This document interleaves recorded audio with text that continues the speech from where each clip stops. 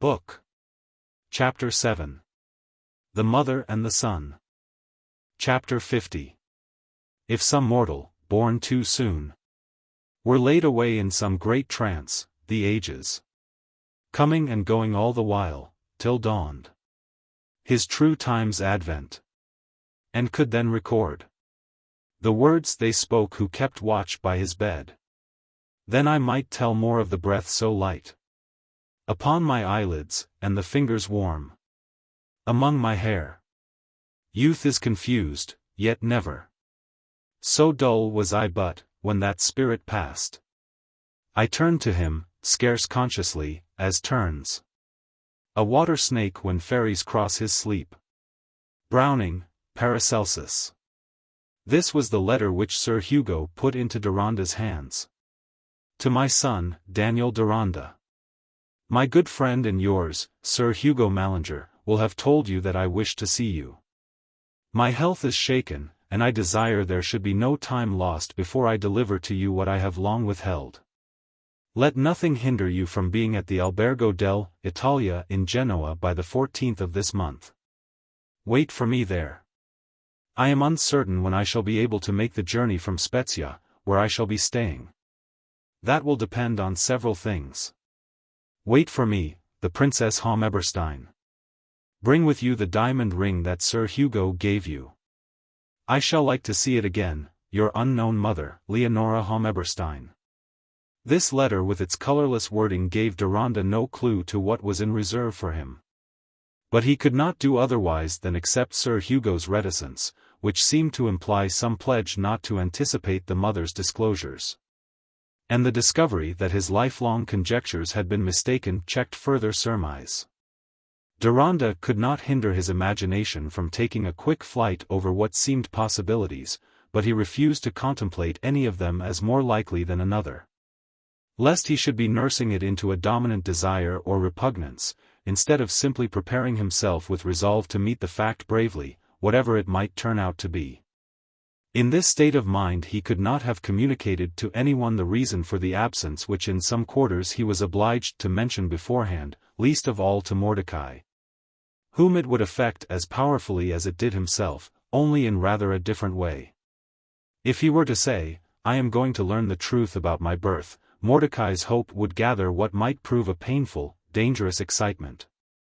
To exclude suppositions, he spoke of his journey as being undertaken by Sir Hugo's wish, and threw as much indifference as he could into his manner of announcing it, saying he was uncertain of its duration, but it would perhaps be very short. I will ask to have the child Jacob to stay with me, said Mordecai, comforting himself in this way, after the first mournful glances. I will drive round and ask Mrs. Cohen to let him come, said Mira. The grandmother will deny you nothing, said Deronda. I'm glad you were a little wrong as well as I, he added, smiling at Mordecai. You thought that old Mrs. Cohen would not bear to see Mira. I undervalued her heart, said Mordecai. She is capable of rejoicing that another's plant blooms though her own be withered. Oh, they are dear good people. I feel as if we all belonged to each other, said Mira, with a tinge of merriment in her smile. What should you have felt if that Ezra had been your brother? Said Deronda, mischievously, a little provoked that she had taken kindly at once to people who had caused him so much prospective annoyance on her account. Mira looked at him with a slight surprise for a moment, and then said, He is not a bad man, I think he would never forsake anyone. But when she uttered the words she blushed deeply, and glancing timidly at Mordecai, turned away to some occupation. Her father was in her mind, and this was a subject on which she and her brother had a painful mutual consciousness. If he should come and find us, was a thought which to Mira sometimes made the street daylight as shadowy as a haunted forest where each turn screened for her an imaginary apparition. Deronda felt what was her involuntary illusion, and understood the blush. How could he be slow to understand feelings which now seemed nearer than ever to his own? For the words of his mother's letter implied that his filial relation was not to be freed from painful conditions. Indeed, singularly enough that letter which had brought his mother nearer as a living reality had thrown her into more remoteness for his affections. The tender yearning after a being whose life might have been the worse for not having his care and love, the image of a mother who had not had all her dues, whether of reverence or compassion, had long been secretly present with him in his observation of all the women he had come near. But it seemed now that this picturing of his mother might fit the facts no better than his former conceptions about Sir Hugo. He wondered to find that when this mother's very handwriting had come to him with words holding her actual feeling, his affections had suddenly shrunk into a state of comparative neutrality toward her. A veiled figure with enigmatic speech had thrust away that image which, in spite of uncertainty, his clinging thought had gradually modeled and made the possessor of his tenderness and duteous longing. When he set off to Genoa, the interest really uppermost in his mind had hardly so much relation to his mother as to Mordecai and Mira. "God bless you, Dan," Sir Hugo had said, when they shook hands. "Whatever else changes for you, it can't change my being the oldest friend you have known, and the one who has all along felt the most for you. I couldn't have loved you better if you'd been my own, only I should have been better pleased with thinking of you always as the future master of the Abbey instead of my fine nephew. And then you would have seen it necessary for you to take a political line. However, things must be as they may." It was a defensive movement of the baronet's to mingle purposeless remarks with the expression of serious feeling. When Deronda arrived at the Italia in Genoa, no Princess Homeberstein was there. But on the second day there was a letter for him, saying that her arrival might happen within a week, or might be deferred a fortnight and more. She was under circumstances which made it impossible for her to fix her journey more precisely, and she entreated him to wait as patiently as he could. With this indefinite prospect of suspense on matters of supreme moment to him, Deronda set about the difficult task of seeking amusement on philosophic grounds, as a means of quieting excited feeling and giving patience a lift over a weary road. His former visit to the superb city had been only cursory, and left him much to learn beyond the prescribed round of sightseeing. By spending the cooler hours in observant wandering about the streets, the quay, and the environs. And he often took a boat that he might enjoy the magnificent view of the city and harbor from the sea. All sights, all subjects, even the expected meeting with his mother, found a central union in Mordecai and Mira, and the ideas immediately associated with them.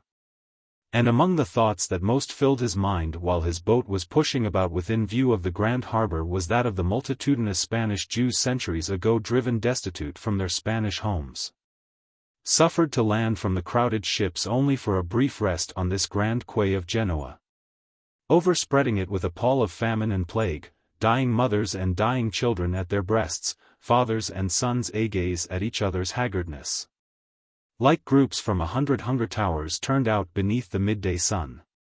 Inevitably dreamy constructions of a possible ancestry for himself would weave themselves with historic memories which had begun to have a new interest for him on his discovery of Mira, and now, under the influence of Mordecai, had become irresistibly dominant. He would have sealed his mind against such constructions if it had been possible. And he had never yet fully admitted to himself that he wished the facts to verify Mordecai's conviction. He inwardly repeated that he had no choice in the matter, and that wishing was folly, nay. On the question of parentage, wishing seemed part of that meanness which disowns kinship. It was a disowning by anticipation. What he had to do was simply to accept the fact, and he had really no strong presumption to go upon, now that he was assured of his mistake about Sir Hugo. There had been a resolved concealment which made all inference untrustworthy, and the very name he bore might be a false one.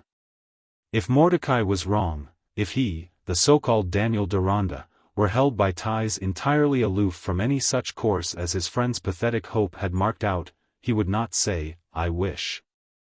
But he could not help feeling on which side the sacrifice lay. Across these two importunate thoughts, which he resisted as much as one can resist anything in that unstrung condition which belongs to suspense, there came continually an anxiety which he made no effort to banish, dwelling on it rather with a mournfulness, which often seems to us the best atonement we can make to one whose need we have been unable to meet. The anxiety was for Gwendolen. In the wonderful mixtures of our nature there is a feeling distinct from that exclusive passionate love of which some men and women, by no means all, are capable. Which yet is not the same with friendship, nor with a merely benevolent regard, whether admiring or compassionate. A man, say, for it is a man who is here concerned, hardly represents to himself this shade of feeling toward a woman more nearly than in words, I should have loved her. If covering some prior growth in the inclinations, or else some circumstances which have made an inward prohibitory law as a stay against the emotions ready to quiver out of balance. The if, in Deronda's case, carried reasons of both kinds. Yet he had never throughout his relations with Gwendolen been free from the nervous consciousness that there was something to guard against not only on her account but on his own, some precipitancy in the manifestations of impulsive feeling, some ruinous inroad of what is but momentary on the permanent chosen treasure of the heart, some spoiling of her trust, which wrought upon him now as if it had been the retreating cry of a creature snatched and carried out of his reach by swift horsemen or swifter waves. While his own strength was only a stronger sense of weakness. How could his feelings for Gwendolen ever be exactly like his feelings for other women, even when there was one by whose side he desired to stand apart from them? Strangely the figure entered into the pictures of his present and future. Strangely, and now it seemed sadly, their two lots had come in contact, hers narrowly personal, his charged with far-reaching sensibilities, perhaps with durable purposes, which were hardly more present to her than the reasons why men migrate are present to the birds that come as usual for the crumbs and find them no more. Not that Deronda was too ready to imagine himself of supreme importance to a woman. But her words of insistence that he must remain near her, must not forsake her, continually recurred to him with the clearness and importunity of imagined sounds. Such as Dante has said pierce us like arrows whose points carry the sharpness of pity. Lamenti ceteron me diversi. Che di pieta ferretai avian gli strali. Day after day passed, and the very air of Italy seemed to carry the consciousness that war had been declared against Austria. And every day was a hurrying march of crowded time toward the world-changing Battle of Zadova. Meanwhile, in Genoa, the noons were getting hotter, the converging outer roads getting deeper with white dust. The oleanders in the tubs along the wayside gardens looking more and more like fatigued holiday-makers. And the sweet evening changing her office, scattering abroad those whom the midday had sent under shelter, and sowing all paths with happy social sounds. Little tinklings of mule bells and whirrings of thrummed strings, light footsteps and voices, if not leisurely, then with the hurry of pleasure in them. While the encircling heights, crowned with forts, skirted with fine dwellings and gardens, seemed also to come forth and gaze in fullness of beauty after their long siesta.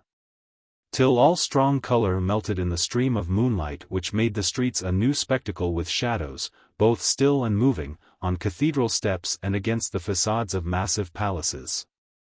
And then slowly with the descending moon all sank in deep night and silence, and nothing shone but the port lights of the great lanterna in the blackness below, and the glimmering stars in the blackness above.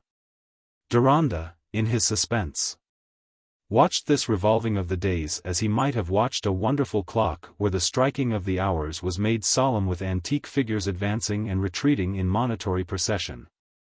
While he still kept his ear open for another kind of signal which would have its solemnity too, he was beginning to sicken of occupation, and found himself contemplating all activity with the aloofness of a prisoner awaiting ransom. In his letters to Mordecai and Hans, he had avoided writing about himself, but he was really getting into that state of mind to which all subjects become personal. And the few books he had brought to make him a refuge in study were becoming unreadable. Because the point of view that life would make for him was in that agitating moment of uncertainty which is close upon decision. Many nights were watched through by him in gazing from the open window of his room on the double, faintly pierced darkness of the sea and the heavens. Often in struggling under the oppressive skepticism which represented his particular lot, with all the importance he was allowing Mordecai to give it. As of no more lasting effect than a dream, a set of changes which made passion to him, but beyond his consciousness were no more than an imperceptible difference of mass and shadow. Sometimes with a reaction of emotive force which gave even to sustained disappointment, even to the fulfilled demand of sacrifice, the nature of a satisfied energy, and spread over his young future. Whatever it might be, the attraction of devoted service. Sometimes with a sweet irresistible hopefulness that the very best of human possibilities might befall him, the blending of a complete personal love in one current with a larger duty. And sometimes again in a mood of rebellion, what human creature escapes it? Against things in general because they are thus and not otherwise.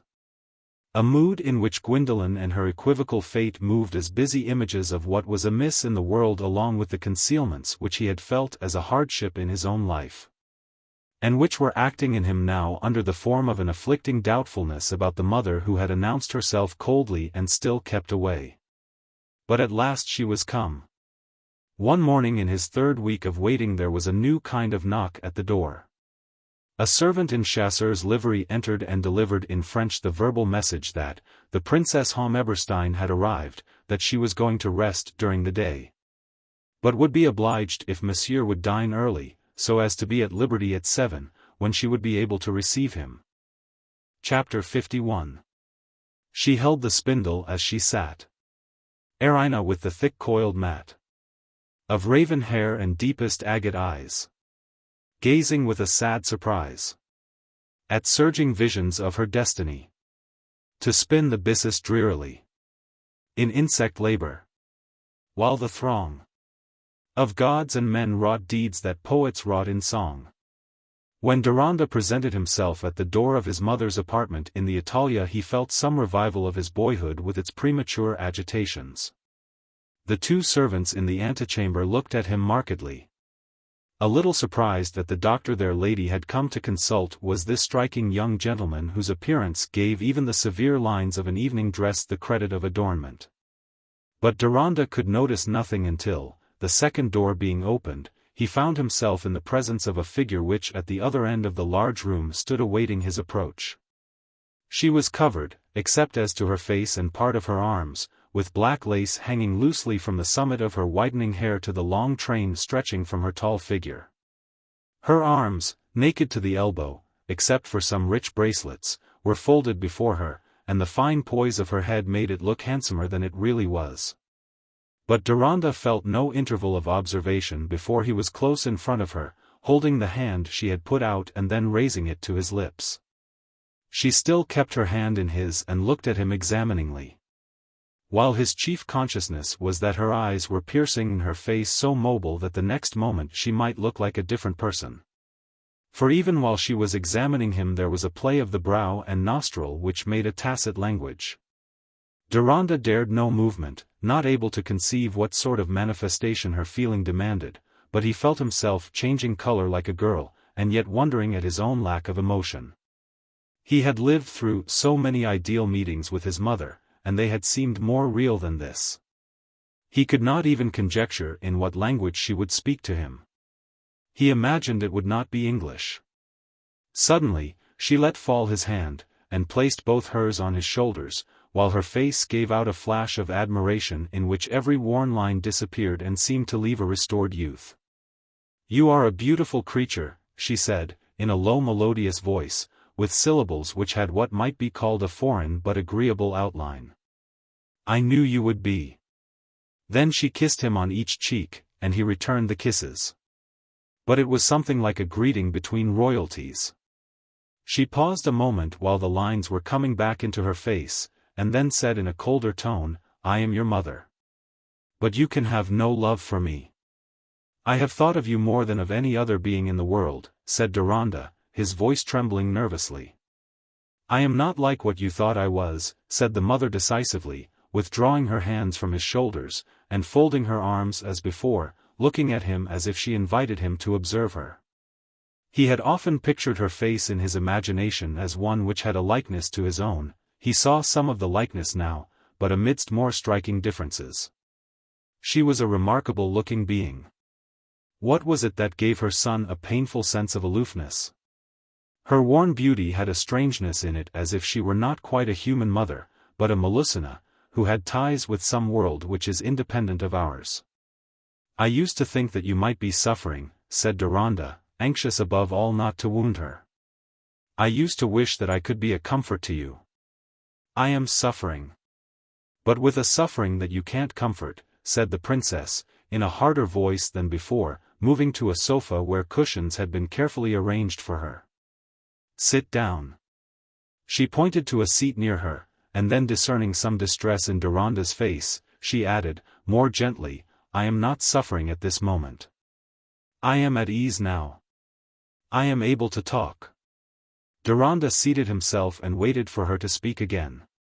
It seemed as if he were in the presence of a mysterious fate rather than of the longed-for mother. He was beginning to watch her with wonder, from the spiritual distance to which she had thrown him. No, she began, I did not send for you to comfort me. I could not know beforehand, I don't know now, what you will feel toward me. I have not the foolish notion that you can love me merely because I am your mother, when you have never seen or heard of me in all your life. But I thought I chose something better for you than being with me. I did not think I deprived you of anything worth having.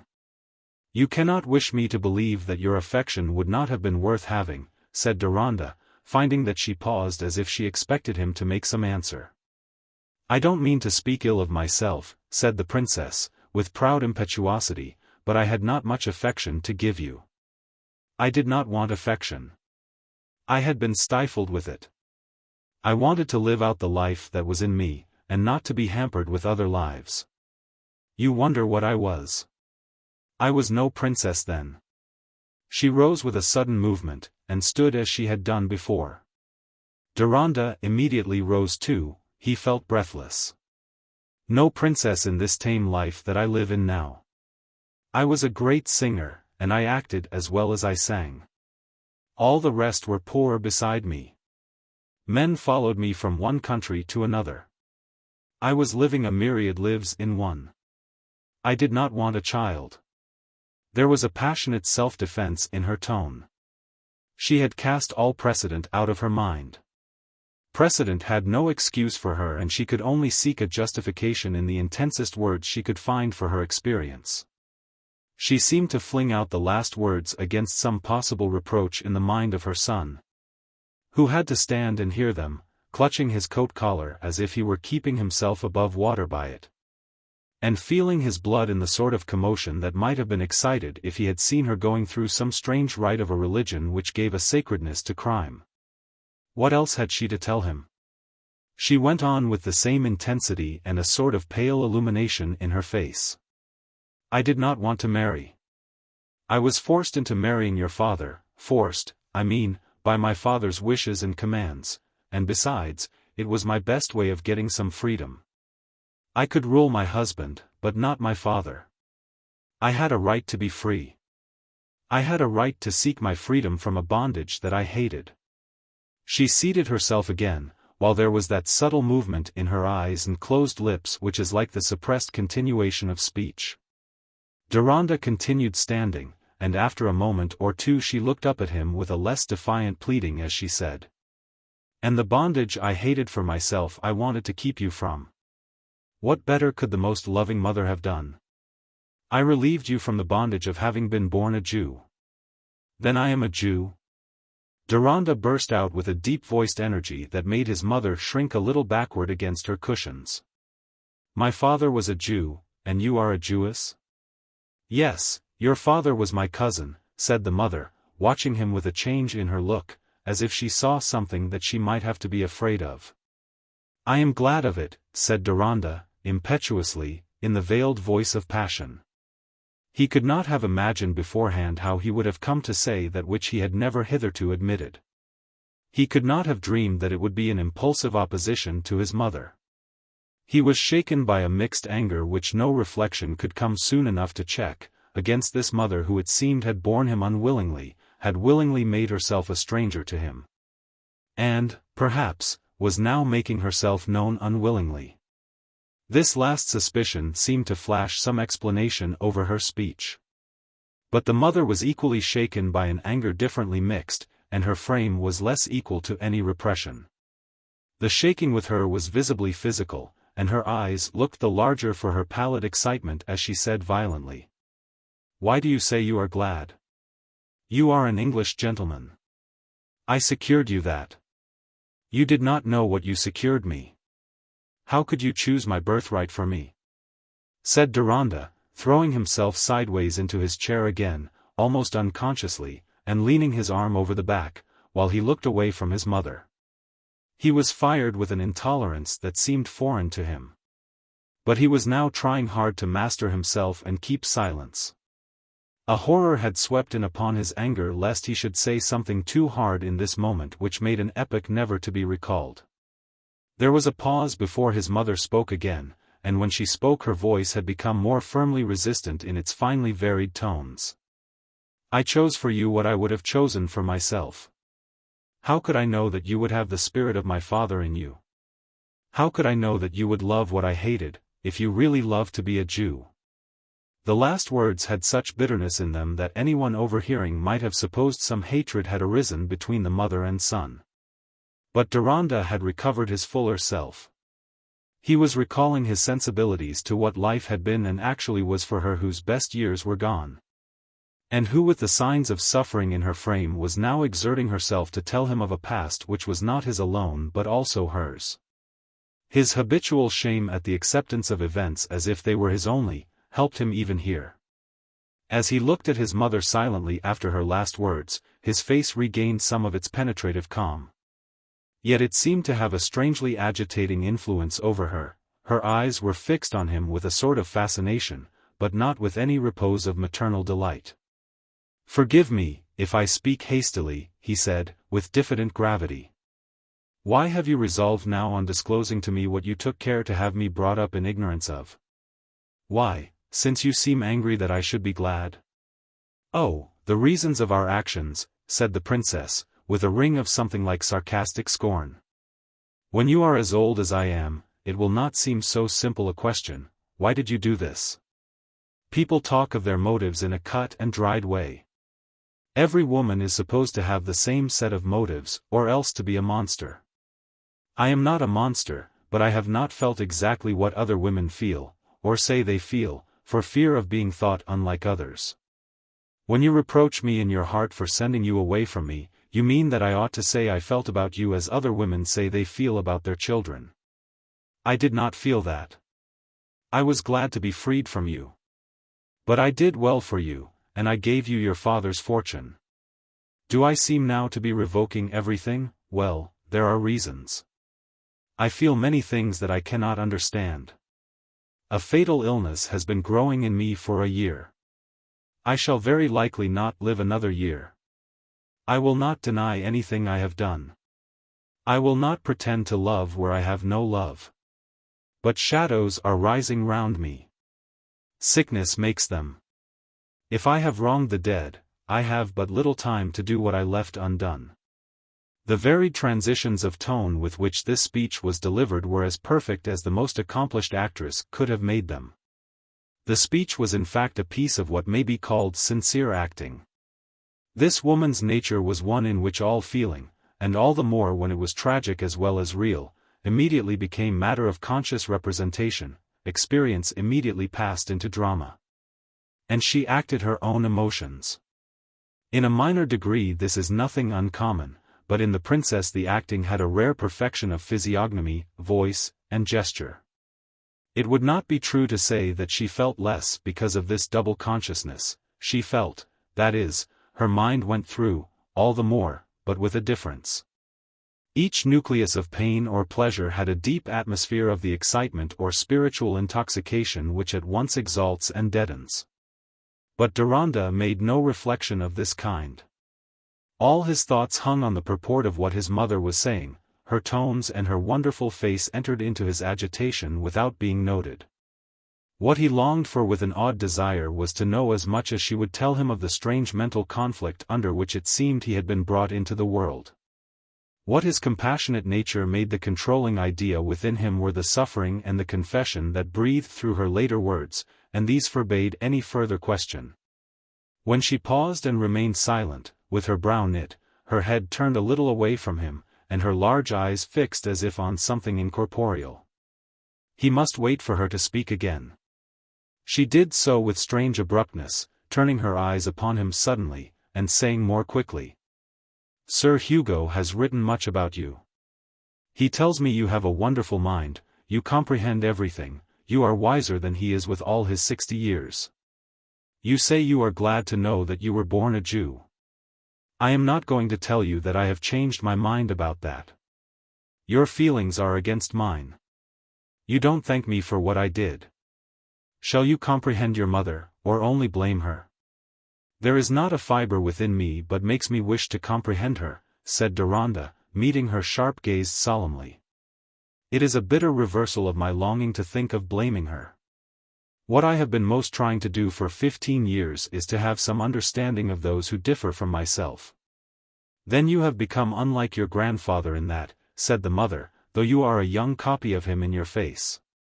He never comprehended me, or if he did, he only thought of fettering me into obedience. I was to be what he called the Jewish woman under pain of his curse. I was to feel everything I did not feel, and believe everything I did not believe. I was to feel awe for the bit of parchment in the mezuzah over the door. To dread lest a bit of butter should touch a bit of meat. To think it beautiful that men should bind the tefillin on them, and women not, to adore the wisdom of such laws, however silly they might seem to me. I was to love the long prayers in the ugly synagogue, and the howling, and the gabbling, and the dreadful fasts, and the tiresome feasts, and my father's endless discoursing about our people, which was a thunder without meaning in my ears.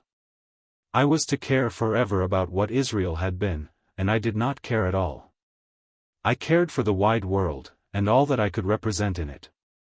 I hated living under the shadow of my father's strictness.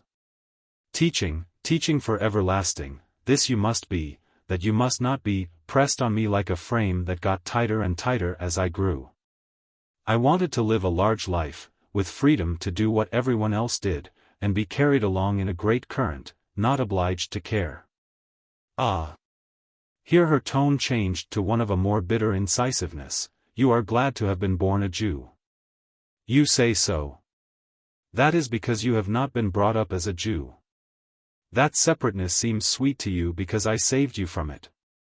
When you resolved on that, you meant that I should never know my origin, said Deronda, impulsively. You have at least changed in your feeling on that point. Yes, that was what I meant. That is what I persevered in. And it is not true to say that I have changed. Things have changed in spite of me. I am still the same Leonora, she pointed with her forefinger to her breast, here within me is the same desire, the same will, the same choice, but, she spread out her hands, palm upward. On each side of her, as she paused with a bitter compression of her lip, then let her voice fall into muffled, rapid utterance. Events come upon us like evil enchantments, and thoughts, feelings. Apparitions in the darkness are events, are they not? I don't consent. We only consent to what we love. I obey something tyrannic, she spread out her hands again, I am forced to be withered, to feel pain, to be dying slowly. Do I love that? Well, I have been forced to obey my dead father. I have been forced to tell you that you are a Jew, and deliver to you what he commanded me to deliver. I beseech you to tell me what moved you, when you were young, I mean, to take the course you did, said Deronda, trying by this reference to the past to escape from what to him was the heartrending piteousness of this mingled suffering and defiance. I gather that my grandfather opposed your bent to be an artist. Though my own experience has been quite different, I enter into the painfulness of your struggle. I can imagine the hardship of an enforced renunciation. No, said the princess, shaking her head and folding her arms with an air of decision. You are not a woman. You may try, but you can never imagine what it is to have a man's force of genius in you, and yet to suffer the slavery of being a girl. To have a pattern cut out, this is the Jewish woman. This is what you must be, this is what you are wanted for. A woman's heart must be of such a size and no larger, else it must be pressed small, like Chinese feet. Her happiness is to be made as cakes are, by a fixed receipt. That was what my father wanted. He wished I had been a son, he cared for me as a makeshift link. His heart was set on his Judaism. He hated that Jewish women should be thought of by the Christian world as a sort of ware to make public singers and actresses of. As if we were not the more enviable for that. That is a chance of escaping from bondage. Was my grandfather a learned man? Said Deronda, eager to know particulars that he feared his mother might not think of. She answered impatiently, putting up her hand, oh, yes, and a clever physician, and good. I don't deny that he was good. A man to be admired in a play, grand, with an iron will. Like the old Foscari before he pardons. But such men turn their wives and daughters into slaves. They would rule the world if they could. But not ruling the world, they throw all the weight of their will on the necks and souls of women. But nature sometimes thwarts them. My father had no other child than his daughter, and she was like himself. She had folded her arms again, and looked as if she were ready to face some impending attempt at mastery. Your father was different. Unlike me, all lovingness and affection. I knew I could rule him. And I made him secretly promise me, before I married him, that he would put no hindrance in the way of my being an artist. My father was on his deathbed when we were married. From the first he had fixed his mind on my marrying my cousin Ephraim. And when a woman's will is as strong as the man's who wants to govern her, half her strength must be concealment. I meant to have my will in the end, but I could only have it by seeming to obey. I had an awe of my father, always I had had an awe of him, it was impossible to help it. I hated to feel awed, I wished I could have defied him openly, but I never could. It was what I could not imagine. I could not act it to myself that I should begin to defy my father openly and succeed. And I never would risk failure. This last sentence was uttered with an abrupt emphasis, and she paused after it as if the words had raised a crowd of remembrances which obstructed speech. Her son was listening to her with feelings more and more highly mixed. The first sense of being repelled by the frank coldness which had replaced all his preconceptions of a mother's tender joy in the sight of him. The first impulses of indignation at what shocked his most cherished emotions and principles, all these busy elements of collision between them were subsiding for a time. And making more and more room for that effort at just allowance and that admiration of a forcible nature whose errors lay along high pathways, which he would have felt if, instead of being his mother, she had been a stranger who had appealed to his sympathy. Still it was impossible to be dispassionate. He trembled lest the next thing she had to say would be more repugnant to him than what had gone before. He was afraid of the strange coercion she seemed to be under to lay her mind bare. He almost wished he could say, "Tell me only what is necessary," and then again he felt the fascination which made him watch her and listen to her eagerly. He tried to recall her to particulars by asking, "Where was my grandfather's home?" "Here in Genoa, where I was married, and his family had lived here generations ago. But my father had been in various countries." "You must surely have lived in England?" "My mother was English, a Jewess of Portuguese descent. My father married her in England. Certain circumstances of that marriage made all the difference in my life. Through that marriage my father thwarted his own plans. My mother's sister was a singer, and afterward she married the English partner of a merchant's house here in Genoa, and they came and lived here 11 years. My mother died when I was 8 years old, and my father allowed me to be continually with my Aunt Leonora and be taught under her eyes. As if he had not minded the danger of her encouraging my wish to be a singer, as she had been. But this was it, I saw it again and again in my father, he did not guard against consequences, because he felt sure he could hinder them if he liked. Before my aunt left Genoa, I had had enough teaching to bring out the born singer and actress within me. My father did not know everything that was done. But he knew that I was taught music and singing, he knew my inclination. That was nothing to him, he meant that I should obey his will. And he was resolved that I should marry my cousin Ephraim, the only one left of my father's family that he knew. I wanted not to marry. I thought of all plans to resist it, but at last I found that I could rule my cousin, and I consented. My father died 3 weeks after we were married, and then I had my way. She uttered these words almost exultantly, but after a little pause her face changed, and she said in a biting tone, "It has not lasted, though. My father is getting his way now." She began to look more contemplatively again at her son, and presently said, "You are like him, but milder. There is something of your own father in you. And he made it the labor of his life to devote himself to me, wound up his money changing and banking, and lived to wait upon me. He went against his conscience for me. As I loved the life of my art, so he loved me. Let me look at your hand again, the hand with the ring on. It was your father's ring." He drew his chair nearer to her and gave her his hand. We know what kind of a hand it was. Her own, very much smaller, was of the same type. As he felt the smaller hand holding his, as he saw nearer to him the face that held the likeness of his own, aged not by time but by intensity, the strong bent of his nature toward a reverential tenderness asserted itself above every other impression, and in his most fervent tone he said, "Mother, take us all into your heart, the living and the dead. Forgive everything that hurts you in the past. Take my affection." She looked at him admiringly rather than lovingly, then kissed him on the brow, and saying sadly, "I reject nothing, but I have nothing to give," she released his hand and sank back on her cushions. Deronda turned pale with what seems always more of a sensation than an emotion, the pain of repulsed tenderness. She noticed the expression of pain, and said, still with melodious melancholy in her tones, "It is better so. We must part again soon and you owe me no duties. I did not wish you to be born. I parted with you willingly. When your father died I resolved that I would have no more ties, but such as I could free myself from. I was the LXIII you have heard of. The name had magic wherever it was carried. Men courted me. Sir Hugo Mallinger was one who wished to marry me. He was madly in love with me. One day I asked him, is there a man capable of doing something for love of me, and expecting nothing in return? He said, what is it you want done?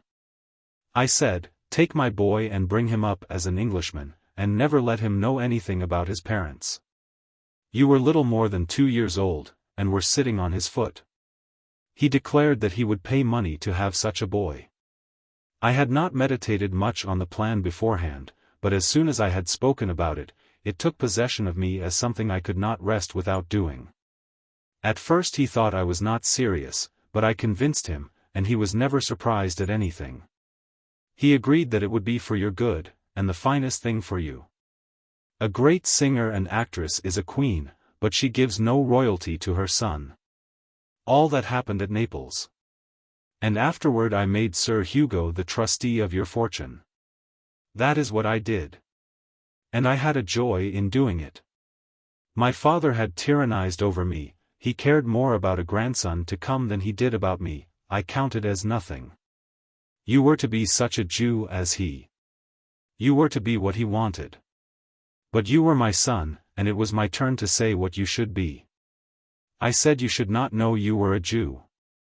And for months events have been preparing me to be glad that I am a Jew, said Deronda, his opposition roused again.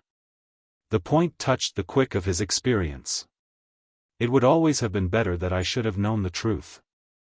I have always been rebelling against the secrecy that looked like shame. It is no shame to have Jewish parents, the shame is to disown it. You say it was a shame to me, then, that I used that secrecy, said his mother, with a flash of new anger. There is no shame attaching to me. I have no reason to be ashamed. I rid myself of the Jewish tatters and gibberish that make people nudge each other at sight of us, as if we were tattooed under our clothes, though our faces are as whole as theirs. I delivered you from the pelting contempt that pursues Jewish separateness. I am not ashamed that I did it. It was the better for you. Then why have you now undone the secrecy? No, not undone it, the effects will never be undone. But why have you now sent for me to tell me that I am a Jew, said Deronda, with an intensity of opposition in feeling that was almost bitter. It seemed as if her words had called out a latent obstinacy of race in him. Why? Ah, why? Said the princess, rising quickly and walking to the other side of the room, where she turned round and slowly approached him, as he, too, stood up. Then she began to speak again in a more veiled voice. "I can't explain, I can only say what is. I don't love my father's religion now any more than I did then. Before I married the second time I was baptized, I made myself like the people I lived among. I had a right to do it, I was not like a brute, obliged to go with my own herd. I have not repented. I will not say that I have repented." But yet, here she had come near to her son, and paused. Then again retreated a little and stood still, as if resolute not to give way utterly to an imperious influence. But, as she went on speaking, she became more and more unconscious of anything but the awe that subdued her voice. "It is illness, I don't doubt that it has been gathering illness, my mind has gone back, more than a year ago it began. You see my grey hair, my worn look, it has all come fast. Sometimes I am in an agony of pain, I dare say I shall be tonight. Then it is as if all the life I have chosen to live, all thoughts, all will, forsook me and left me alone in spots of memory, and I can't get away, my pain seems to keep me there. My childhood, my girlhood, the day of my marriage, the day of my father's death, there seems to be nothing since. Then a great horror comes over me, what do I know of life or death? And what my father called right may be a power that is laying hold of me, that is clutching me now. Well, I will satisfy him. I cannot go into the darkness without satisfying him. I have hidden what was his. I thought once I would burn it. I have not burned it. I thank God I have not burned it." She threw herself on her cushions again, visibly fatigued. Deronda, moved too strongly by her suffering for other impulses to act within him, drew near her, and said, entreatingly, "Will you not spare yourself this evening? Let us leave the rest till tomorrow." "No," she said decisively. "I will confess it all, now that I have come up to it. Often when I am at ease it all fades away, my whole self comes quite back. But I know it will sink away again, and the other will come, the poor, solitary, forsaken remains of self, that can resist nothing. It was my nature to resist, and say, I have a right to resist. Well, I say so still when I have any strength in me. You have heard me say it, and I don't withdraw it. But when my strength goes, some other right forces itself upon me like iron in an inexorable hand, and even when I am at ease, it is beginning to make ghosts upon the daylight. And now you have made it worse for me," she said, with a sudden return of impetuosity, "but I shall have told you everything. And what reproach is there against me," she added bitterly, "since I have made you glad to be a Jew? Joseph Kalonymos reproached me, he said you had been turned into a proud Englishman, who resented being touched by a Jew. I wish you had," she ended, with a new marvelous alternation. It was as if her mind were breaking into several, one jarring the other into impulsive action. "Who is Joseph Kalonymos?" said Deronda, with a darting recollection of that Jew who touched his arm in the Frankfurt synagogue. "Ah! Some vengeance sent him back from the East, that he might see you and come to reproach me. He was my father's friend. He knew of your birth, he knew of my husband's death, and once, 20 years ago, after he had been away in the Levant, he came to see me and inquire about you. I told him that you were dead, I meant you to be dead to all the world of my childhood. If I had said that you were living, he would have interfered with my plans, he would have taken on him to represent my father, and have tried to make me recall what I had done. What could I do but say you were dead? The act was done. If I had told him of it there would have been trouble and scandal, and all to conquer me, who would not have been conquered. I was strong then, and I would have had my will, though there might have been a hard fight against me. I took the way to have it without any fight. I felt then that I was not really deceiving, it would have come to the same in the end, or if not to the same, to something worse. He believed me and begged that I would give up to him the chest that my father had charged me and my husband to deliver to our eldest son.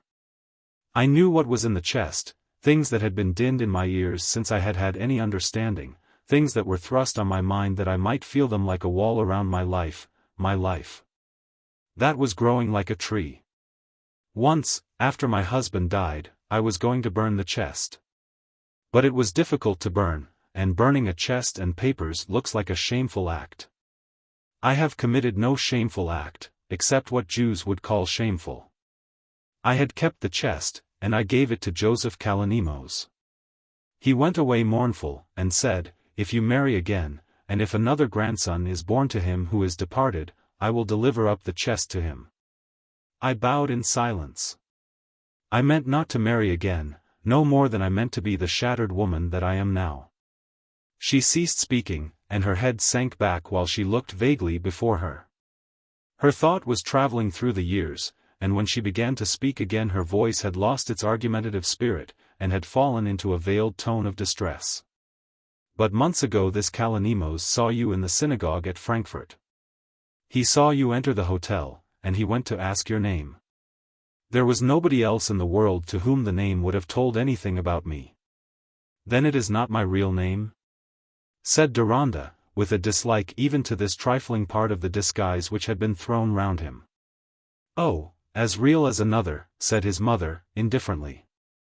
"The Jews have always been changing their names. My father's family had kept the name of Cherisi, my husband was a Cherisi. When I came out as a singer, we made it Al-Karaisi. But there had been a branch of the family my father had lost sight of who called themselves Deronda, and when I wanted a name for you, and Sir Hugo said, 'Let it be a foreign name,' I thought of Deronda. But Joseph Kalonymos had heard my father speak of the Deronda branch, and the name confirmed his suspicion. He began to suspect what had been done. It was as if everything had been whispered to him in the air. He found out where I was. He took a journey into Russia to see me, he found me weak and shattered. He had come back again, with his white hair, and with rage in his soul against me. He said I was going down to the grave clad in falsehood and robbery, falsehood to my father and robbery of my own child. He accused me of having kept the knowledge of your birth from you, and having brought you up as if you had been the son of an English gentleman. Well, it was true. And 20 years before I would have maintained that I had a right to do it. But I can maintain nothing now. No faith is strong within me. My father may have God on his side. This man's words were like lions' teeth upon me. My father's threats eat into me with my pain. If I tell everything, if I deliver up everything, what else can be demanded of me? I cannot make myself love the people I have never loved. Is it not enough that I lost the life I did love? She had leaned forward a little in her low-toned pleading, that seemed like a smothered cry, her arms and hands were stretched out at full length, as if strained in beseeching.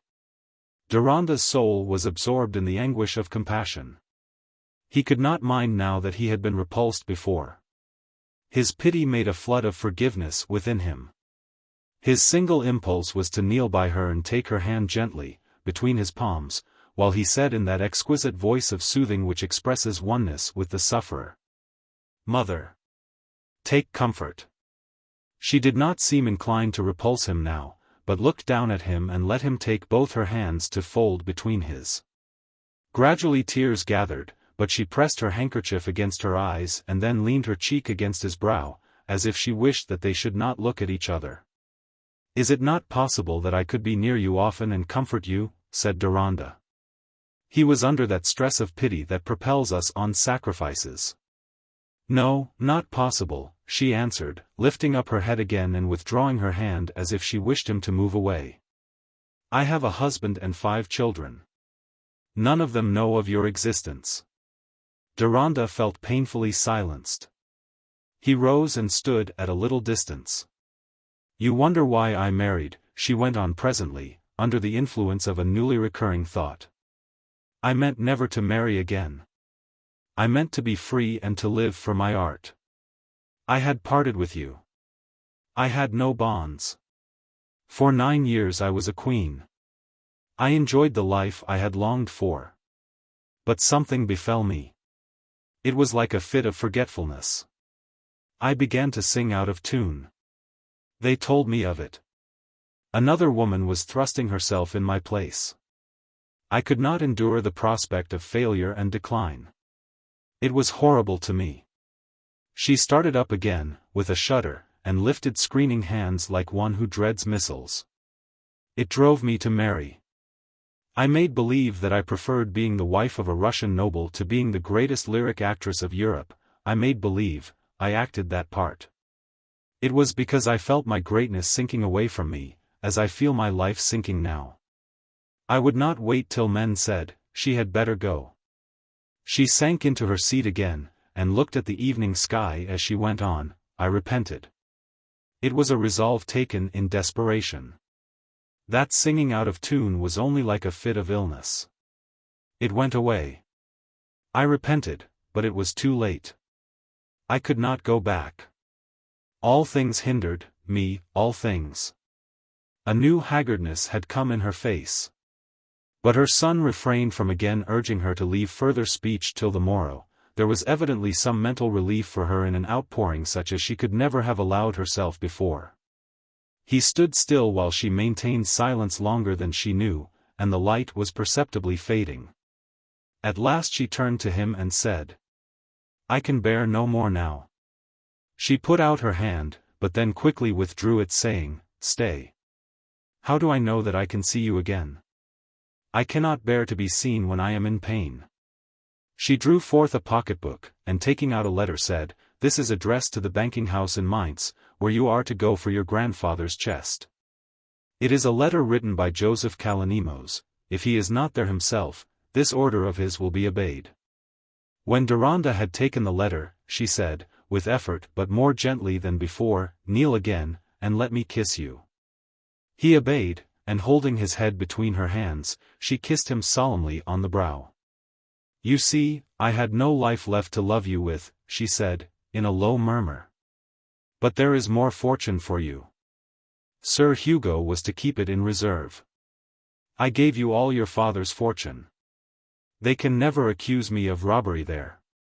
If you had needed anything I would have worked for you," said Deronda, conscious of disappointed yearning, a shutting out forever from long early vistas of affectionate imagination.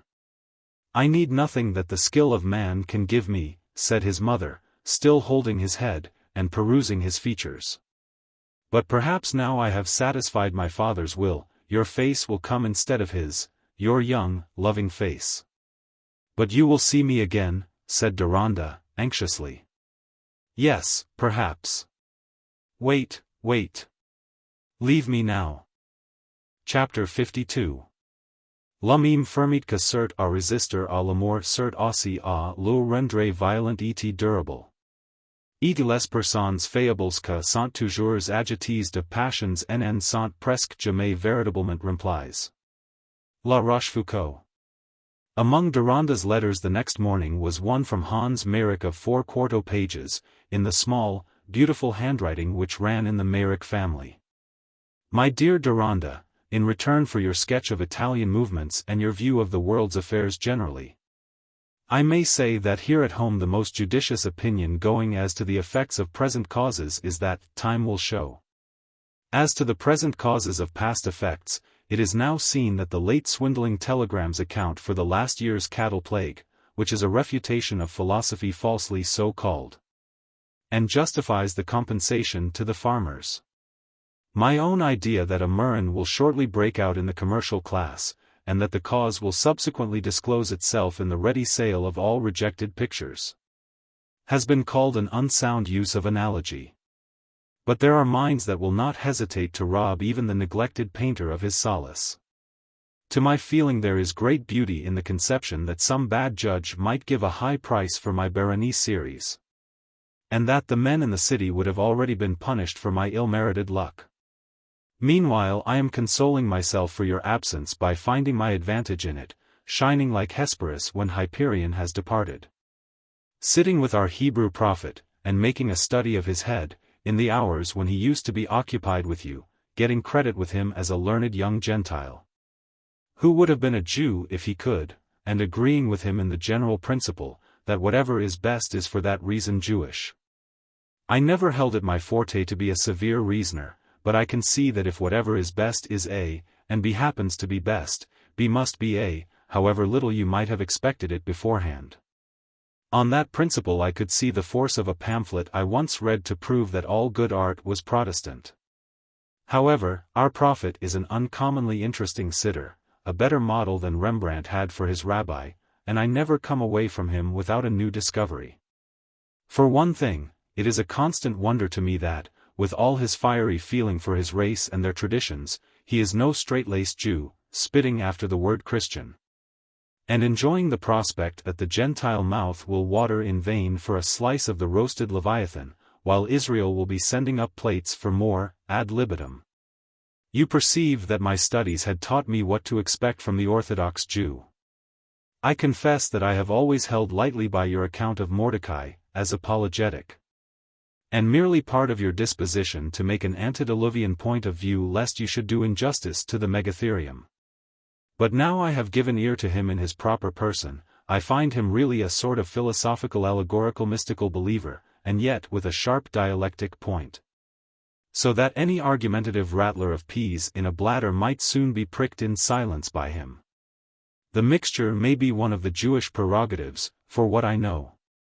In fact, his mind seems so broad that I find my own correct opinions lying in it quite commodiously, and how they are to be brought into agreement with the vast remainder is his affair, not mine. I leave it to him to settle our basis, never yet having seen a basis which is not a world-supporting elephant, more or less powerful and expensive to keep. My means will not allow me to keep a private elephant. I go into mystery instead, as cheaper and more lasting, a sort of gas which is likely to be continually supplied by the decomposition of the elephants. And if I like the look of an opinion, I treat it civilly, without suspicious inquiries. I have quite a friendly feeling toward Mordecai's notion that a whole Christian is three-fourths a Jew, and that from the Alexandrian time downward the most comprehensive minds have been Jewish. For I think of pointing out to Mira that, Arabic and other incidents of life apart, there is really little difference between me and Maimonides. But I have lately been finding out that it is your shallow lover who can't help making a declaration. If Mira's ways were less distracting, and it were less of a heaven to be in her presence and watch her, I must long ago have flung myself at her feet, and requested her to tell me, with less indirectness, whether she wished me to blow my brains out.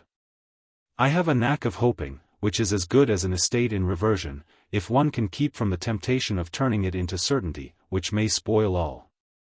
My hope wanders among the orchard blossoms, feels the warm snow falling on it through the sunshine, and is in doubt of nothing. But, catching sight of certainty in the distance, sees an ugly Janus-faced deity, with a dubious wink on the hither side of him, and turns quickly away. But you, with your supreme reasonableness, and self-nullification, and preparation for the worst, you know nothing about hope, that immortal, delicious maiden forever courted forever propitious, whom fools have called deceitful, as if it were hope that carried the cup of disappointment, whereas it is her deadly enemy, certainty, whom she only escapes by transformation. You observe my new vein of allegory? Seriously, however, I must be permitted to allege that truth will prevail, that prejudice will melt before it, that diversity, accompanied by merit, will make itself felt as fascination, and that no virtuous aspiration will be frustrated, all which, if I mistake not, are doctrines of the schools, and they imply that the Jewess I prefer will prefer me. Any blockhead can cite generalities, but the mind-master discerns the particular cases they represent. I am less convinced that my society makes amends to Mordecai for your absence, but another substitute occasionally comes in the form of Jacob Cohen. It is worth while to catch our prophet's expression when he has that remarkable type of young Israel on his knee, and pours forth some Semitic inspiration with a sublime look of melancholy patience and devoutness. Sometimes it occurs to Jacob that Hebrew will be more edifying to him if he stops his ears with his palms, and imitates the venerable sounds as heard through that muffled medium. When Mordecai gently draws down the little fists and holds them fast, Jacob's features all take on an extraordinary activity, very much as if he was walking through a menagerie and trying to imitate every animal in turn, succeeding best with the owl and the peccary. But I dare say you have seen something of this. He treats me with the easiest familiarity, and seems in general to look at me as a second-hand Christian commodity, likely to come down in price. Remarking on my disadvantages with a frankness which seems to imply some thoughts of future purchase. It is pretty, though, to see the change in him if Mira happens to come in. He turns child suddenly. His age usually strikes one as being like the Israelitish garments in the desert, perhaps near 40, yet with an air of recent production. But, with Mira, he reminds me of the dogs that have been brought up by women, and remain manageable by them only. Still, the dog is fond of Mordecai too, and brings sugarplums to share with him, filling his own mouth to rather an embarrassing extent, and watching how Mordecai deals with a smaller supply. Judging from this modern Jacob at the age of 6, my astonishment is that his race has not bought us all up long ago, and pocketed our feebler generations in the form of stock and scrip. As so much slave property. There is one Jewess I should not mind being slave to. But I wish I did not imagine that Mira gets a little sadder, and tries all the while to hide it. It is natural enough, of course, while she has to watch the slow death of this brother, whom she has taken to worshipping with such looks of loving devoutness that I am ready to wish myself in his place. For the rest, we are a little merrier than usual. Rex Gascoigne, you remember a head you admired among my sketches, a fellow with a good upper lip, reading law, has got some rooms in town now not far off us. And has had a neat sister, upper lip also good, staying with him the last fortnight. I have introduced them both to my mother and the girls, who have found out from Miss Gascoigne that she is cousin to your Van Dyke Duchess. I put the notes of exclamation to mark the surprise that the information at first produced on my feeble understanding. On reflection I discovered that there was not the least ground for surprise, unless I had beforehand believed that nobody could be anybody's cousin without my knowing it. This sort of surprise, I take it, depends on a liveliness of the spine, with a more or less constant nullity of brain. There was a fellow I used to meet at Rome who was in an effervescence of surprise at contact with the simplest information. Tell him what you would, that you were fond of easy boots, he would always say, no. Are you? With the same energy of wonder, the very fellow of whom Pastoral Browne wrote prophetically. A wretch so empty that if e'er there be in nature found the least vacuity, 'twill be in him. I have accounted for it all, he had a lively spine. However, this cousinship with the Duchess came out by chance one day that Mira was with them at home and they were talking about the Mallingers. Apropos. I am getting so important that I have rival invitations. Gascoigne wants me to go down with him to his father's rectory in August and see the country round there. But I think self-interest well understood will take me to Topping Abbey, for Sir Hugo has invited me, and proposes, God bless him for his rashness, that I should make a picture of his 3 daughters sitting on a bank, as he says, in the Gainsborough style. He came to my studio the other day and recommended me to apply myself to portrait. Of course I know what that means, my good fellow, your attempts at the historic and poetic are simply pitiable. Your brush is just that of a successful portrait painter, it has a little truth and a great facility in falsehood, your idealism will never do for gods and goddesses and heroic story. But it may fetch a high price as flattery. Fate, my friend, has made you the hinder wheel, rota posterior curas, etiam ac secundo, run behind, because you can't help it. What great effort it evidently costs our friends to give us these candid opinions. I have even known a man to take the trouble to call, in order to tell me that I had irretrievably exposed my want of judgment in treating my subject. And that if I had asked him he would have lent me his own judgment. Such was my ingratitude and my readiness at composition, that even while he was speaking I inwardly sketched a last judgment with that candid friend's physiognomy on the left. But all this is away from Sir Hugo, whose manner of implying that one's gifts are not of the highest order is so exceedingly good-natured and comfortable that I begin to feel it an advantage not to be among those poor fellows at the tip-top. And his kindness to me tastes all the better because it comes out of his love for you, old boy. His chat is uncommonly amusing. By the way, he told me that your Van Dyke Duchess is gone with her husband yachting to the Mediterranean. I bethink me that it is possible to land from a yacht, or to be taken on to a yacht from the land.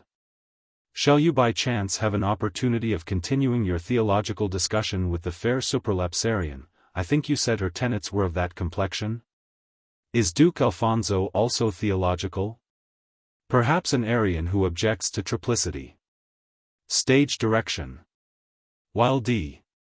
is reading, a profound scorn gathers in his face till at the last word he flings down the letter, grasps his coat collar in a statuesque attitude and so remains with a look generally tremendous. Throughout the following soliloquy, O night, O blackness, etc. etc. Excuse the brevity of this letter. You are not used to more from me than a bare statement of facts, without comment or digression.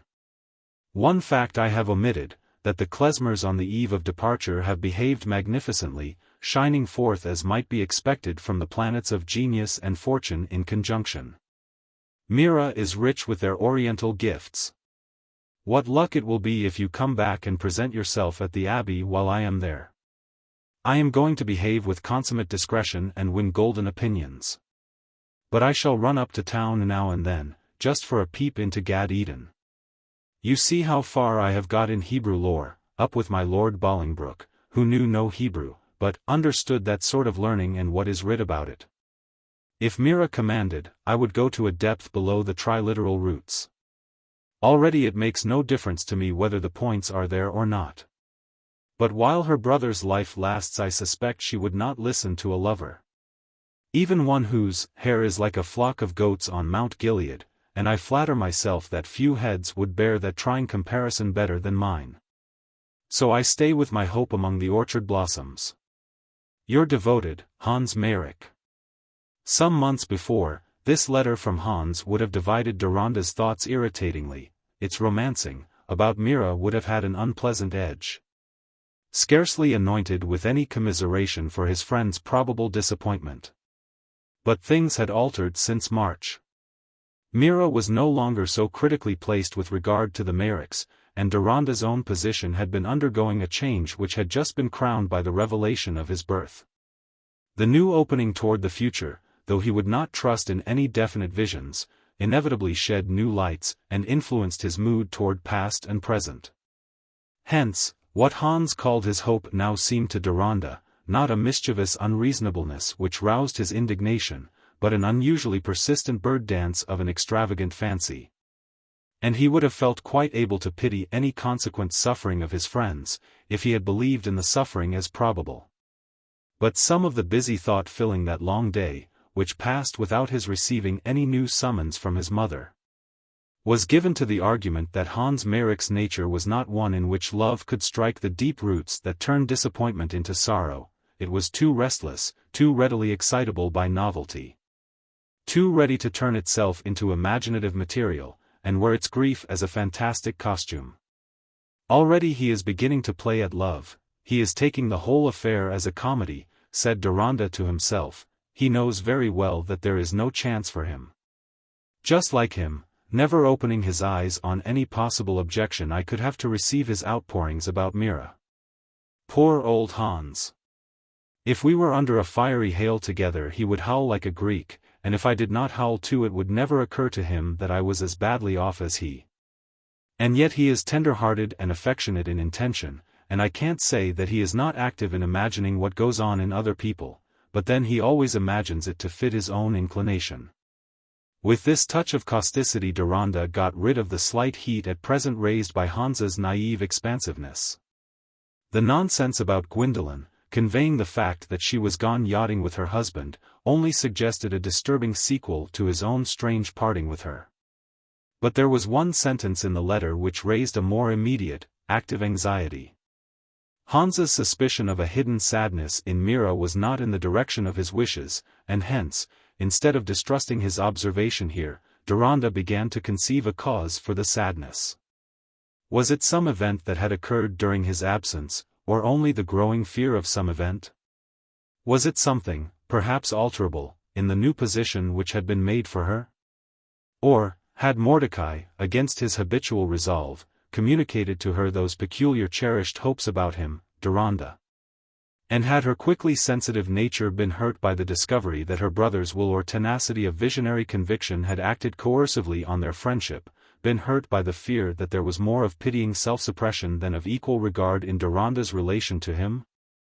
For amidst all Mira's quiet renunciation, the evident thirst of soul with which she received the tribute of equality implied a corresponding pain if she found that what she had taken for a purely reverential regard toward her brother had its mixture of condescension. In this last conjecture of Deronda's he was not wrong as to the quality in Mira's nature on which he was founding, the latent protest against the treatment she had all her life being subject to. Until she met him. For that gratitude which would not let her pass by any notice of their acquaintance without insisting on the depth of her debt to him, took half its fervor from the keen comparison with what others had thought enough to render to her. Deronda's affinity in feeling enabled him to penetrate such secrets. But he was not near the truth in admitting the idea that Mordecai had broken his characteristic reticence. To no soul but Deronda himself had he yet breathed the history of their relation to each other, or his confidence about his friend's origin. It was not only that these subjects were for him too sacred to be spoken of without weighty reason, but that he had discerned Deronda's shrinking at any mention of his birth. And the severity of reserve which had hindered Mordecai from answering a question on a private affair of the Cohen family told yet more strongly here. "Ezra, how is it?" Mira one day said to him, "I am continually going to speak to Mr. Deronda as if he were a Jew." He smiled at her quietly, and said, "I suppose it is because he treats us as if he were our brother. But he loves not to have the difference of birth dwelt upon. He has never lived with his parents, Mr. Hans says," continued Mira, to whom this was necessarily a question of interest about everyone for whom she had a regard. "Seek not to know such things from Mr. Hans," said Mordecai, gravely, laying his hand on her curls, as he was wont. "What Daniel Deronda wishes us to know about himself is for him to tell us." And Mira felt herself rebuked, as Deronda had done. But to be rebuked in this way by Mordecai made her rather proud. "I see no one so great as my brother," she said to Mrs. Merrick one day that she called at the Chelsea house on her way home, and, according to her hope, found the little mother alone. "It is difficult to think that he belongs to the same world as those people I used to live amongst. I told you once that they made life seem like a madhouse. But when I am with Ezra he makes me feel that his life is a great good, though he has suffered so much, not like me, who wanted to die because I had suffered a little, and only for a little while. His soul is so full, it is impossible for him to wish for death as I did. I get the same sort of feeling from him that I got yesterday, when I was tired, and came home through the park after the sweet rain had fallen and the sunshine lay on the grass and flowers. Everything in the sky and under the sky looked so pure and beautiful that the weariness and trouble and folly seemed only a small part of what is, and I became more patient and hopeful." A dove-like note of melancholy in this speech caused Mrs. Merrick to look at Mira with new examination. After laying down her hat and pushing her curls flat, with an air of fatigue, she placed herself on a chair opposite her friend in her habitual attitude, her feet and hands just crossed. And at a distance she might have seemed a colored statue of serenity. But Mrs. Merrick discerned a new look of suppressed suffering in her face, which corresponded to the hint that to be patient and hopeful required some extra influence. "Is there any fresh trouble on your mind, my dear?" said Mrs. Merrick, giving up her needlework as a sign of concentrated attention.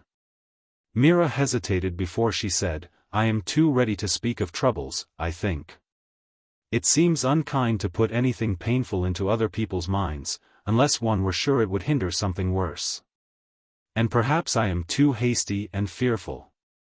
"Oh, my dear, mothers are made to like pain and trouble for the sake of their children. Is it because the singing lessons are so few, and are likely to fall off when the season comes to an end? Success in these things can't come all at once." Mrs. Merrick did not believe that she was touching the real grief, but a guess that could be corrected would make an easier channel for confidence. No, not that, said Mira, shaking her head gently. I have been a little disappointed because so many ladies said they wanted me to give them or their daughters lessons, and then I never heard of them again. But perhaps after the holidays I shall teach in some schools. Besides, you know, I am as rich as a princess now. I have not touched the £100 that Mrs. Klesmer gave me. And I should never be afraid that Ezra would be in want of anything, because there is Mr. Deronda, and he said, "It is the chief honor of my life that your brother will share anything with me." Oh, no. Ezra and I can have no fears for each other about such things as food and clothing. But there is some other fear on your mind, said Mrs. Merrick, not without divination, a fear of something that may disturb your peace. Don't be forecasting evil, dear child, unless it is what you can guard against. Anxiety is good for nothing if we can't turn it into a defense. But there's no defense against all the things that might be. Have you any more reason for being anxious now than you had a month ago? Yes, I have, said Mira. I have kept it from Ezra. I have not dared to tell him. Pray forgive me that I can't do without telling you. I have more reason for being anxious. It is 5 days ago now. I am quite sure I saw my father. Mrs. Merrick shrank into a smaller space, packing her arms across her chest and leaning forward, to hinder herself from pelting that father with her worst epithets. The year has changed him, Mira went on. He had already been much altered and worn in the time before I left him. You remember I said how he used sometimes to cry. He was always excited one way or the other. I have told Ezra everything that I told you, and he says that my father had taken to gambling, which makes people easily distressed, and then again exalted. And now, it was only a moment that I saw him, his face was more haggard, and his clothes were shabby. He was with a much worse-looking man, who carried something, and they were hurrying along after an omnibus. Well, child, he did not see you, I hope? No. I had just come from Mrs. Raymond's, and I was waiting to cross near the Marble Arch. Soon he was on the omnibus and gone out of sight. It was a dreadful moment. My old life seemed to have come back again, and it was worse than it had ever been before. And I could not help feeling it a new deliverance that he was gone out of sight without knowing that I was there. And yet it hurt me that I was feeling so, it seemed hateful in me, almost like words I once had to speak in a play, that I had warmed my hands in the blood of my kindred. For where might my father be going? What may become of him? And his having a daughter who would own him in spite of all, might have hindered the worst. Is there any pain like seeing what ought to be the best things in life turned into the worst? All those opposite feelings were meeting and pressing against each other, and took up all my strength. No one could act that. Acting is slow and poor to what we go through within. I don't know how I called a cab. I only remember that I was in it when I began to think, I cannot tell Ezra. He must not know. You are afraid of grieving him? Mrs. Merrick asked, when Mira had paused a little. Yes, and there is something more, said Mira, hesitatingly, as if she were examining her feeling before she would venture to speak of it. I want to tell you, I cannot tell anyone else. I could not have told my own mother, should have closed it up before her. I feel shame for my father, and it is perhaps strange, but the shame is greater before Ezra than before anyone else in the world. He desired me to tell him all about my life, and I obeyed him. But it is always like a smart to me to know that those things about my father are in Ezra's mind. And, can you believe it? When the thought haunts me how it would be if my father were to come and show himself before us both, what seems as if it would scorch me most is seeing my father shrinking before Ezra. That is the truth. I don't know whether it is a right feeling. But I can't help thinking that I would rather try to maintain my father in secret, and bear a great deal in that way, if I could hinder him from meeting my brother.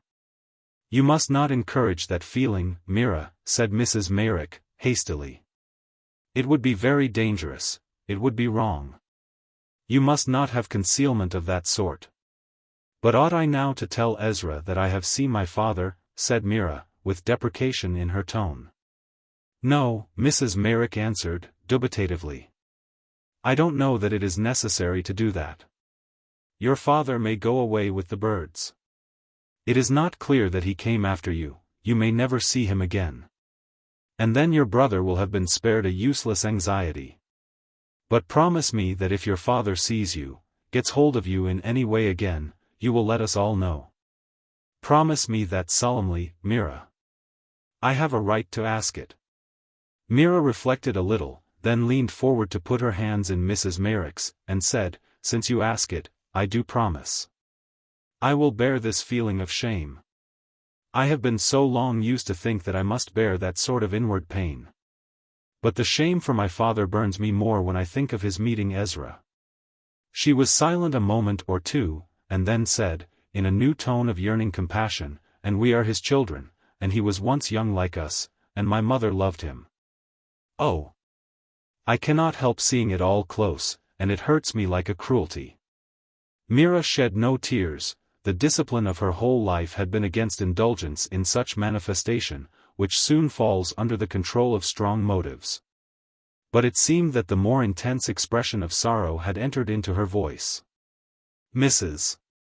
Merrick, with all her quickness and loving insight, did not quite understand that filial feeling in Mira which had active roots deep below her indignation for the worst offenses. She could conceive that a mother would have a clinging pity and shame for a reprobate son, but she was out of patience with what she held an exaggerated susceptibility on behalf of this father, whose reappearance inclined her to wish him under the care of a turnkey. Mira's promise, however, was some security against her weakness.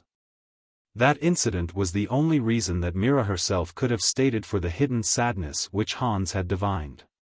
Of one element in her changed mood she could have given no definite account. It was something as dim as the sense of approaching weather change, and had extremely slight external promptings. Such as we are often ashamed to find all we can allege in support of the busy constructions that go on within us, not only without effort, but even against it, under the influence of any blind emotional stirring. Perhaps the first leaven of uneasiness was laid by Gwendolen's behavior on that visit, which was entirely superfluous as a means of engaging Mira to sing, and could have no other motive than the excited and strange questioning about Deronda. Mira had instinctively kept the visit a secret, but the active remembrance of it had raised a new susceptibility in her, and made her alive as she had never been before to the relations Deronda must have with that society which she herself was getting frequent glimpses of without belonging to it. Her peculiar life and education had produced in her an extraordinary mixture of unworldliness, with knowledge of the world's evil. And even this knowledge was a strange blending of direct observation with the effects of reading and theatrical study. Her memory was furnished with abundant passionate situation and intrigue, which she never made emotionally her own, but felt a repelled aloofness from, as she had done from the actual life around her. Some of that imaginative knowledge began now to weave itself around Mrs. Grandcourt. And though Mira would admit no position likely to affect her reverence for Deronda, she could not avoid a new painfully vivid association of his general life with a world away from her own, where there might be some involvement of his feeling and action with a woman like Gwendolen, who was increasingly repugnant to her, increasingly, even after she had ceased to see her. For liking and disliking can grow in meditation as fast as in the more immediate kind of presence. Any disquietude consciously due to the idea that Deronda's deepest care might be for something remote not only from herself but even from his friendship for her brother. She would have checked with rebuking questions. What was she but one who had shared his generous kindness with many others? And his attachment to her brother, was it not begun late to be soon ended? Other ties had come before, and others would remain after this had been cut by swift coming death. But her uneasiness had not reached that point of self-recognition in which she would have been ashamed of it as an indirect, presumptuous claim on Deronda's feeling. That she or anyone else should think of him as her possible lover was a conception which had never entered her mind. Indeed, it was equally out of the question with Mrs. Merrick and the girls, who with Mira herself regarded his intervention in her life as something exceptional. and were so impressed by his mission as her deliverer and guardian that they would have held it an offense to him at his holding any other relation toward her, a point of view which Hans also had readily adopted. It is a little hard upon some men that they appear to sink for us in becoming lovers. But precisely to this innocence of the Meyricks was owing the disturbance of Mira's unconsciousness. The first occasion could hardly have been more trivial, but it prepared her emotive nature for a deeper effect from what happened afterward. It was when Anna Gascoigne, visiting the Meyricks, was led to speak of her cousinship with Gwendolen. The visit had been arranged that Anna might see Mira. The three girls were at home with their mother, and there was naturally a flux of talk among 6 feminine creatures, free from the presence of a distorting male standard. Anna Gascoigne felt herself much at home with the Meyrick girls, who knew what it was to have a brother, and to be generally regarded as of minor importance in the world. And she had told Rex that she thought the university very nice, because brothers made friends there whose families were not rich and grand, and yet, like the university, were very nice. The Meyricks seemed to her almost alarmingly clever, and she consulted them much on the best mode of teaching Lotta, confiding to them that she herself was the least clever of her family. Mira had lately come in, and there was a complete bouquet of young faces around the tea table, Hafiz, seated a little aloft with large eyes on the alert, regarding the whole scene as an apparatus for supplying his allowance of milk. "Think of our surprise, Mira," said Kate. "We were speaking of Mr. Deronda and the Mallingers, and it turns out that Miss Gascoigne knows them." "I only knew about them," said Anna, a little flushed with excitement, what she had heard and now saw of the lovely Jewess being an almost startling novelty to her. "I have not even seen them. But some months ago, my cousin married Sir Hugo Mallinger's nephew, Mr. Grandcourt, who lived in Sir Hugo's place at Diplow, near us." "There," exclaimed Mab, clasping her hands. "Something must come of that. Mrs. Grandcourt, the Van Dyke Duchess, is your cousin?" "Oh, yes, I was her bridesmaid," said Anna. "Her mamma and mine are sisters. My aunt was much richer before last year, but then she and mamma lost all their fortune. Papa is a clergyman, you know, so it makes very little difference to us, except that we keep no carriage, and have no dinner parties, and I like it better.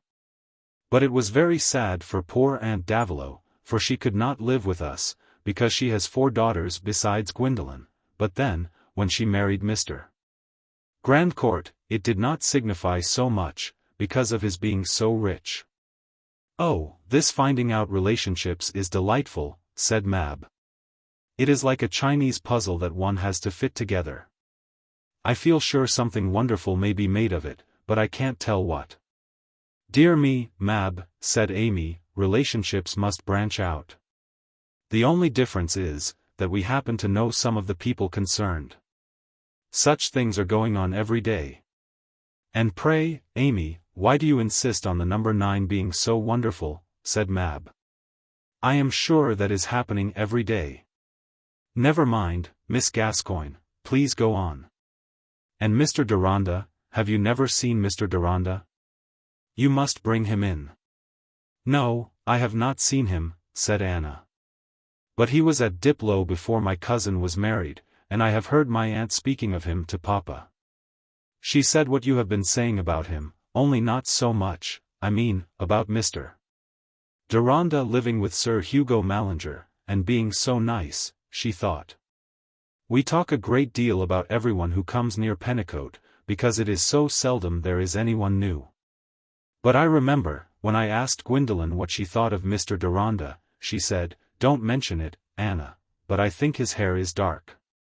That was her droll way of answering, she was always so lively. It is really rather wonderful that I should come to hear so much about him, all through Mr. Hans knowing Rex, and then my having the pleasure of knowing you," Anna ended, looking at Mrs. Meyrick with a shy grace. "The pleasure is on our side too. But the wonder would have been, if you had come to this house without hearing of Mr. Deronda, wouldn't it, Mira?" said Mrs. Meyrick. Mira smiled acquiescently, but had nothing to say. A confused discontent took possession of her at the mingling of names and images to which she had been listening. "My son calls Mrs. Grandcourt the Van Dyke Duchess," continued Mrs. Merrick, turning again to Anna. "He thinks her so striking and picturesque." "Yes," said Anna.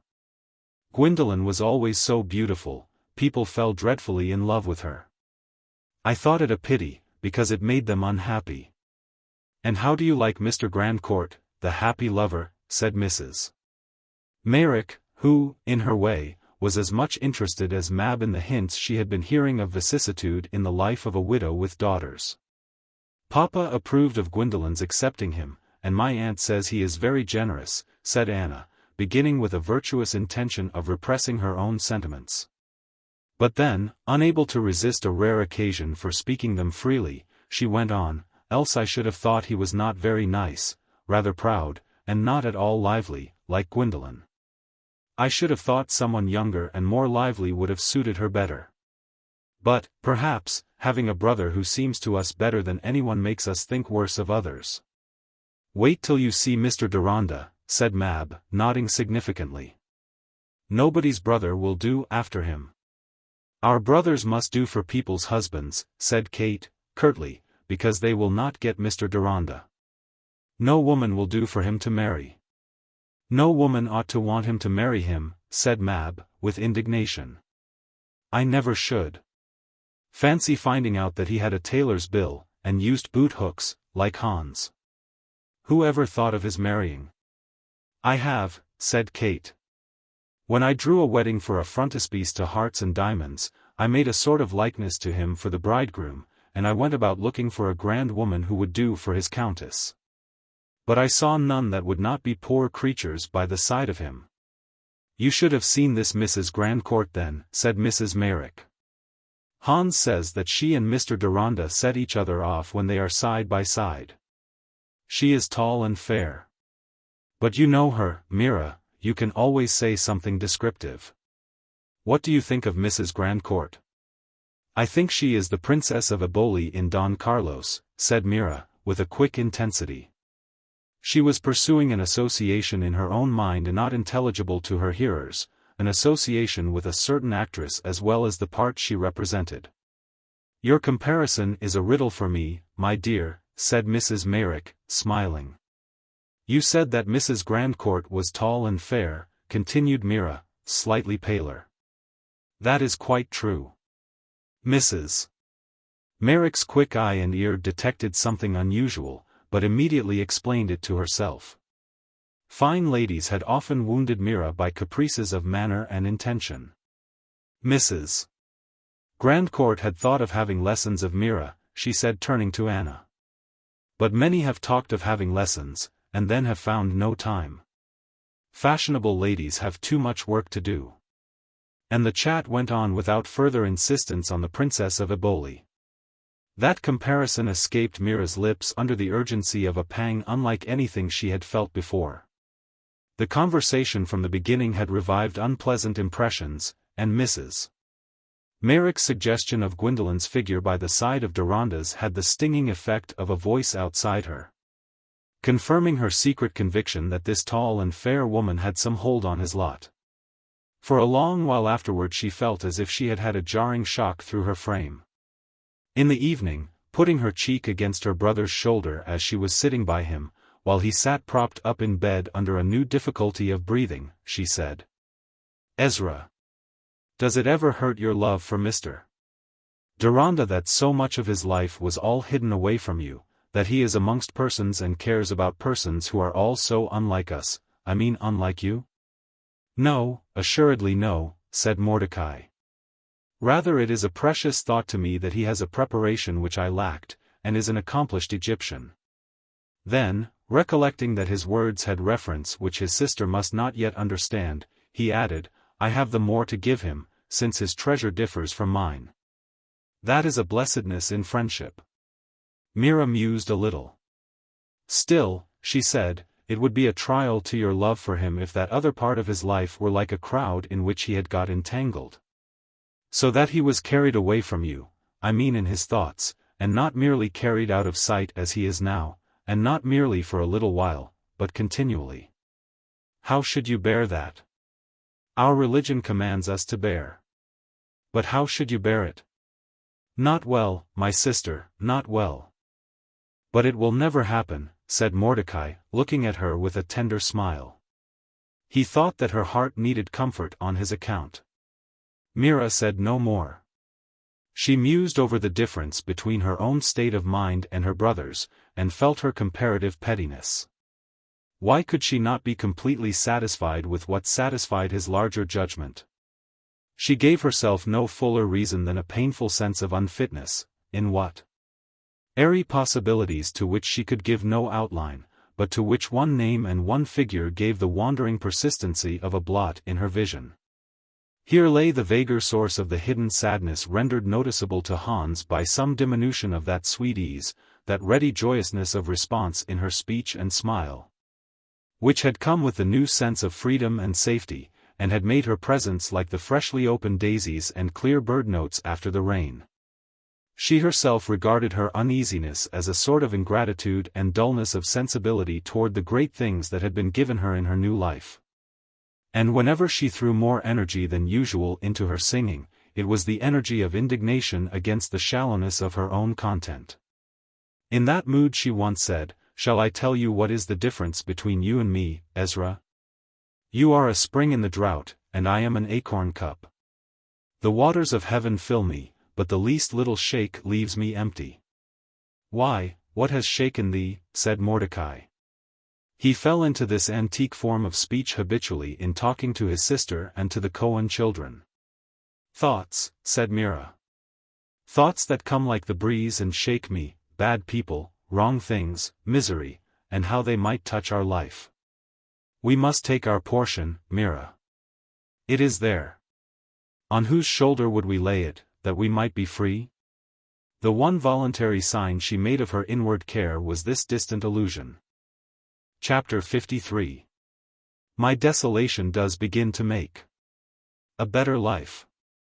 Shakespeare, Antony and Cleopatra. Before Deronda was summoned to a second interview with his mother.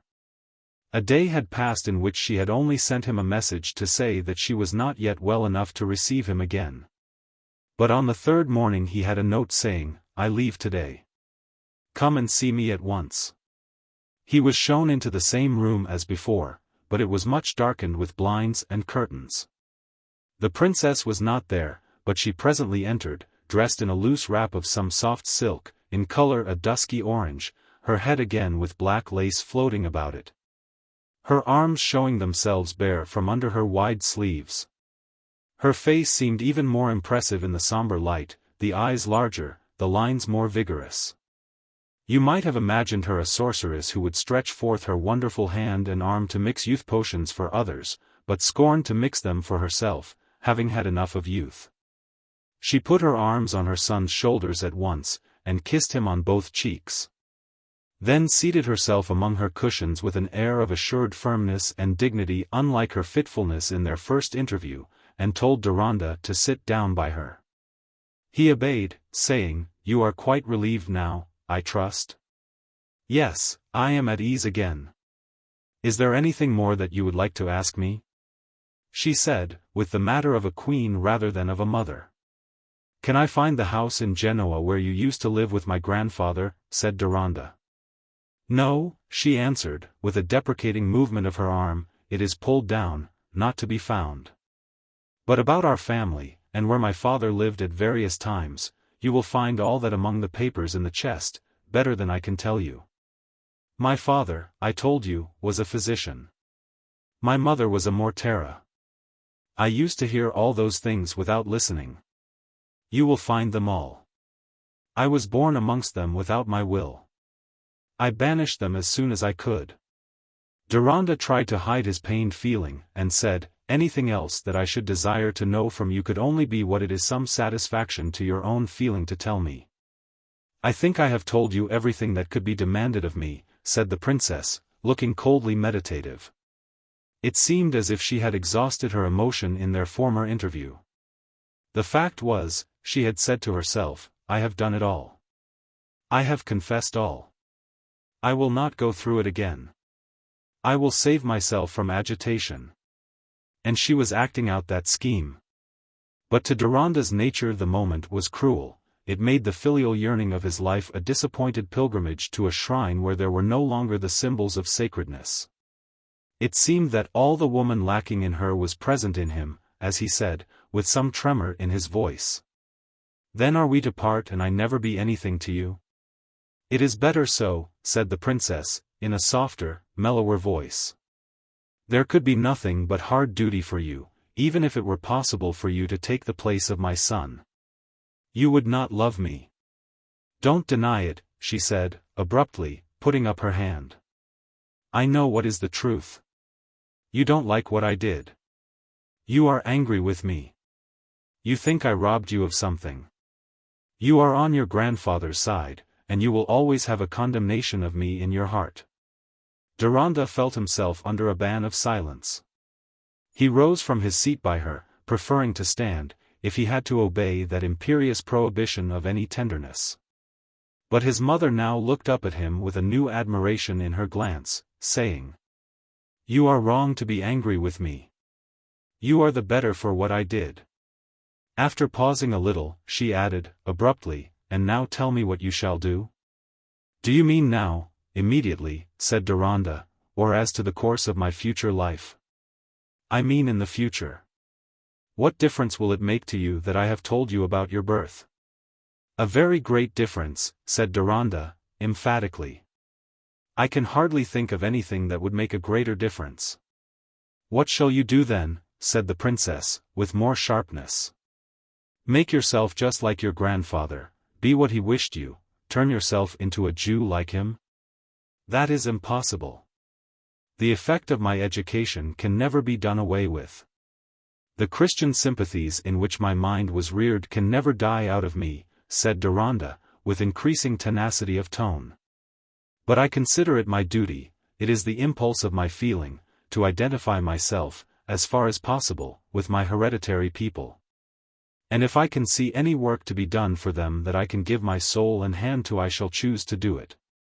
His mother had her eyes fixed on him with a wondering speculation, examining his face as if she thought that by close attention she could read a difficult language there. He bore her gaze very firmly, sustained by a resolute opposition, which was the expression of his fullest self. She bent toward him a little, and said, with a decisive emphasis, You are in love with a Jewess. Deronda colored and said, My reasons would be independent of any such fact. I know better. I have seen what men are, said the princess, peremptorily. Tell me the truth. She is a Jewess who will not accept anyone but a Jew. There are a few such, she added, with a touch of scorn. Deronda had that objection to answer which we all have known in speaking to those who are too certain of their own fixed interpretations to be enlightened by anything we may say. But besides this, the point immediately in question was one on which he felt a repugnance either to deny or affirm. He remained silent, and she presently said, You love her as your father loved me, and she draws you after her as I drew him. Those words touched Deronda's filial imagination, and some tenderness in his glance was taken by his mother as an assent. She went on with rising passion, but I was leading him the other way. And now your grandfather is getting his revenge. Mother, said Deronda, remonstrantly, don't let us think of it in that way. I will admit that there may come some benefit from the education you chose for me. I prefer cherishing the benefit with gratitude, to dwelling with resentment on the injury. I think it would have been right that I should have been brought up with the consciousness that I was a Jew. But it must always have been a good to me to have as wide an instruction and sympathy as possible. And now, you have restored me my inheritance, events have brought a fuller restitution than you could have made, you have been saved from robbing my people of my service and me of my duty, can you not bring your whole soul to consent to this? Deronda paused in his pleading, his mother looked at him listeningly, as if the cadence of his voice were taking her ear, yet she shook her head slowly. He began again, even more urgently. You have told me that you sought what you held the best for me, open your heart to relenting and love toward my grandfather, who sought what he held the best for you.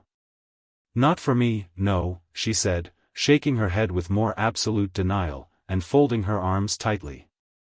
I tell you, he never thought of his daughter except as an instrument. Because I had wants outside his purpose, I was to be put in a frame and tortured. If that is the right law for the world, I will not say that I love it. If my acts were wrong, if it is God who is exacting from me that I should deliver up what I withheld, who is punishing me because I deceived my father and did not warn him that I should contradict his trust, well, I have told everything. I have done what I could. And your soul consents. That is enough. I have after all been the instrument my father wanted. I desire a grandson who shall have a true Jewish heart. Every Jew should rear his family as if he hoped that a deliverer might spring from it. In uttering these last sentences the princess narrowed her eyes, waved her head up and down, and spoke slowly with a new kind of chest voice, as if she were quoting unwillingly. "Were those my grandfather's words?" said Deronda.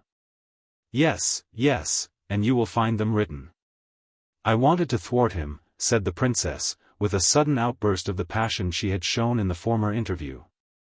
Then she added more slowly, "You would have me love what I have hated from the time I was so high," here she held her left hand a yard from the floor, "that can never be. But what does it matter? His yoke has been on me, whether I loved it or not. You are the grandson he wanted. You speak as men do, as if you felt yourself wise. What does it all mean?" Her tone was abrupt and scornful. Deronda, in his pained feeling, and under the solemn urgency of the moment, had to keep a clutching remembrance of their relationship, lest his words should become cruel. He began in a deep entreating tone. "Mother, don't say that I feel myself wise. We are set in the midst of difficulties. I see no other way to get any clearness than by being truthful, not by keeping back facts which should carry obligation within them, which should make the only guidance toward duty.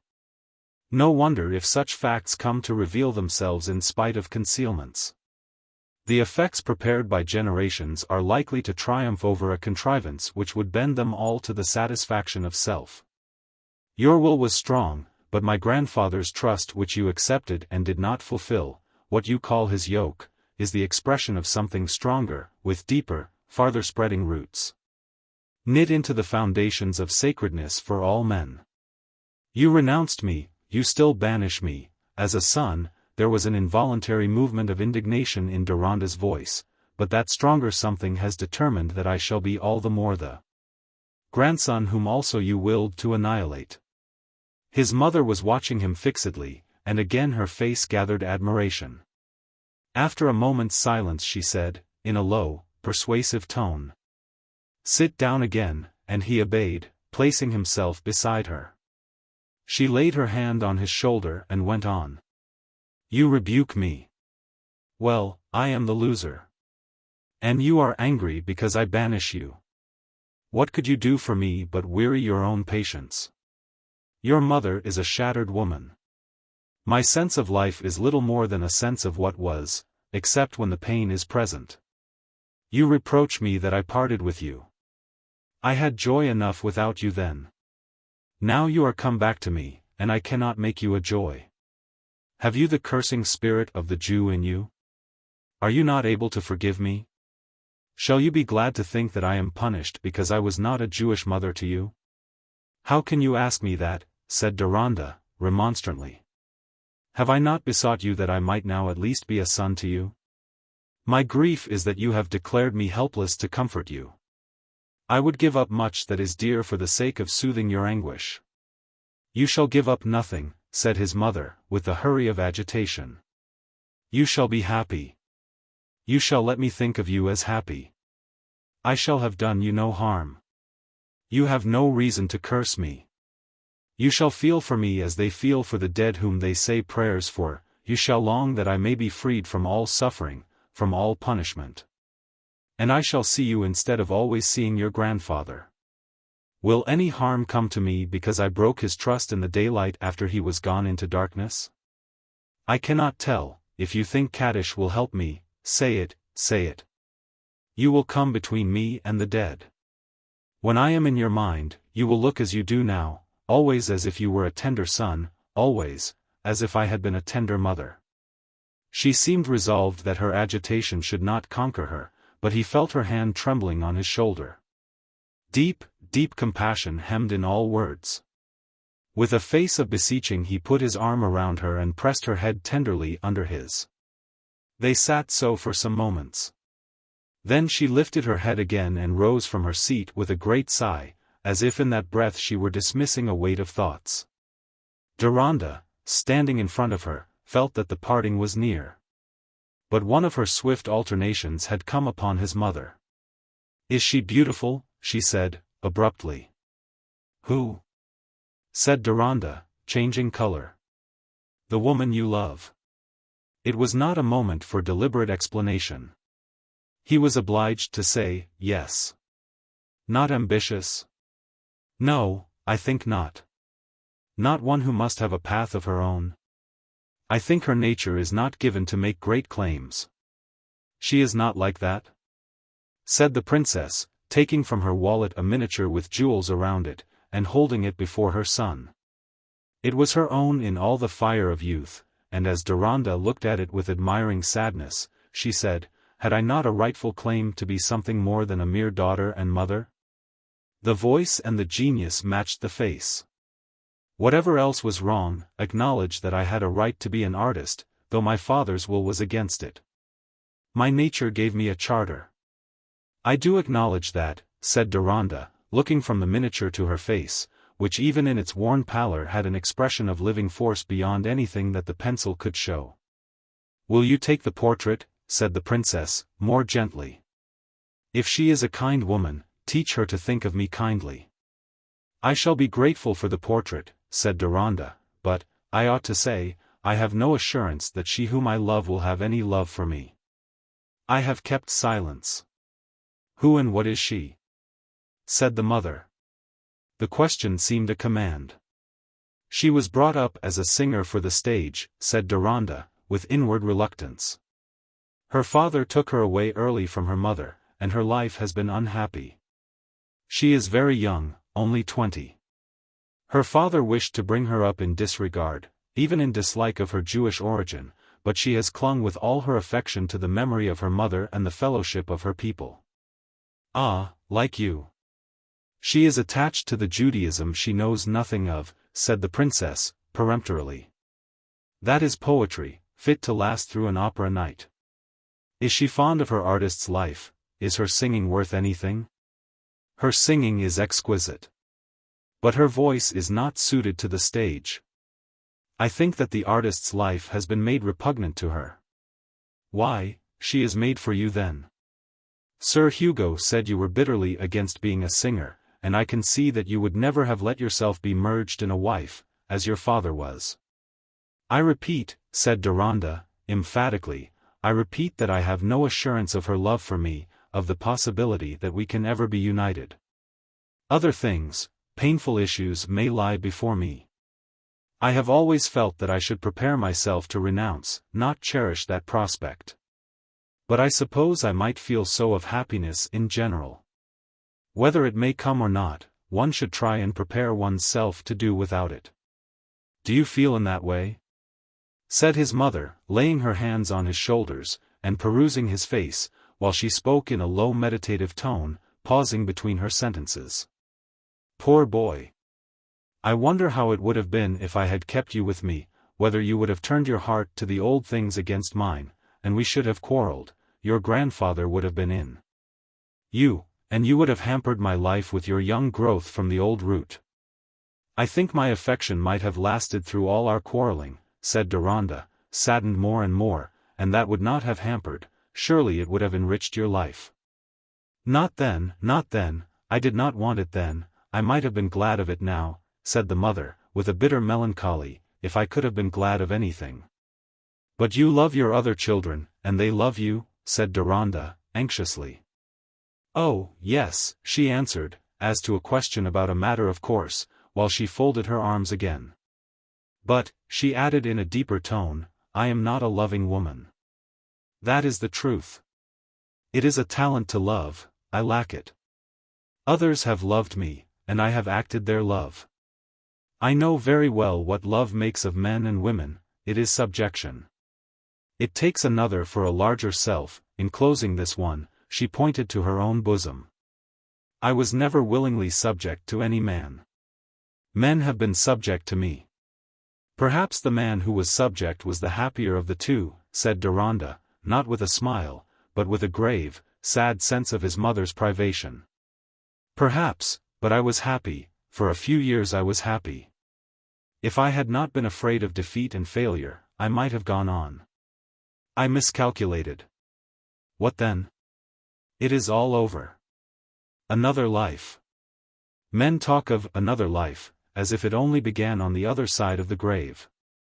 I have long entered on another life. With the last words she raised her arms till they were bare to the elbow, her brow was contracted in one deep fold, her eyes were closed, her voice was smothered, in her dusky flame-colored garment.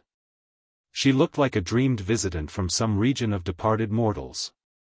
Deronda's feeling was wrought to a pitch of acuteness in which he was no longer quite master of himself. He gave an audible sob. His mother opened her eyes, and letting her hands again rest on his shoulders, said, "Goodbye, my son, goodbye. We shall hear no more of each other. Kiss me." He clasped his arms round her neck, and they kissed each other. Deronda did not know how he got out of the room. He felt an older man. All his boyish yearnings and anxieties about his mother had vanished. He had gone through a tragic experience which must forever solemnize his life and deepen the significance of the acts by which he bound himself to others. Chapter 54. The Unwilling Brain. Feigns often what it would not, and we trust imagination with such fantasies as the tongue dares not fashion into words, which have no words, their horror makes them dim to the mind's eye. Shelley. Madonna Pia, whose husband, feeling himself injured by her, took her to his castle amid the swampy flats of the Maremma and got rid of her there, makes a pathetic figure in Dante's Purgatory, among the sinners who repented at the last and desire to be remembered compassionately by their fellow countrymen. We know little about the grounds of mutual discontent between the Sienese couple, but we may infer with some confidence that the husband had never been a very delightful companion, and that on the flats of the Maremma his disagreeable manners had a background which threw them out remarkably. Whence in his desire to punish his wife to the utmost, the nature of things was so far against him that in relieving himself of her he could not avoid making the relief mutual. And thus, without any hardness to the poor Tuscan lady, who had her deliverance long ago, one may feel warranted in thinking of her with a less sympathetic interest than of the better-known Gwendolen who, instead of being delivered from her errors on earth and cleansed from their effect in purgatory, is at the very height of her entanglement in those fatal meshes which are woven within more closely than without, and often make the inward torture disproportionate to what is discernible as outward cause. In taking his wife with him on a yachting expedition, Grandcourt had no intention to get rid of her. On the contrary, he wanted to feel more securely that she was his to do as he liked with, and to make her feel it also.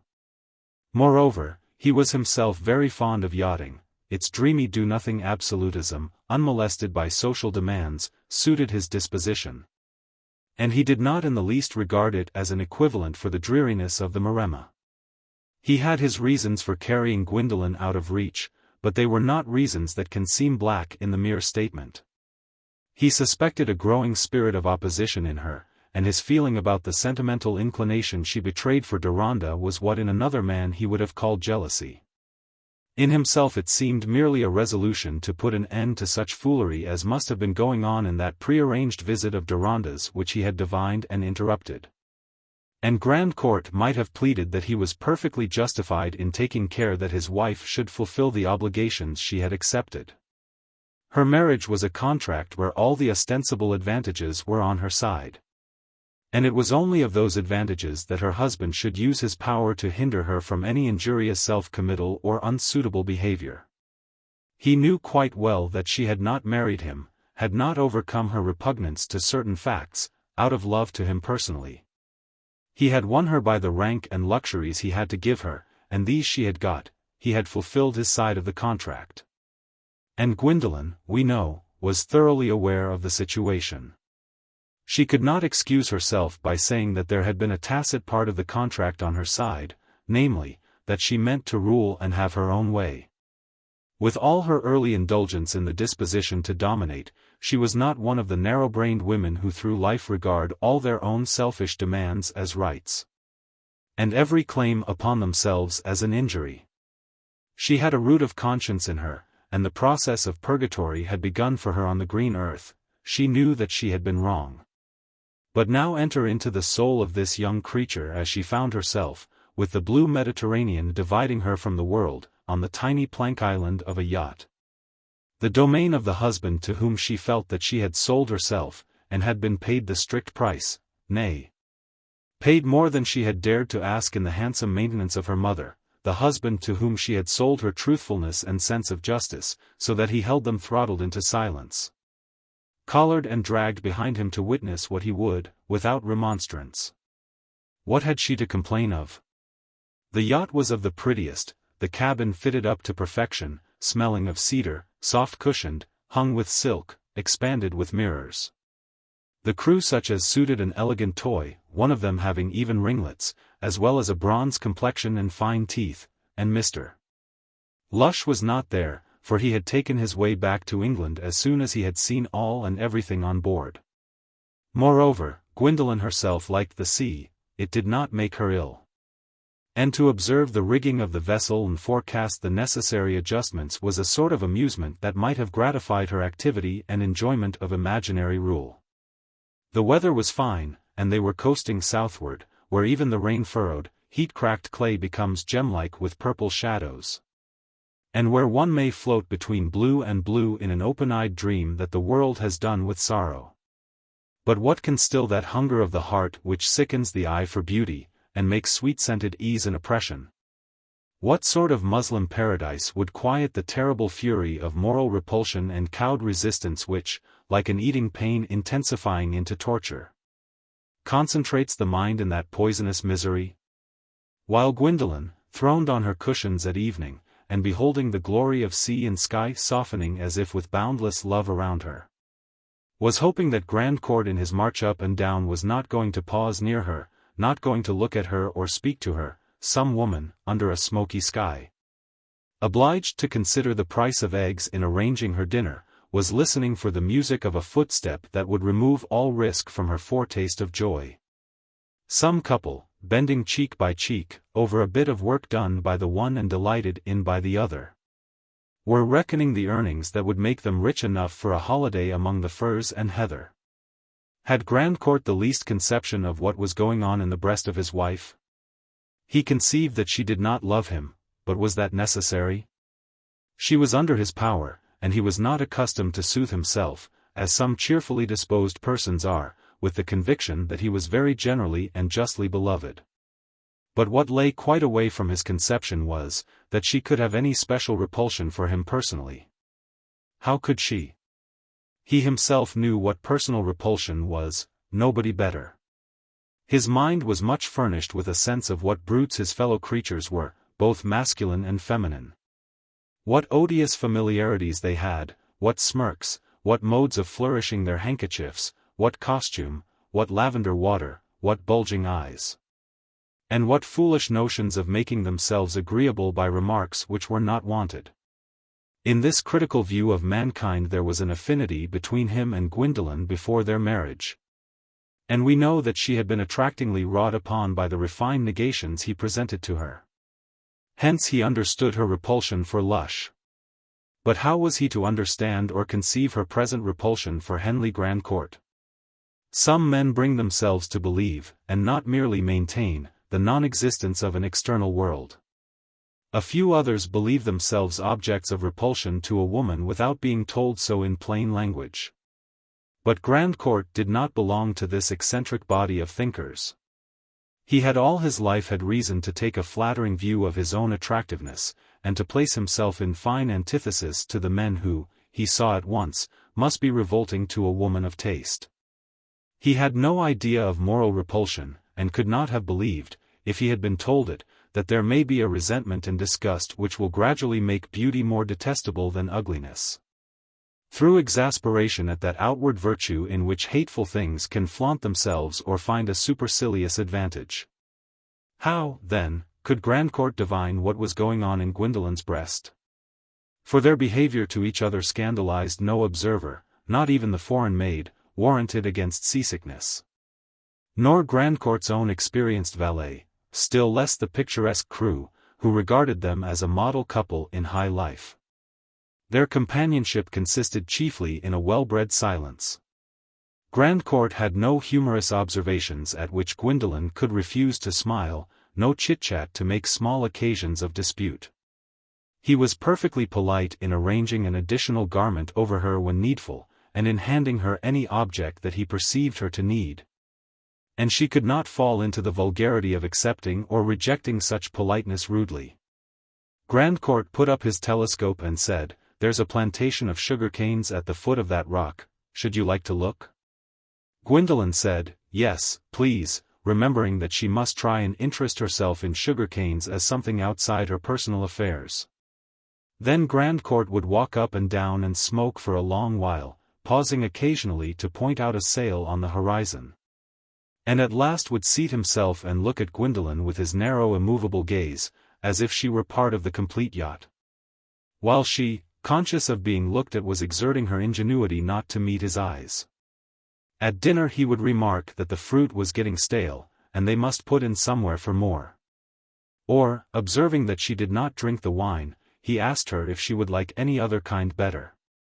A lady was obliged to respond to these things suitably. And even if she had not shrunk from quarreling on other grounds, quarreling with Grandcourt was impossible. She might as well have made angry remarks to a dangerous serpent ornamentally coiled in her cabin without invitation. And what sort of dispute could a woman of any pride and dignity begin on a yacht? Grandcourt had intense satisfaction in leading his wife captive after this fashion. It gave their life on a small scale a royal representation and publicity in which everything familiar was got rid of. And everybody must do what was expected of them, whatever might be their private protest, the protest, kept strictly private, adding to the piquancy of despotism. To Gwendolen, who even in the freedom of her maiden time, had had very faint glimpses of any heroism or sublimity, the medium that now thrust itself everywhere before her view was this husband and her relation to him. The beings closest to us, whether in love or hate, are often virtually our interpreters of the world.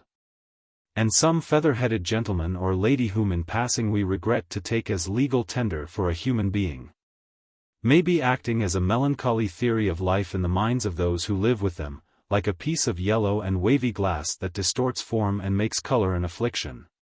Their trivial sentences, their petty standards, their low suspicions, their loveless ennui, may be making somebody else's life no better than a promenade through a pantheon of ugly idols. Gwendolen had that kind of window before her, affecting the distant equally with the near. Some unhappy wives are soothed by the possibility that they may become mothers.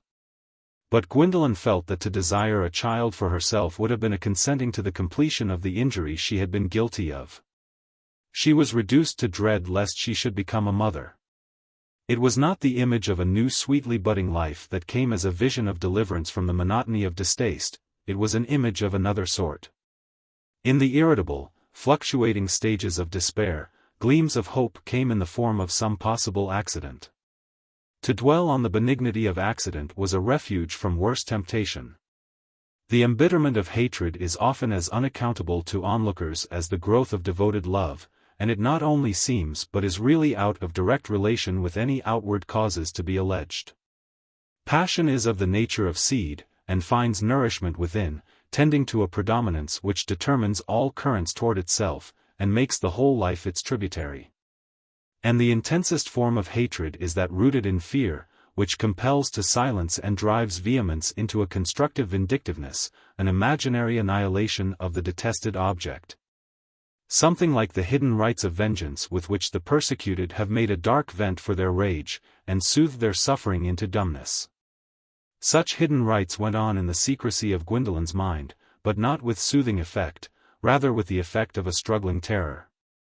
Side by side with the dread of her husband had grown the self-dread, which urged her to flee from the pursuing images wrought by her pent-up impulse. The vision of her past wrongdoing, and what it had brought on her, came with a pale ghastly illumination over every imagined deed that was a rash effort at freedom, such as she had made in her marriage. Moreover, she had learned to see all her acts through the impression they would make on Deronda, whatever relief might come to her. She could not sever it from the judgment of her that would be created in his mind. Not one word of flattery, of indulgence, of dependence on her favor, could be fastened on by her in all their intercourse. To weaken his restraining power over her, in this way Deronda's effort over himself was repaid. And amid the dreary uncertainties of her spoiled life the possible remedies that lay in his mind, nay, the remedy that lay in her feeling for him, made her only hope. He seemed to her a terrible-browed angel, from whom she could not think of concealing any deed so as to win an ignorant regard from him. It belonged to the nature of their relation that she should be truthful. For his power over her had begun in the raising of a self-discontent which could be satisfied only by genuine change. But in no concealment had she now any confidence. Her vision of what she had to dread took more decidedly than ever the form of some fiercely impulsive deed, committed as in a dream that she would instantaneously wake from to find the effects real though the images had been false, to find death under her hands, but instead of darkness, daylight.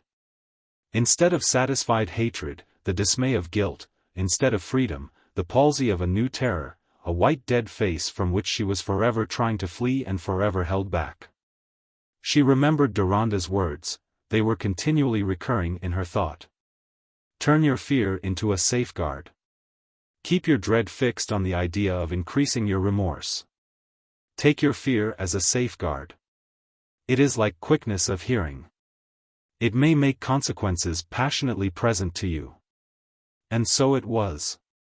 In Gwendolen's consciousness temptation and dread met and stared like two pale phantoms, each seeing itself in the other, each obstructed by its own image. And all the while her fuller self beheld the apparitions and sobbed for deliverance from them. Inarticulate prayers, no more definite than a cry, often swept out from her into the vast silence, unbroken except by her husband's breathing or the plash of the wave or the creaking of the masts. But if ever she thought of definite help, it took the form of Deronda's presence and words, of the sympathy he might have for her, of the direction he might give her. It was sometimes after a white-lipped fierce-eyed temptation with murdering fingers had made its demon visit that these best moments of inward crying and clinging for rescue would come to her. And she would lie with wide-open eyes in which the rising tears seemed a blessing, and the thought, I will not mind if I can keep from getting wicked, seemed an answer to the indefinite prayer. So the days passed, taking with them light breezes beyond and about the Balearic Isles, and then to Sardinia, and then with gentle change persuading them northward again toward Corsica. But this floating, gentle-wafted existence, with its apparently peaceful influences, was becoming as bad as a nightmare to Gwendolen. How long are we to be yachting? She ventured to ask one day after they had been touching at Ajaccio. And the mere fact of change in going ashore had given her a relief from some of the thoughts which seemed now to cling about the very rigging of the vessel, mix with the air in the red silk cabin below, and make the smell of the sea odious. What else should we do? Said Grandcourt. I'm not tired of it. I don't see why we shouldn't stay out any length of time. There's less to bore one in this way. And where would you go to? I'm sick of foreign places. And we shall have enough of Rylands. Would you rather be at Rylands? Oh, no, said Gwendolen, indifferently, finding all places alike undescribable as soon as she imagined herself and her husband in them. I only wondered how long you would like this. I like yachting longer than anything else, said Grandcourt, and I had none last year. I suppose you are beginning to tire of it. Women are so confoundedly whimsical. They expect everything to give way to them. Oh, dear, no, said Gwendolen, letting out her scorn in a flute-like tone. I never expect you to give way. Why should I? Said Grandcourt, with his inward voice, looking at her, and then choosing an orange, for they were at table. She made up her mind to a length of yachting that she could not see beyond. But the next day, after a squall which had made her rather ill for the first time, he came down to her and said, "There's been the devil's own work in the night. The skipper says we shall have to stay at Genoa for a week while things are set right." "Do you mind that?" said Gwendolen, who lay looking very white amidst her white drapery. "I should think so. Who wants to be broiling at Genoa?" "It will be a change," said Gwendolen, made a little incautious by her languor. "I don't want any change. Besides, the place is intolerable. And one can't move along the roads. I shall go out in a boat, as I used to do, and manage it myself. One can get a few hours every day in that way instead of striving in a damnable hotel." Here was a prospect which held hope in it. Gwendolen thought of hours when she would be alone, since Grandcourt would not want to take her in the said boat, and in her exultation at this unlooked-for relief, she had wild, contradictory fancies of what she might do with her freedom, that running away, which she had already innumerable times seen to be a worse evil than any actual endurance. Now finding new arguments as an escape from her worse self. Also, visionary relief on a par with the fancy of a prisoner that the night wind may blow down the wall of his prison and save him from desperate devices, insinuated itself as a better alternative. Lawful to wish for. The fresh current of expectation revived her energies, and enabled her to take all things with an air of cheerfulness and alacrity that made a change marked enough to be noticed by her husband. She watched through the evening lights to the sinking of the moon with less of awed loneliness than was habitual to her, nay, with a vague impression that in this mighty frame of things there might be some preparation of rescue for her. Why not, since the weather had just been on her side? This possibility of hoping, after her long fluctuation amid fears, was like a first return of hunger to the long-languishing patient. She was waked the next morning by the casting of the anchor in the port of Genoa, waked from a strangely mixed dream in which she felt herself escaping over the Mont Cenis, and wondering to find it warmer even in the moonlight on the snow, till suddenly she met Deronda, who told her to go back. In an hour or so from that dream she actually met Deronda. But it was on the palatial staircase of the Italia, where she was feeling warm in her light woolen dress and straw hat. And her husband was by her side. There was a start of surprise in Deronda before he could raise his hat and pass on. The moment did not seem to favor any closer greeting, and the circumstances under which they had last parted made him doubtful whether Grandcourt would be civilly inclined to him. The doubt might certainly have been changed into a disagreeable certainty, for Grandcourt on this unaccountable appearance of Deronda at Genoa of all places, immediately tried to conceive how there could have been an arrangement between him and Gwendolen. It is true that before they were well in their rooms, he had seen how difficult it was to shape such an arrangement with any probability. Being too cool-headed to find it at once easily credible that Gwendolen had not only while in London hastened to inform Deronda of the yachting project, but had posted a letter to him from Marseilles or Barcelona, advising him to travel to Genoa in time for the chance of meeting her there, or of receiving a letter from her telling of some other destination, all which must have implied a miraculous foreknowledge in her. And in Deronda a bird-like facility in flying about and perching idly. Still he was there, and though Grandcourt would not make a fool of himself by fabrications that others might call preposterous, he was not, for all that, disposed to admit fully that Deronda's presence was, so far as Gwendolen was concerned, a mere accident. It was a disgusting fact, that was enough, and no doubt she was well pleased. A man out of temper does not wait for proofs before feeling toward all things animate and inanimate as if they were in a conspiracy against him, but at once threshes his horse or kicks his dog in consequence. Grandcourt felt toward Gwendolen and Deronda as if he knew them to be in a conspiracy against him, and here was an event in league with them.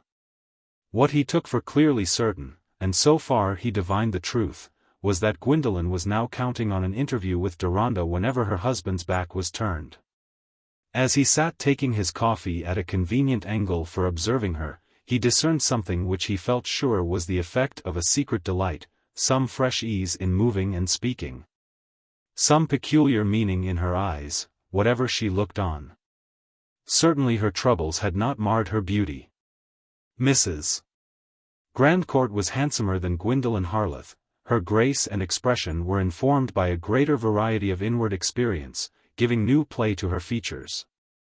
New attitudes in movement and repose. Her whole person and air had the nameless something which often makes a woman more interesting after marriage than before, less confident that all things are according to her opinion. And yet with less of deer-like shyness, more fully a human being. This morning the benefits of the voyage seemed to be suddenly revealing themselves in a new elasticity of mien. As she rose from the table and put her two heavily jeweled hands on each side of her neck, according to her wont, she had no art to conceal that sort of joyous expectation which makes the present more bearable than usual. Just as when a man means to go out he finds it easier to be amiable to the family for a quarter of an hour beforehand. It is not impossible that a terrier whose pleasure was concerned would perceive those amiable signs and know their meaning, know why his master stood in a peculiar way, talked with alacrity, and even had a peculiar gleam in his eye, so that on the least movement toward the door, the terrier would scuttle to be in time. And, in dog fashion, Grandcourt discerned the signs of Gwendolen's expectation, interpreting them with the narrow correctness which leaves a world of unknown feeling behind. Just ring, please, and tell Gibbs to order some dinner for us at 3, said Grandcourt, as he too rose, took out a cigar, and then stretched his hand toward the hat that lay near. I'm going to send Angus to find a little sailing boat for us to go out in, one that I can manage, with you at the tiller. It's uncommonly pleasant these fine evenings, the least boring of anything we can do. Gwendolen turned cold. There was not only the cruel disappointment. There was the immediate conviction that her husband had determined to take her because he would not leave her out of his sight. And probably this dual solitude in a boat was the more attractive to him because it would be wearisome to her. They were not on the plank island, she felt it the more possible to begin a contest. But the gleaming content had died out of her. There was a change in her like that of a glacier after sunset. I would rather not go in the boat, she said. Take someone else with you.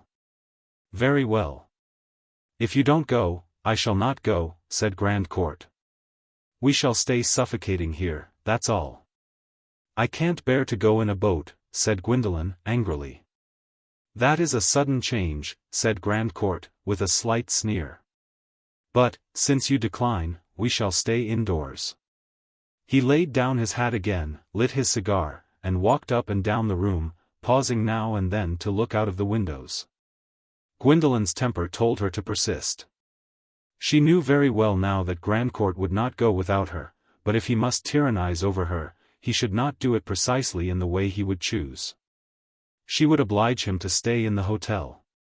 Without speaking again, she passed into the adjoining bedroom and threw herself into a chair with her anger, seeing no purpose or issue, only feeling that the wave of evil had rushed back upon her and dragged her away from her momentary breathing place. Presently Grandcourt came in with his hat on, but threw it off and sat down sideways on a chair nearly in front of her, saying, in his superficial drawl, "Have you come round yet? Or do you find it agreeable to be out of temper? You make things uncommonly pleasant for me. Why do you want to make them unpleasant for me?" said Gwendolen, getting helpless again, and feeling the hot tears rise. "Now, will you be good enough to say what it is you have to complain of?" said Grandcourt, looking into her eyes, and using his most inward voice. "Is it that I stay indoors when you stay?" She could give no answer. The sort of truth that made any excuse for her anger could not be uttered. In the conflict of despair and humiliation she began to sob, and the tears rolled down her cheeks, a form of agitation which she had never shown before in her husband's presence. "I hope this is useful," said Grandcourt, after a moment or two. "All I can say is, it's most confoundedly unpleasant. What the devil women can see in this kind of thing, I don't know. You see something to be got by it, of course. All I can see is, that we shall be shut up here when we might have been having a pleasant sail." "Let us go, then," said Gwendolen, impetuously.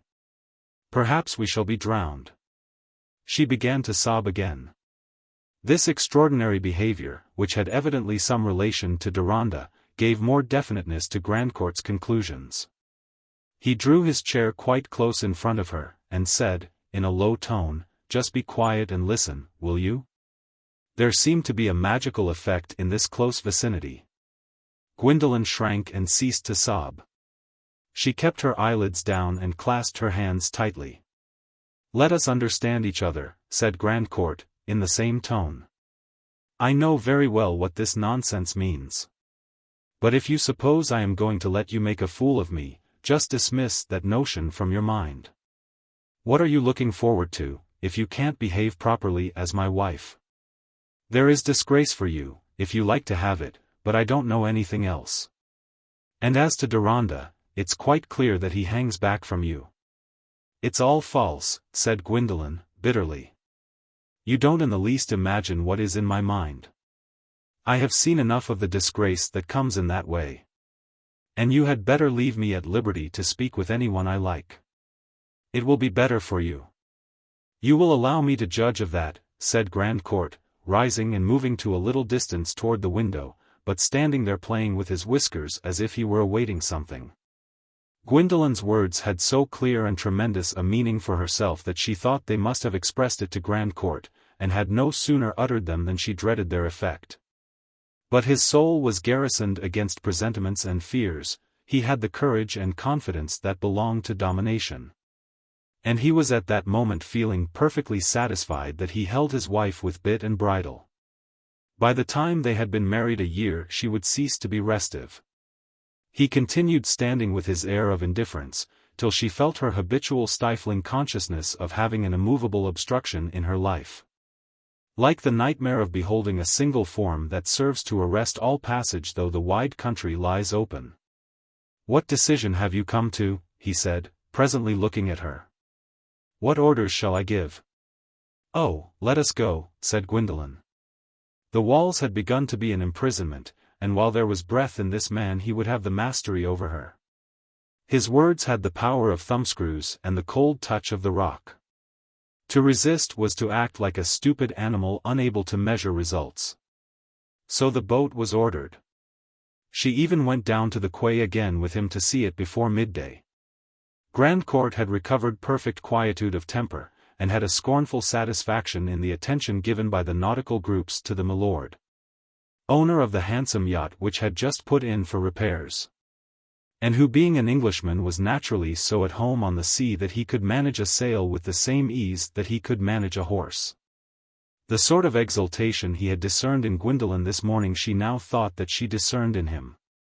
And it was true that he had set his mind on this boating, and carried out his purpose as something that people might not expect him to do. With the gratified impulse of a strong will which had nothing better to exert itself upon.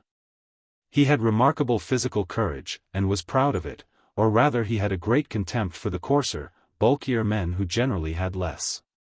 Moreover, he was ruling that Gwendolen should go with him. And when they came down again at 5 o'clock, equipped for their boating, the scene was as good as a theatrical representation for all beholders. This handsome, fair-skinned English couple, manifesting the usual eccentricity of their nation, both of them proud, pale, and calm, without a smile on their faces. Moving like creatures who were fulfilling a supernatural destiny, it was a thing to go out and see, a thing to paint. The husband's chest, back, and arms, showed very well in his close-fitting dress, and the wife was declared to be a statue. Some suggestions were proffered concerning a possible change in the breeze, and the necessary care in putting about. But Grandcourt's manner made the speakers understand that they were too officious, and that he knew better than they. Gwendolen, keeping her impassible air, as they moved away from the strand, felt her imagination obstinately at work.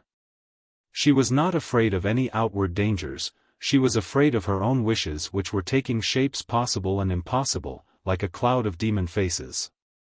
She was afraid of her own hatred, which under the cold iron touch that had compelled her today had gathered a fierce intensity.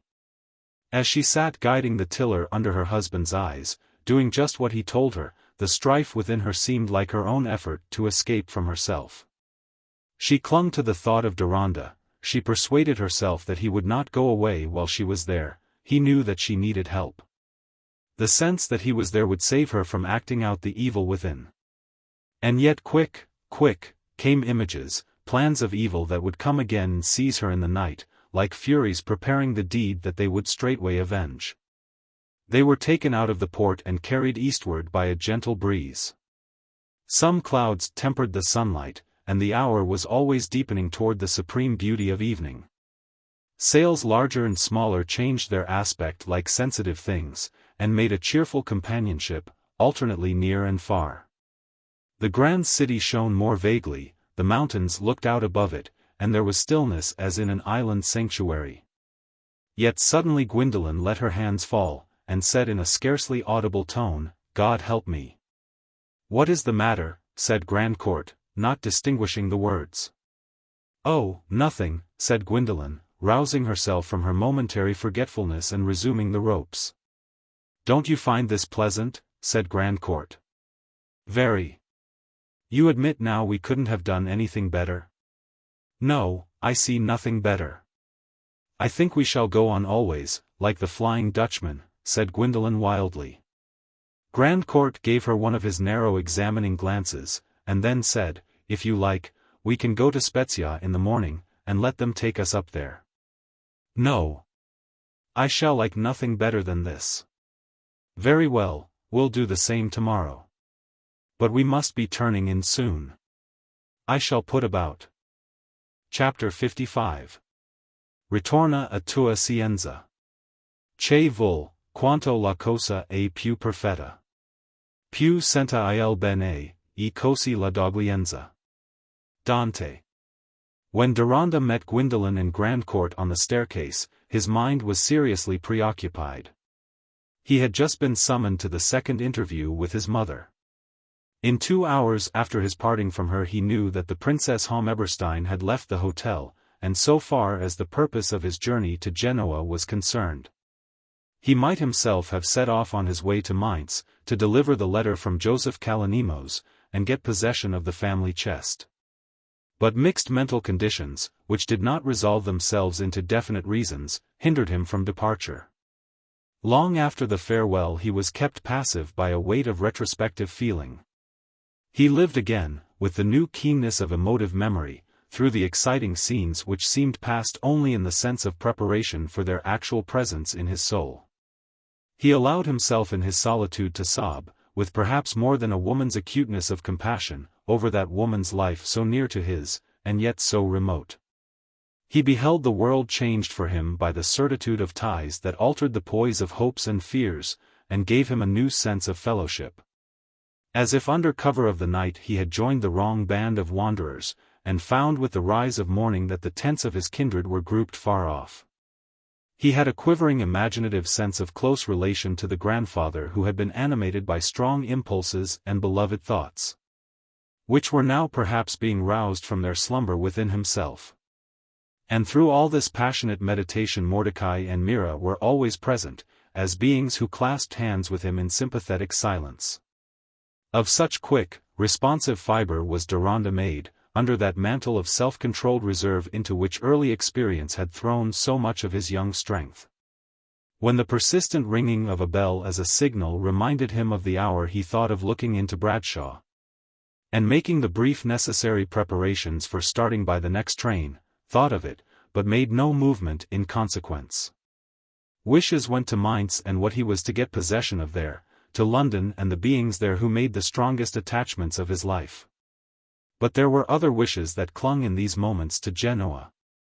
And they kept him where he was by that force which urges us to linger over an interview that carries a presentiment of final farewell or of overshadowing sorrow.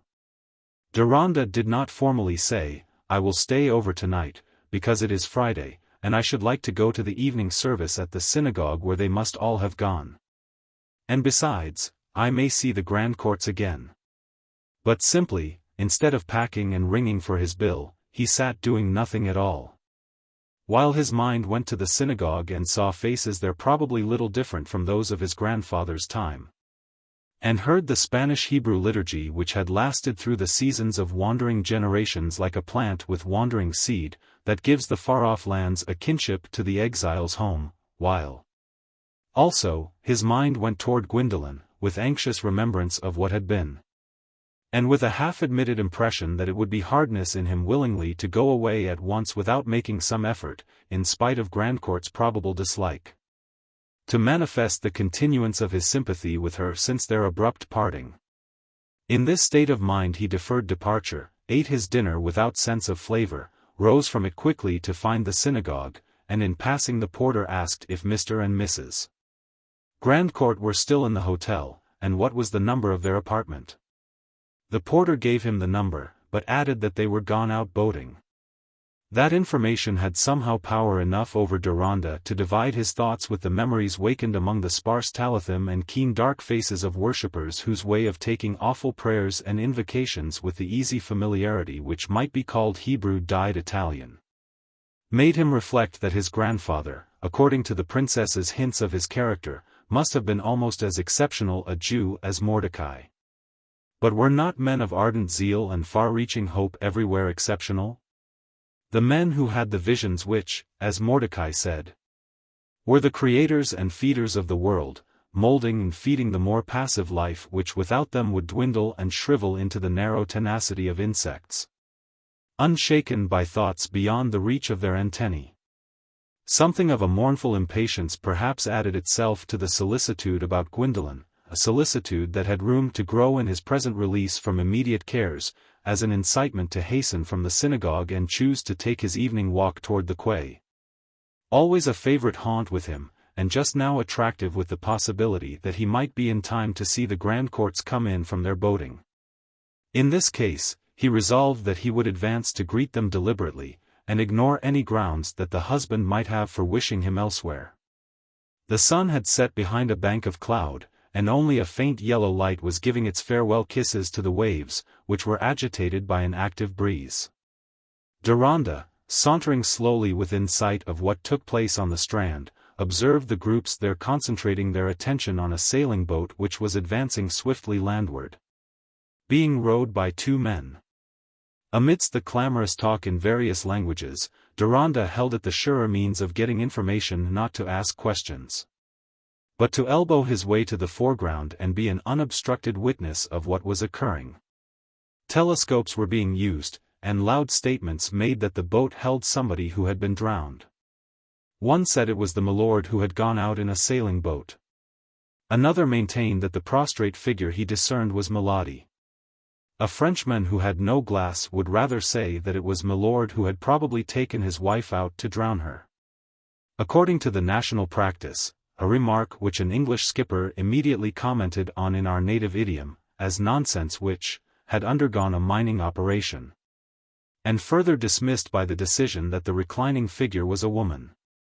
For Deronda, terribly excited by fluctuating fears, the strokes of the oars as he watched them were divided by swift visions of events, possible and impossible, which might have brought about this issue, or this broken-off fragment of an issue, with a worse half undisclosed, if this woman apparently snatched from the waters were really Mrs. Grandcourt. But soon there was no longer any doubt, the boat was being pulled to land, and he saw Gwendolen half raising herself on her hands, by her own effort. Under her heavy covering of tarpaulin and pea jackets, pale as one of the sheeted dead, shivering, with wet hair streaming, a wild amazed consciousness in her eyes, as if she had waked up in a world where some judgment was impending, and the beings she saw around were coming to seize her. The first rower who jumped to land was also wet through, and ran off. The sailors, close about the boat, hindered Deronda from advancing, and he could only look on while Gwendolen gave scared glances, and seemed to shrink with terror as she was tenderly helped out, and led on by the strong arms of those rough, bronzed men, her wet clothes clinging about her limbs, and adding to the impediment of her weakness. Suddenly her wandering eyes fell on Deronda, standing before her, and immediately, as if she had been expecting him and looking for him, she tried to stretch out her arms, which were held back by her supporters, saying, in a muffled voice, "It is come, it is come." He is dead. Hush, hush, said Deronda, in a tone of authority, quiet yourself. Then to the men who were assisting her, I am a connection of this lady's husband. If you will get her on to the Italia as quickly as possible, I will undertake everything else. He stayed behind to hear from the remaining boatmen that her husband had gone down irrecoverably, and that his boat was left floating empty. He and his comrade had heard a cry, had come up in time to see the lady jump in after her husband, and had got her out fast enough to save her from much damage. After this, Deronda hastened to the hotel to assure himself that the best medical help would be provided. And being satisfied on this point, he telegraphed the event to Sir Hugo, begging him to come forthwith, and also to Mr. Gascoigne, whose address at the rectory made his nearest known way of getting the information to Gwendolen's mother. Certain words of Gwendolen's in the past had come back to him with the effectiveness of an inspiration. In moments of agitated confession she had spoken of her mother's presence, as a possible help. If she could have had it. Chapter 56. The pang, the curse with which they died, had never passed away. I could not draw my eyes from theirs, nor lift them up to pray. Coleridge. Deronda did not take off his clothes that night. Gwendolen, after insisting on seeing him again before she would consent to be undressed, had been perfectly quiet, and had only asked him, with a whispering, repressed eagerness, to promise that he would come to her when she sent for him in the morning. Still, the possibility that a change might come over her, the danger of a supervening feverish condition, and the suspicion that something in the late catastrophe was having an effect which might betray itself in excited words, acted as a foreboding within him. He mentioned to her attendant that he should keep himself ready to be called if there were any alarming change of symptoms, making it understood by all concerned that he was in communication with her friends in England, and felt bound meanwhile to take all care on her behalf, a position which it was the easier for him to assume, because he was well known to Grandcourt's valet, the only old servant who had come on the late voyage. But when fatigue from the strangely various emotion of the day at last sent Deronda to sleep, he remained undisturbed except by the morning dreams, which came as a tangled web of yesterday's events, and finally waked him, with an image drawn by his pressing anxiety.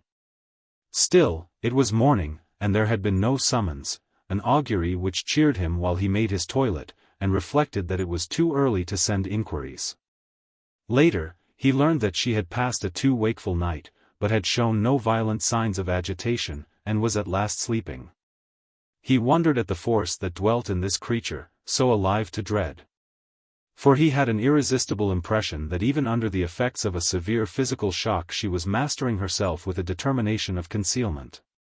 For his own part, he thought that his sensibilities had been blunted by what he had been going through in the meeting with his mother. He seemed to himself now to be only fulfilling claims, and his more passionate sympathy was in abeyance. He had lately been living so keenly in an experience quite apart from Gwendolen's lot, that his present cares for her were like a revisiting of scenes familiar in the past. And there was not yet a complete revival of the inward response to them. Meanwhile he employed himself in getting a formal, legally recognized statement from the fisherman who had rescued Gwendolen. Few details came to light. The boat in which Grandcourt had gone out had been found drifting with its sail loose, and had been towed in. The fisherman thought it likely that he had been knocked overboard by the flapping of the sail while putting about, and that he had not known how to swim.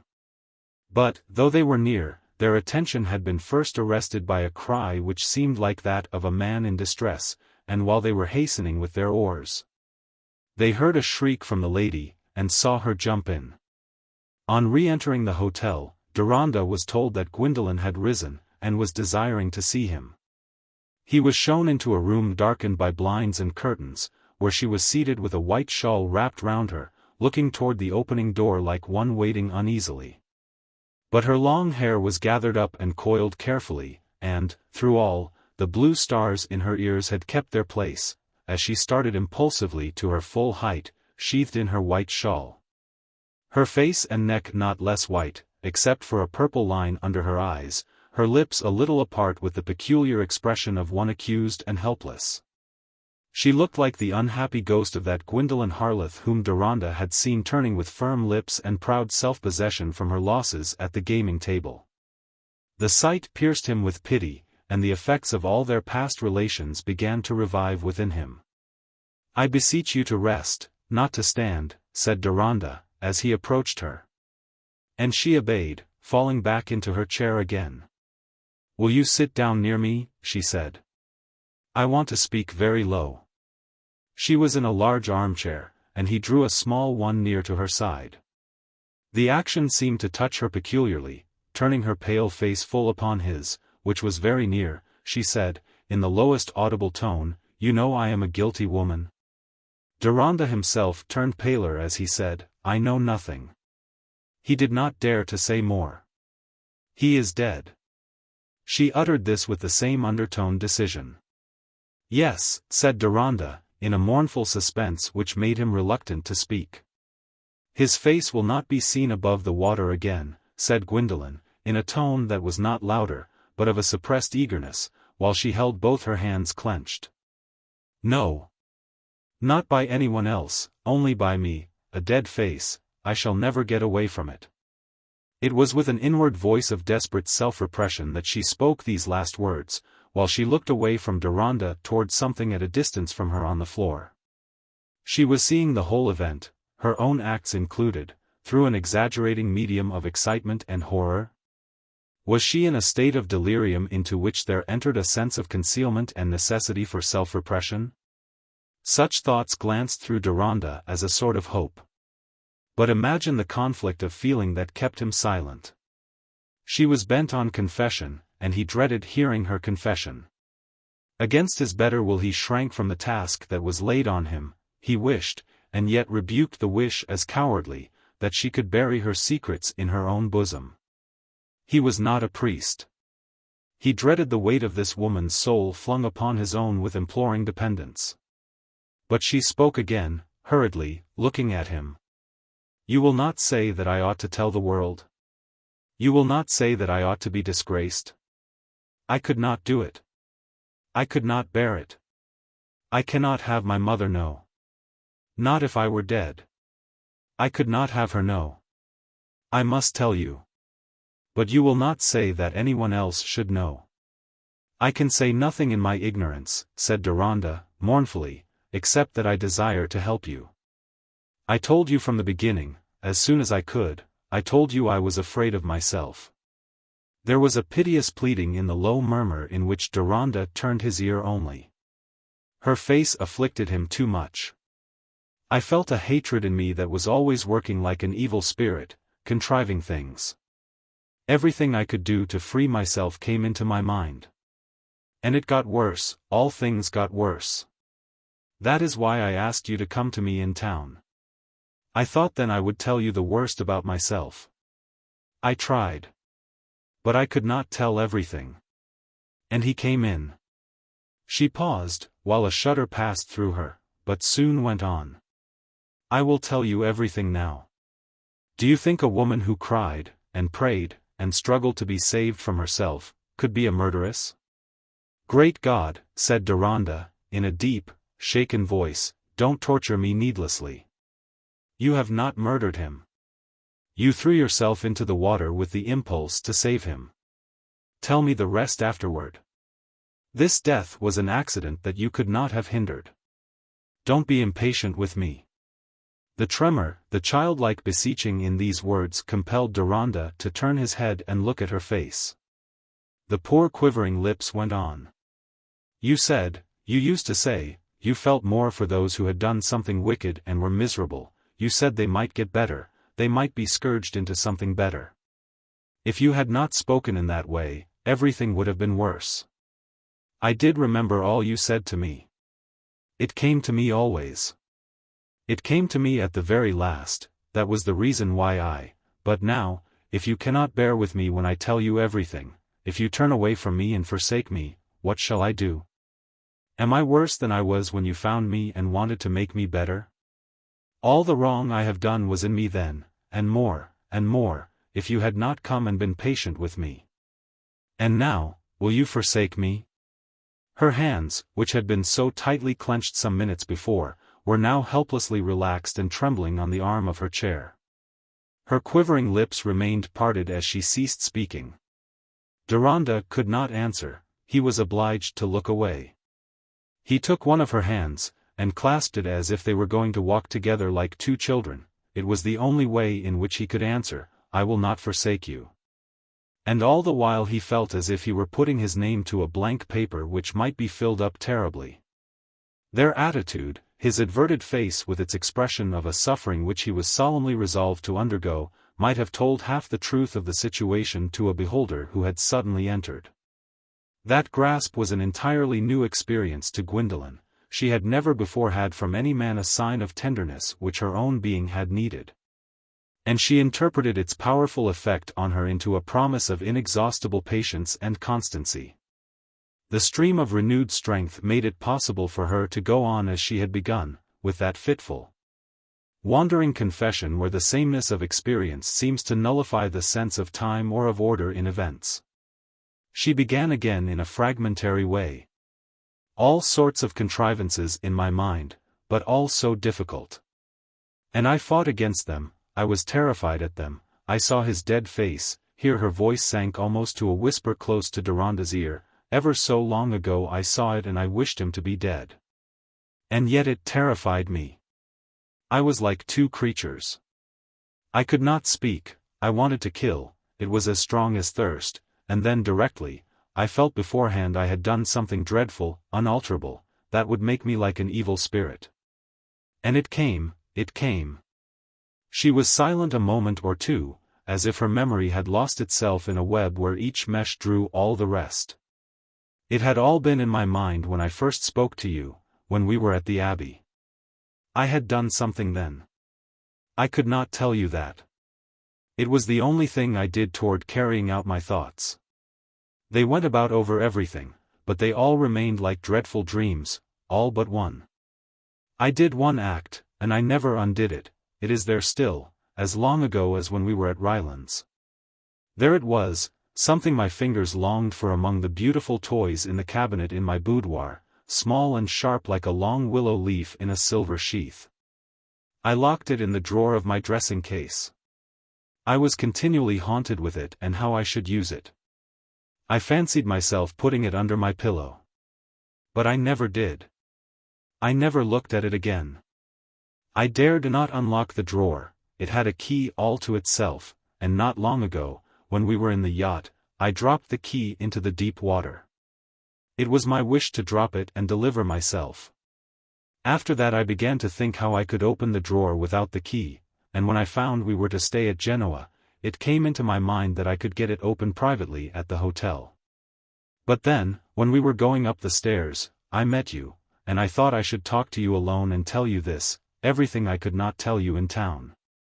And then I was forced to go out in the boat. A sob had for the first time risen with the last words, and she sank back in her chair. The memory of that acute disappointment seemed for the moment to efface what had come since. Deronda did not look at her, but he said, insistently. And it has all remained in your imagination. It has gone on only in your thought. To the last the evil temptation has been resisted? There was silence. The tears had rolled down her cheeks. She pressed her handkerchief against them and sat upright. She was summoning her resolution, and again, leaning a little toward Deronda's ear, she began in a whisper. No, no. I will tell you everything as God knows it. I will tell you no falsehood, I will tell you the exact truth.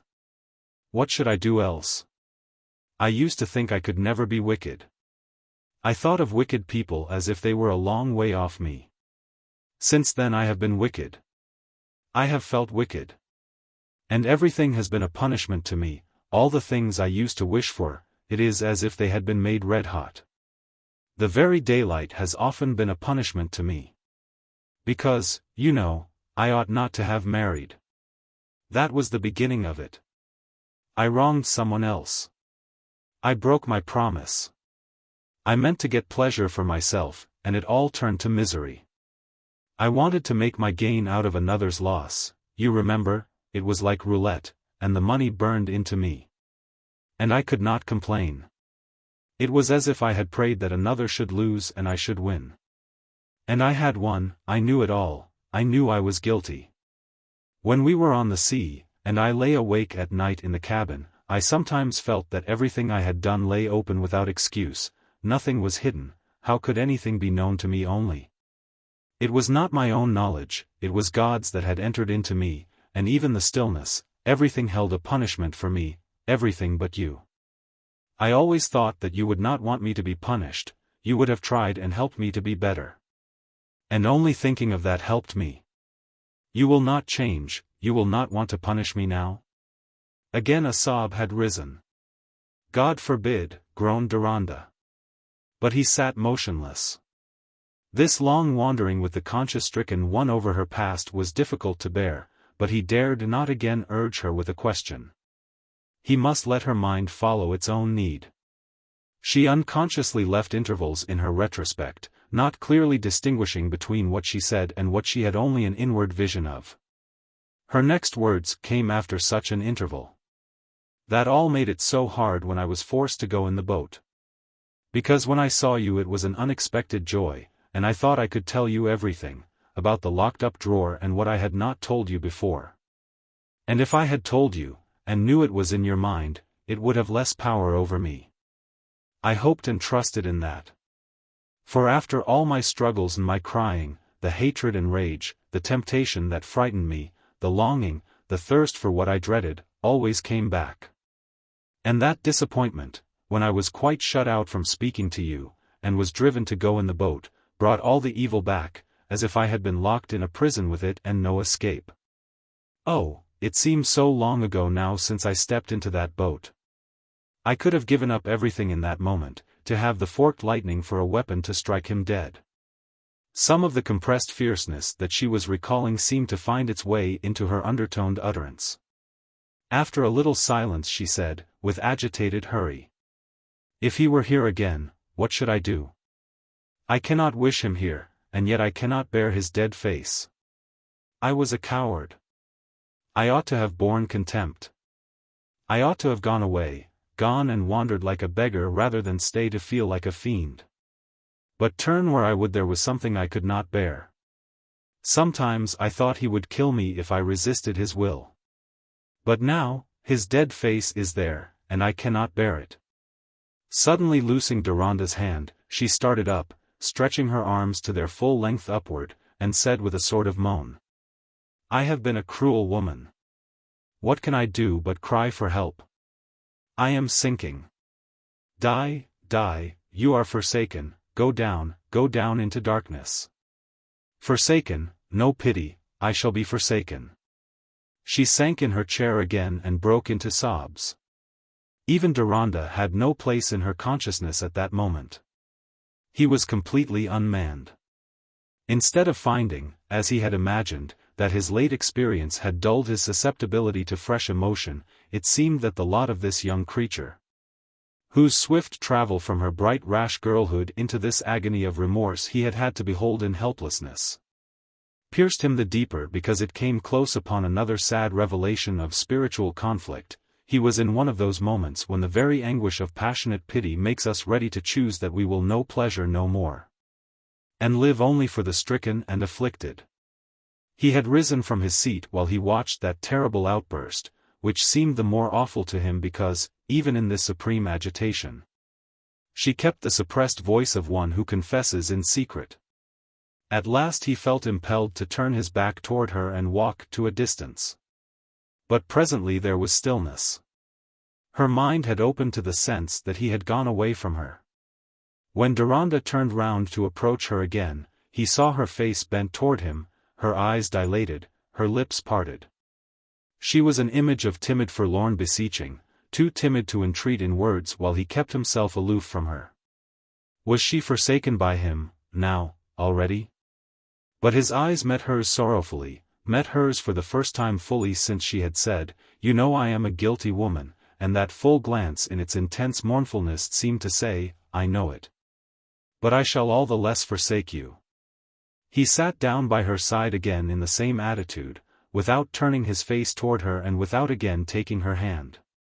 Once more Gwendolen was pierced, as she had been by his face of sorrow at the Abbey, with a compunction less egoistic than that which urged her to confess, and she said, in a tone of loving regret, "I make you very unhappy." Deronda gave an indistinct "oh," just shrinking together and changing his attitude a little. Then he had gathered resolution enough to say clearly, "There is no question of being happy or unhappy. What I most desire at this moment is what will most help you. Tell me all you feel it a relief to tell." Devoted as these words were, they widened his spiritual distance from her. And she felt it more difficult to speak. She had a vague need of getting nearer to that compassion which seemed to be regarding her from a halo of superiority. And the need turned into an impulse to humble herself more. She was ready to throw herself on her knees before him. But no, her wonderfully mixed consciousness held checks on that impulse, and she was kept silent and motionless by the pressure of opposing needs. Her stillness made Deronda at last say, "Perhaps you are too weary. Shall I go away, and come again whenever you wish it?" "No, no," said Gwendolen, the dread of his leaving her bringing back her power of speech. She went on with her low-toned eagerness, "I want to tell you what it was that came over me in that boat. I was full of rage at being obliged to go, full of rage, and I could do nothing but sit there like a galley slave. And then we got away, out of the port, into the deep, and everything was still, and we never looked at each other. Only he spoke to order me, and the very light about me seemed to hold me a prisoner and force me to sit as I did. It came over me that when I was a child I used to fancy sailing away into a world where people were not forced to live with anyone they did not like. I did not like my father-in-law to come home. And now, I thought, just the opposite had come to me. I had stepped into a boat, and my life was a sailing and sailing away, gliding on and no help, always into solitude with him, away from deliverance. And because I felt more helpless than ever, my thoughts went out over worse things, I longed for worse things, I had cruel wishes, I fancied impossible ways of, I did not want to die myself. I was afraid of our being drowned together. If it had been any use I should have prayed that something might befall him. I should have prayed that he might sink out of my sight and leave me alone. I knew no way of killing him there, but I did kill him in my thoughts." She sank into silence for a minute, submerged by the weight of memory which no words could represent. But yet, all the while I felt that I was getting more wicked.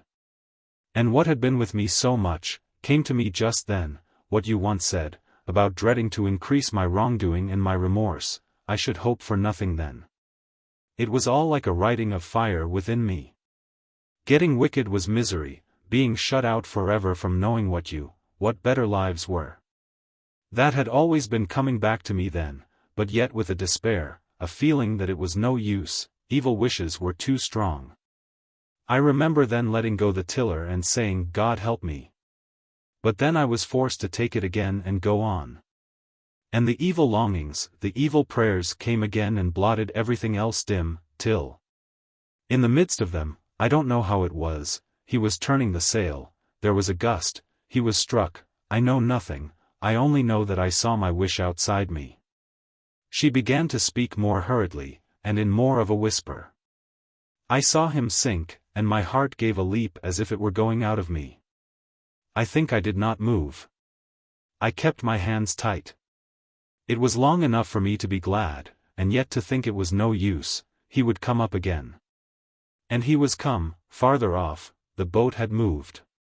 It was all like lightning. "The rope!"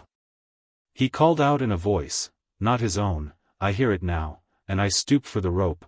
I felt I must, I felt sure he could swim, and he would come back whether or not, and I dreaded him. That was in my mind, he would come back. But he was gone down again, and I had the rope in my hand. No, there he was again, his face above the water, and he cried again, and I held my hand, and my heart said, "Die." And he sank. And I felt, it is done, I am wicked, I am lost, and I had the rope in my hand. I don't know what I thought, I was leaping away from myself, I would have saved him then. I was leaping from my crime, and there it was, close to me as I fell, there was the dead face, dead, dead. It can never be altered. That was what happened. That was what I did. You know it all. It can never be altered. She sank back in her chair, exhausted with the agitation of memory and speech. Deronda felt the burden on his spirit less heavy than the foregoing dread. The word guilty had held a possibility of interpretations worse than the fact. And Gwendolen's confession, for the very reason that her conscience made her dwell on the determining power of her evil thoughts, convinced him the more that there had been throughout a counterbalancing struggle of her better will. It seemed almost certain that her murderous thought had had no outward effect, that, quite apart from it, the death was inevitable. Still, a question as to the outward effectiveness of a criminal desire dominant enough to impel even a momentary act, cannot alter our judgment of the desire. And Deronda shrank from putting that question forward in the first instance. He held it likely that Gwendolen's remorse aggravated her inward guilt, and that she gave the character of decisive action to what had been an inappreciably instantaneous glance of desire. But her remorse was the precious sign of a recoverable nature. It was the culmination of that self-disapproval which had been the awakening of a new life within her. It marked her off from the criminals whose only regret is failure in securing their evil wish. Deronda could not utter one word to diminish that sacred aversion to her worst self, that thorn pressure which must come with the crowning of the sorrowful better, suffering because of the worse. All this mingled thought and feeling kept him silent. Speech was too momentous to be ventured on rashly. There were no words of comfort that did not carry some sacrilege. If he had opened his lips to speak, he could only have echoed, "It can never be altered, it remains unaltered, to alter other things." But he was silent and motionless, he did not know how long, before he turned to look at her, and saw her sunk back with closed eyes, like a lost, weary, storm-beaten white doe, unable to rise and pursue its unguided way. He rose and stood before her. The movement touched her consciousness, and she opened her eyes with a slight quivering that seemed like fear. "You must rest now. Try to rest, try to sleep. And may I see you again this evening, tomorrow, when you have had some rest? Let us say no more now." The tears came, and she could not answer except by a slight movement of the head. Deronda rang for attendance, spoke urgently of the necessity that she should be got to rest, and then left her. Chapter 57. The unripe grape, the ripe, and the dried. All things are changes, not into nothing, but into that which is not at present. Marcus Aurelius. Deeds are the pulse of time, his beating life. And righteous or unrighteous, being done, must throb in after-throbs till time itself be laid in darkness, and the universe quiver and breathe upon no mirror more. In the evening she sent for him again. It was already near the hour at which she had been brought in from the sea the evening before, and the light was subdued enough with blinds drawn up and windows open. She was seated gazing fixedly on the sea, resting her cheek on her hand, looking less shattered than when he had left her, but with a deep melancholy in her expression which as Deronda approached her passed into an anxious timidity. She did not put out her hand, but said, "How long ago it is." Then, "Will you sit near me again a little while?" He placed himself by her side as he had done before, and seeing that she turned to him with that indefinable expression which implies a wish to say something, he waited for her to speak. But again she looked toward the window silently, and again turned with the same expression, which yet did not issue in speech. There was some fear hindering her, and Deronda, wishing to relieve her timidity, averted his face. Presently he heard her cry imploringly, "You will not say that anyone else should know?" "Most decidedly not," said Deronda. "There is no action that ought to be taken in consequence. There is no injury that could be righted in that way. There is no retribution that any mortal could apportion justly."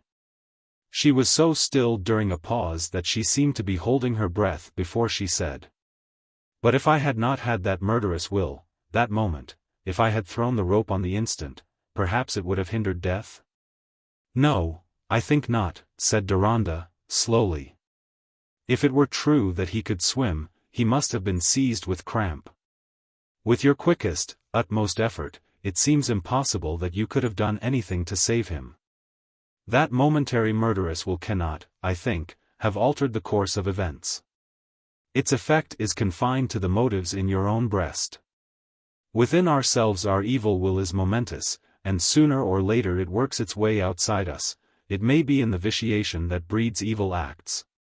But also it may be in the self-abhorrence that stings us into better striving. I am saved from robbing others. There are others, they will have everything, they will have what they ought to have. I knew that some time before I left town. You do not suspect me of wrong desires about those things? She spoke hesitatingly.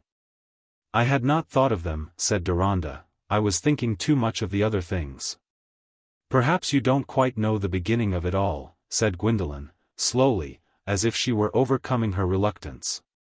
There was someone else he ought to have married. And I knew it, and I told her I would not hinder it.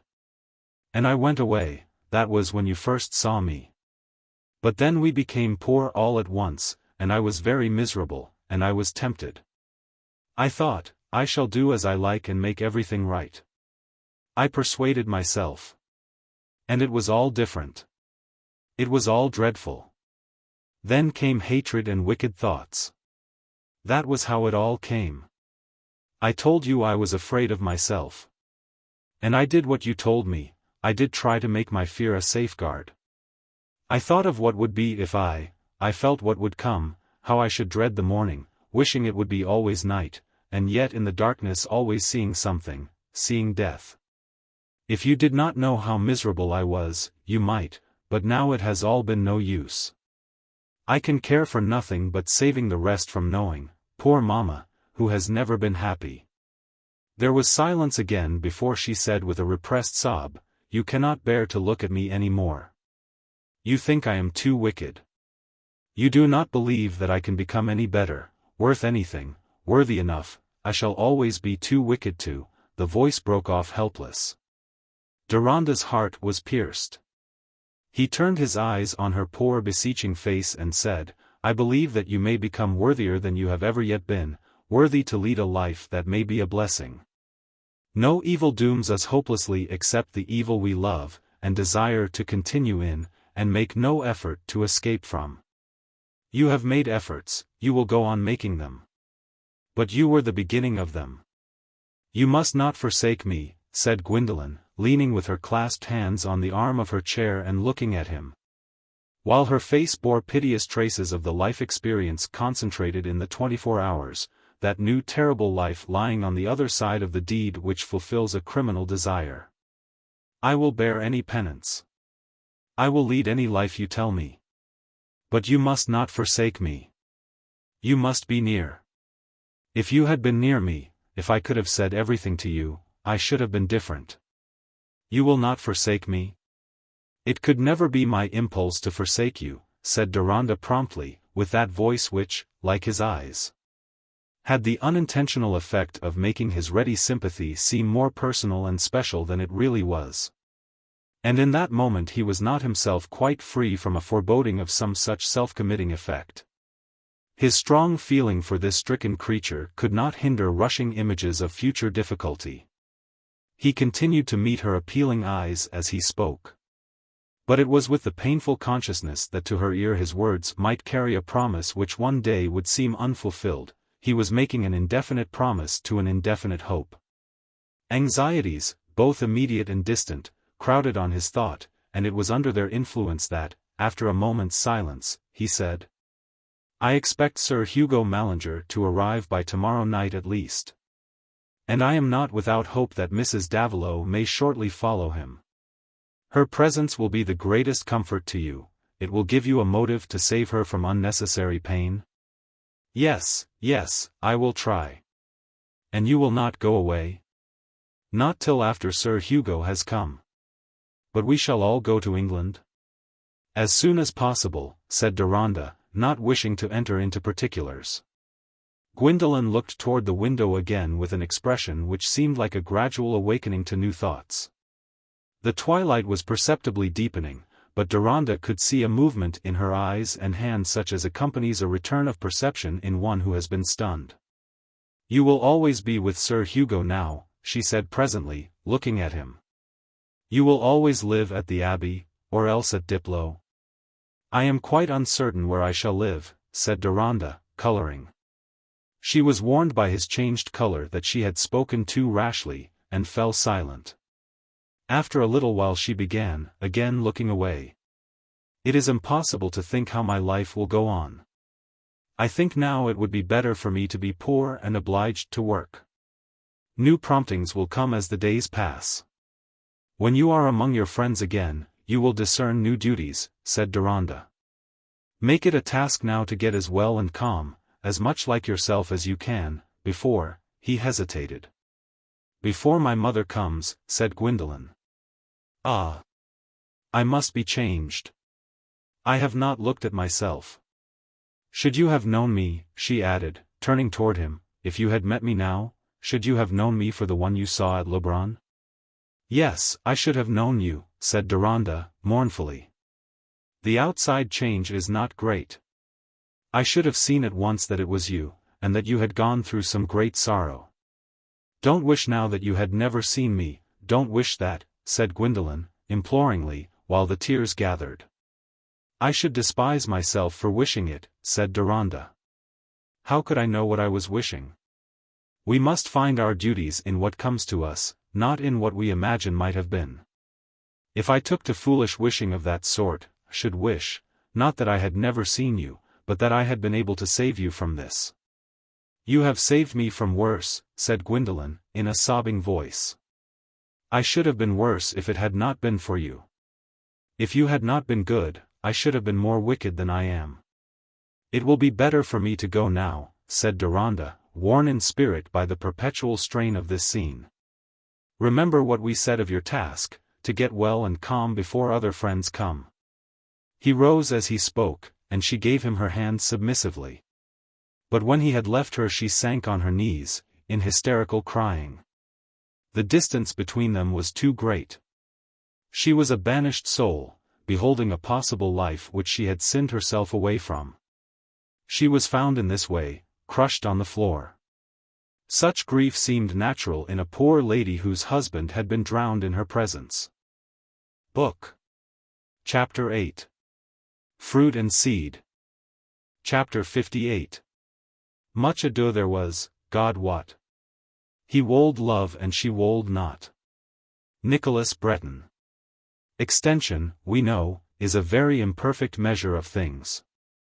And the length of the sun's journeying can no more tell us how life has advanced than the acreage of a field can tell us what growths may be active within it.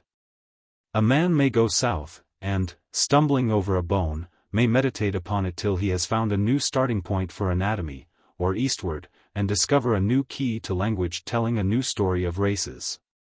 Or he may head an expedition that opens new continental pathways, get himself maimed in body, and go through a whole heroic poem of resolve and endurance.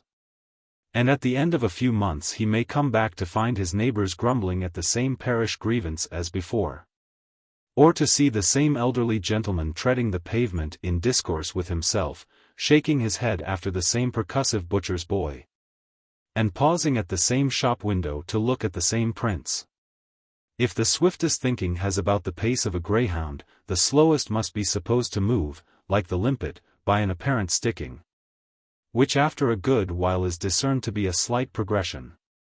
Such differences are manifest in the variable intensity which we call human experience, from the revolutionary rush of change which makes a new inner and outer life, to that quiet recurrence of the familiar, which has no other epochs than those of hunger and the heavens.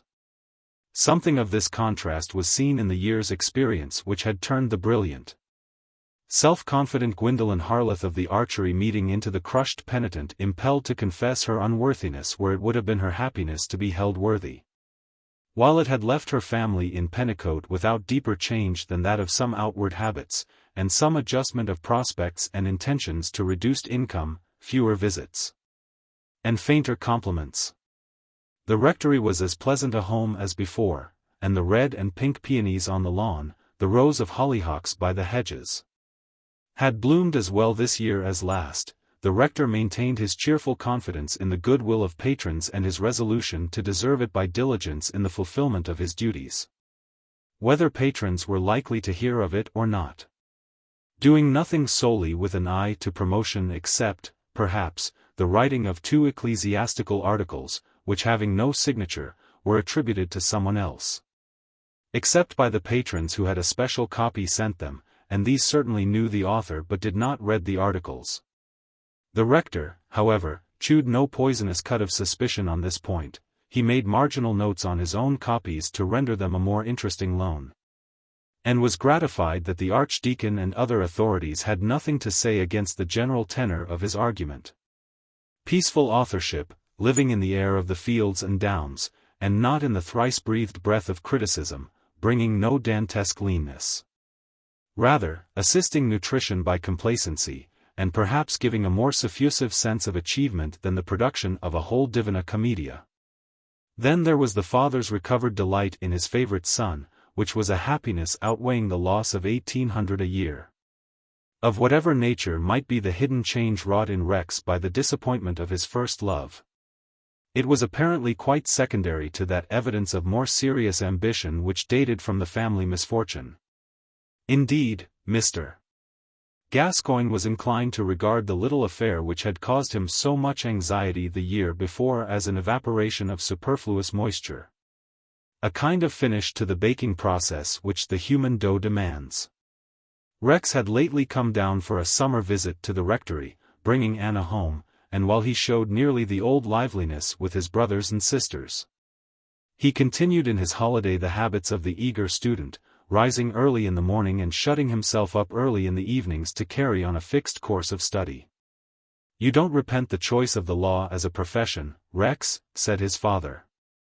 "There is no profession I would choose before it," said Rex. "I should like to end my life as a first-rate judge, and help to draw up a code. I reverse the famous dictum.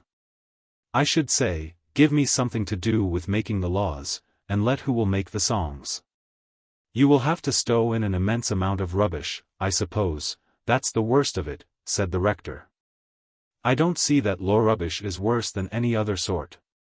It is not so bad as the rubbishy literature that people choke their minds with. It doesn't make one so dull.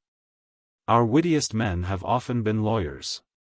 Any orderly way of looking at things as cases and evidence seems to me better than a perpetual wash of odds and ends bearing on nothing in particular. And then, from a higher point of view, the foundations and the growth of law make the most interesting aspects of philosophy and history. Of course there will be a good deal that is troublesome, drudging, perhaps exasperating. But the great prizes in life can't be won easily, I see that. Well, my boy, the best augury of a man's success in his profession is that he thinks it the finest in the world. But I fancy it so with most work when a man goes into it with a will. Brewitt, the blacksmith, said to me the other day that his apprentice had no mind to his trade, and yet, sir, said Brewitt, what would a young fellow have if he doesn't like the blacksmithing? The rector cherished a fatherly delight, which he allowed to escape him only in moderation. Warham, who had gone to India, he had easily borne parting with, but Rex was that romance of later life which a man sometimes finds in a son whom he recognizes as superior to himself, picturing a future eminence for him according to a variety of famous examples. It was only to his wife that he said with decision, "Rex will be a distinguished man, Nancy, I am sure of it, as sure as Paley's father was about his son." "Was Paley an old bachelor?" said Mrs. Gascoigne. "That is hardly to the point, my dear," said the rector, who did not remember that irrelevant detail. And Mrs. Gascoigne felt that she had spoken rather weakly. This quiet trotting of time at the rectory was shared by the group who had exchanged the faded dignity of a Fendine for the low white house not a mile off, well enclosed with evergreens, and known to the villagers as Jodsons. Mrs. Davilow's delicate face showed only a slight deepening of its mild melancholy, her hair only a few more silver lines, in consequence of the last year's trials. The 4 girls had bloomed out a little from being less in the shade. And the good Jocosa preserved her serviceable neutrality toward the pleasures and glories of the world as things made for those who were not in a situation. The low narrow drawing-room, enlarged by 2 quaint projecting windows, with lattices wide open on a July afternoon to the scent of monthly roses, the faint murmurs of the garden, and the occasional rare sound of hoofs and wheels seeming to clarify the succeeding silence, made rather a crowded, lively scene, Rex and Anna being added to the usual group of 6. Anna, always a favorite with her younger cousins, had much to tell of her new experience, and the acquaintances she had made in London, and when on her first visit she came alone. Many questions were asked her about Gwendolen's house in Grosvenor Square, what Gwendolen herself had said, and what anyone else had said about Gwendolen. Had Anna been to see Gwendolen after she had known about the yacht? No, an answer which left speculation free concerning everything connected with that interesting unknown vessel beyond the fact that Gwendolen had written just before she set out to say that Mr. Grandcourt and she were going yachting on the Mediterranean, and again from Marseilles to say that she was sure to like the yachting, the cabins were very elegant. And she would probably not send another letter till she had written quite a long diary filled with dittos. Also, this movement of Mr. and Mrs. Grandcourt had been mentioned in the newspaper. So that altogether this new phase of Gwendolen's exalted life made a striking part of the sisters' romance. The book-devouring Isabel throwing in a corsair or 2 to make an adventure that might end well. But when Rex was present, the girls, according to instructions, never started this fascinating topic.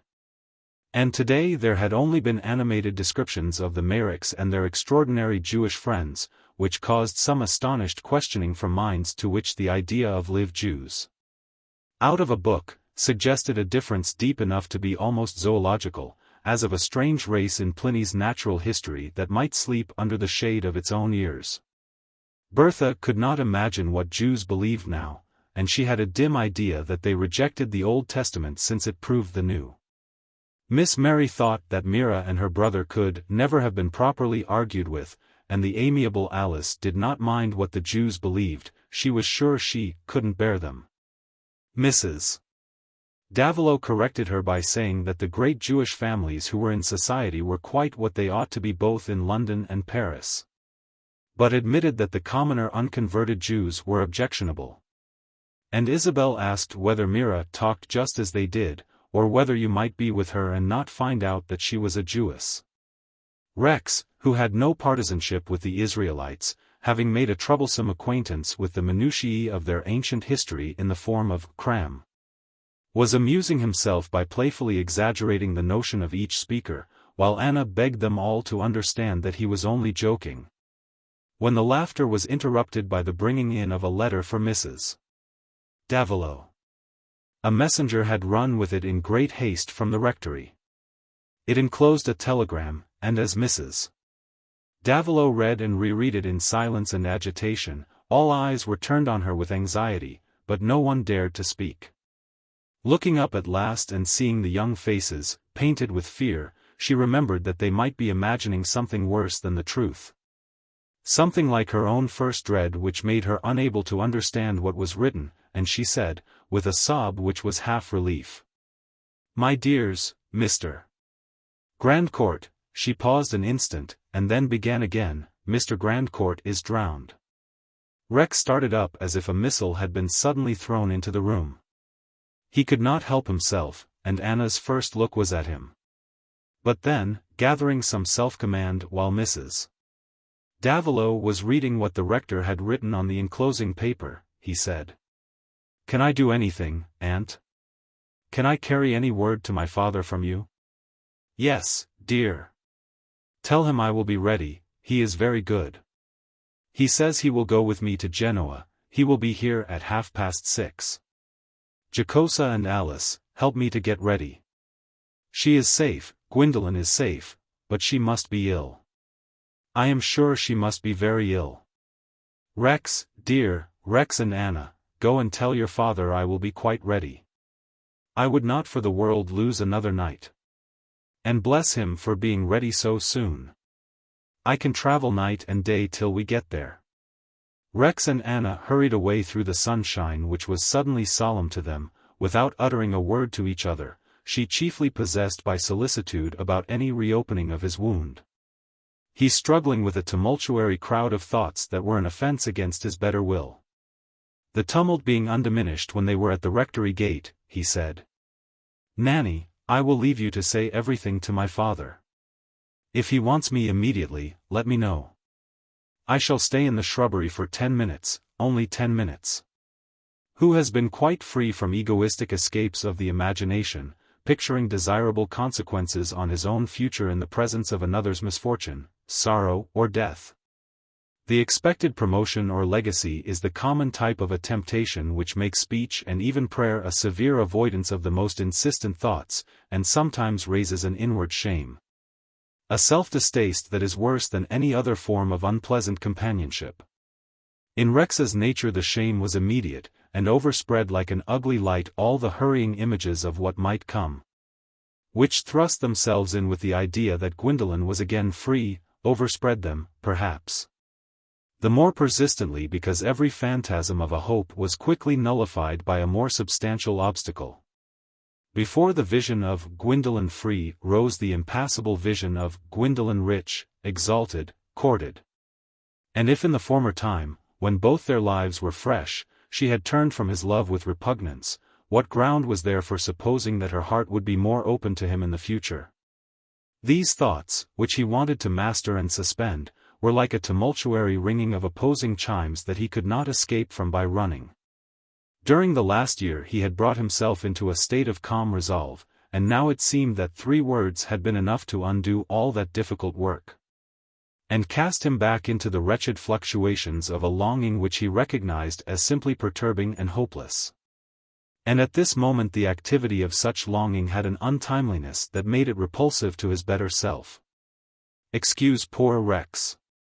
It was not much more than 18 months since he had been laid low by an archer who sometimes touches his arrow with a subtle, lingering poison. The disappointment of a youthful passion has effects as incalculable as those of smallpox which may make one person plain and a genius, another less plain and more foolish, another plain without detriment to his folly, and leave perhaps the majority without obvious change. Everything depends, not on the mere fact of disappointment, but on the nature affected and the force that stirs it. In Rex's well-endowed nature, brief as the hope had been, the passionate stirring had gone deep, and the effect of disappointment was revolutionary, though fraught with a beneficent new order which retained most of the old virtues. In certain respects he believed that it had finally determined the bias and color of his life. Now, however, it seemed that his inward peace was hardly more than that of Republican Florence, and his heart no better than the alarm bell that made work slack and tumult busy. Rex's love had been of that sudden, penetrating, clinging sort which the ancients knew and sung, and in singing made a fashion of talk for many moderns whose experience has by no means a fiery, demonic character. To have the consciousness suddenly steeped with another's personality. To have the strongest inclinations possessed by an image which retains its dominance in spite of change and apart from worthiness, nay, to feel a passion which clings faster for the tragic pangs inflicted by a cruel, reorganized unworthiness, is a phase of love which in the feeble and common-minded has a repulsive likeness to his blind animalism insensible to the higher sway of moral affinity or heaven-lit admiration. But when this attaching force is present in a nature not of brutish unmodifiableness, but of a human dignity that can risk itself safely, it may even result in a devotedness not unfit to be called divine in a higher sense than the ancient. Phlegmatic rationality stares and shakes its head at these unaccountable prepossessions, but they exist as undeniably as the winds and waves, determining here a wreck and there a triumphant voyage. This sort of passion had nested in the sweet-natured, strong Rex, and he had made up his mind to its companionship, as if it had been an object supremely dear, stricken dumb and helpless, and turning all the future of tenderness into a shadow of the past. But he had also made up his mind that his life was not to be pauperized because he had had to renounce one sort of joy.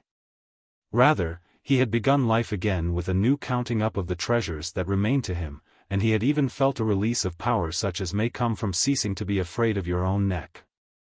And now, here he was pacing the shrubbery, angry with himself that the sense of irrevocableness in his lot, which ought in reason to have been as strong as ever, had been shaken by a change of circumstances that could make no change in relation to him.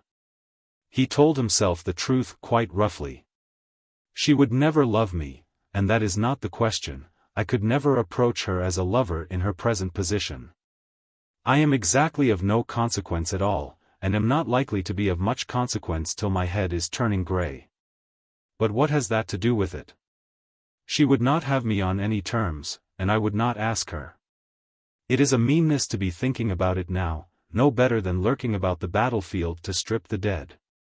But there never was more gratuitous sinning. I have nothing to gain there, absolutely nothing. Then why can't I face the facts, and behave as they demand, instead of leaving my father to suppose that there are matters he can't speak to me about, though I might be useful in them? The last thought made one wave with the impulse that sent Rex walking firmly into the house and through the open door of the study, where he saw his father packing a traveling desk. "Can I be of any use, sir?" said Rex, with rallied courage, as his father looked up at him. "Yes, my boy. When I'm gone, just see to my letters, and answer where necessary, and send me word of everything. Dymock will manage the parish very well, and you will stay with your mother, or, at least, go up and down again, till I come back, whenever that may be." "You will hardly be very long, sir, I suppose," said Rex, beginning to strap a railway rug. "You will perhaps bring my cousin back to England?" He forced himself to speak of Gwendolen for the first time, and the rector noticed the epoch with satisfaction. "That depends," he answered, taking the subject as a matter of course between them. "Perhaps her mother may stay there with her, and I may come back very soon. This telegram leaves us in ignorance, which is rather anxious. But no doubt the arrangements of the will lately made are satisfactory, and there may possibly be an heir yet to be born. In any case, I feel confident that Gwendolen will be liberally, I should expect, splendidly, provided for." "It must have been a great shock for her," said Rex, getting more resolute after the first twinge had been born. "I suppose he was a devoted husband." "No doubt of it," said the rector, in his most decided manner. "Few men of his position would have come forward as he did under the circumstances." Rex had never seen Grandcourt, had never been spoken to about him by anyone of the family, and knew nothing of Gwendolen's flight from her suitor to Leubronn. He only knew that Grandcourt, being very much in love with her, had made her an offer in the first weeks of her sudden poverty, and had behaved very handsomely in providing for her mother and sisters. That was all very natural and what Rex himself would have liked to do.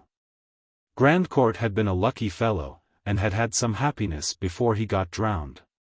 Yet Rex wondered much whether Gwendolen had been in love with the successful suitor, or had only forborne to tell him that she hated being made love to. Chapter 59. I count myself in nothing else so happy as in a soul remembering my good friends. Shakespeare. Sir Hugo Mallinger was not so prompt in starting for Genoa as Mr. Gascoigne had been, and Deronda on all accounts would not take his departure until he had seen the baronet. There was not only Grandcourt's death, but also the late crisis in his own life to make reasons why his oldest friend would desire to have the unrestrained communication of speech with him. For in writing he had not felt able to give any details concerning the mother who had come and gone like an apparition. It was not till the fifth evening that Deronda, according to telegram, waited for Sir Hugo at the station, where he was to arrive between 8 and 9. And while he was looking forward to the sight of the kind, familiar face, which was part of his earliest memories, something like a smile, in spite of his late tragic experience, might have been detected in his eyes and the curve of his lips at the idea of Sir Hugo's pleasure in being now master of his estates, able to leave them to his daughters. Or at least, according to a view of inheritance which had just been strongly impressed on Deronda's imagination, to take makeshift feminine offspring as intermediate to a satisfactory heir in a grandson. We should be churlish creatures if we could have no joy in our fellow mortals' joy. Unless it were in agreement with our theory of righteous distribution and our highest ideal of human good, what sour corners our mouths would get, our eyes, what frozen glances. And all the while our own possessions and desires would not exactly adjust themselves to our ideal. We must have some comradeship with imperfection. And it is, happily, possible to feel gratitude even where we discern a mistake that may have been injurious. The vehicle of the mistake being an affectionate intention prosecuted through a lifetime of kindly offices. Deronda's feeling and judgment were strongly against the action of Sir Hugo in making himself the agent of a falsity, yes. A falsity, he could give no milder name to the concealment under which he had been reared. But the baronet had probably had no clear knowledge concerning the mother's breach of trust, and with his light, easy way of taking life, had held it a reasonable preference in her that her son should be made an English gentleman, seeing that she had the eccentricity of not caring to part from her child, and be to him as if she were not. Daniel's affectionate gratitude towards Sir Hugo made him wish to find grounds of excuse rather than blame. For it is as possible to be rigid in principle and tender in blame, as it is to suffer from the sight of things hung awry, and yet to be patient with the hanger who sees amiss. If Sir Hugo in his bachelorhood had been beguiled into regarding children chiefly as a product intended to make life more agreeable to the full-grown, whose convenience alone was to be consulted in the disposal of them, why, he had shared an assumption which, if not formally avowed, was massively acted on at that date of the world's history. And Deronda, with all his keen memory of the painful inward struggle he had gone through in his boyhood, was able also to remember the many signs that his experience had been entirely shut out from Sir Hugo's conception. Ignorant kindness may have the effect of cruelty. But to be angry with it as if it were direct cruelty would be an ignorant unkindness, the most remote from Deronda's large imaginative lenience toward others. And perhaps now, after the searching scenes of the last 10 days, in which the curtain had been lifted for him from the secrets of lives unlike his own, he was more than ever disposed to check that rashness of indignation or resentment which has an unpleasant likeness to the love of punishing. When he saw Sir Hugo's familiar figure descending from the railway carriage, the lifelong affection which had been well accustomed to make excuses flowed in and submerged all newer knowledge that might have seemed fresh ground for blame. "Well, Dan," said Sir Hugo, with a serious fervor, grasping Deronda's hand. He uttered no other words of greeting, there was too strong a rush of mutual consciousness. The next thing was to give orders to the courier, and then to propose walking slowly in the mild evening, there being no hurry to get to the hotel. "I have taken my journey easily, and am in excellent condition," he said, as he and Deronda came out under the starlight, which was still faint with the lingering sheen of day. "I didn't hurry in setting off, because I wanted to inquire into things a little, and so I got sight of your letter to Lady Mallinger before I started. But now, how is the widow?" "Getting calmer," said Deronda. "She seems to be escaping the bodily illness that one might have feared for her, after her plunge and terrible excitement. Her uncle and mother came 2 days ago, and she is being well taken care of." "Any prospect of an heir being born?" "From what Mr. Gascoigne said to me, I conclude not." He spoke as if it were a question whether the widow would have the estates for her life. "It will not be much of a wrench to her affections, I fancy, this loss of the husband?" said Sir Hugo, looking round at Deronda. "The suddenness of the death has been a great blow to her," said Deronda, quietly evading the question. "I wonder whether Grandcourt gave her any notion what were the provisions of his will," said Sir Hugo. "Do you know what they are, sir?" parried Deronda. "Yes, I do," said the baronet, quickly. "Gad! If there is no prospect of a legitimate heir, he has left everything to a boy he had by a Mrs. Glasher. You know nothing about the affair, I suppose, but she was a sort of wife to him for a good many years, and there are 3 older children, girls. The boy is to take his father's name. He is Henley already, and he is to be Henley Mallinger Grandcourt. The Mallinger will be of no use to him, I am happy to say. But the young dog will have more than enough with his 14 years minority, no need to have had holes filled up with my 50,000 for Diplo that he had no right to, and meanwhile my beauty. The young widow is to put up with a poor 2,000 a year and the house at Gadsmere, a nice kind of banishment for her if she chose to shut herself up there, which I don't think she will. The boy's mother has been living there of late years. I'm perfectly disgusted with Grandcourt. I don't know that I'm obliged to think the better of him because he's drowned, though, so far as my affairs are concerned, nothing in his life became him like the leaving it. In my opinion he did wrong when he married this wife, not in leaving his estates to the son, said Deronda, rather dryly. I say nothing against his leaving the land to the lad, said Sir Hugo. But since he had married this girl he ought to have given her a handsome provision, such as she could live on in a style fitted to the rank he had raised her to. She ought to have had 4,000 or 5,000 a year and the London house for her life, that's what I should have done for her. I suppose, as she was penniless, her friends couldn't stand out for a settlement, else it's ill-trusting to the will a man may make after he's married.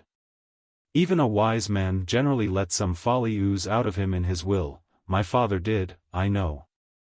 And if a fellow has any spite or tyranny in him, he's likely to bottle off a good deal for keeping in that sort of document. It's quite clear Grandcourt meant that his death should put an extinguisher on his wife, if she bore him no heir. And, in the other case, I suppose everything would have been reversed, illegitimacy would have had the extinguisher, said Deronda, with some scorn. Precisely, Gadsmere and the 2,000. It's queer. One nuisance is that Grandcourt has made me an executor, but seeing he was the son of my only brother, I can't refuse to act. And I shall mind it less if I can be of any use to the widow. Lush thinks she was not in ignorance about the family under the rose, and the purport of the will. He hints that there was no very good understanding between the couple. But I fancy you are the man who knew most about what Mrs. Grandcourt felt or did not feel, Dan. Sir Hugo did not put this question with his usual jocoseness, but rather with a lowered tone of interested inquiry, and Deronda felt that any evasion would be misinterpreted. He answered gravely. She was certainly not happy. They were unsuited to each other. But as to the disposal of the property, from all I have seen of her, should predict that she will be quite contented with it. Then she is not much like the rest of her sex. That's all I can say, said Sir Hugo, with a slight shrug.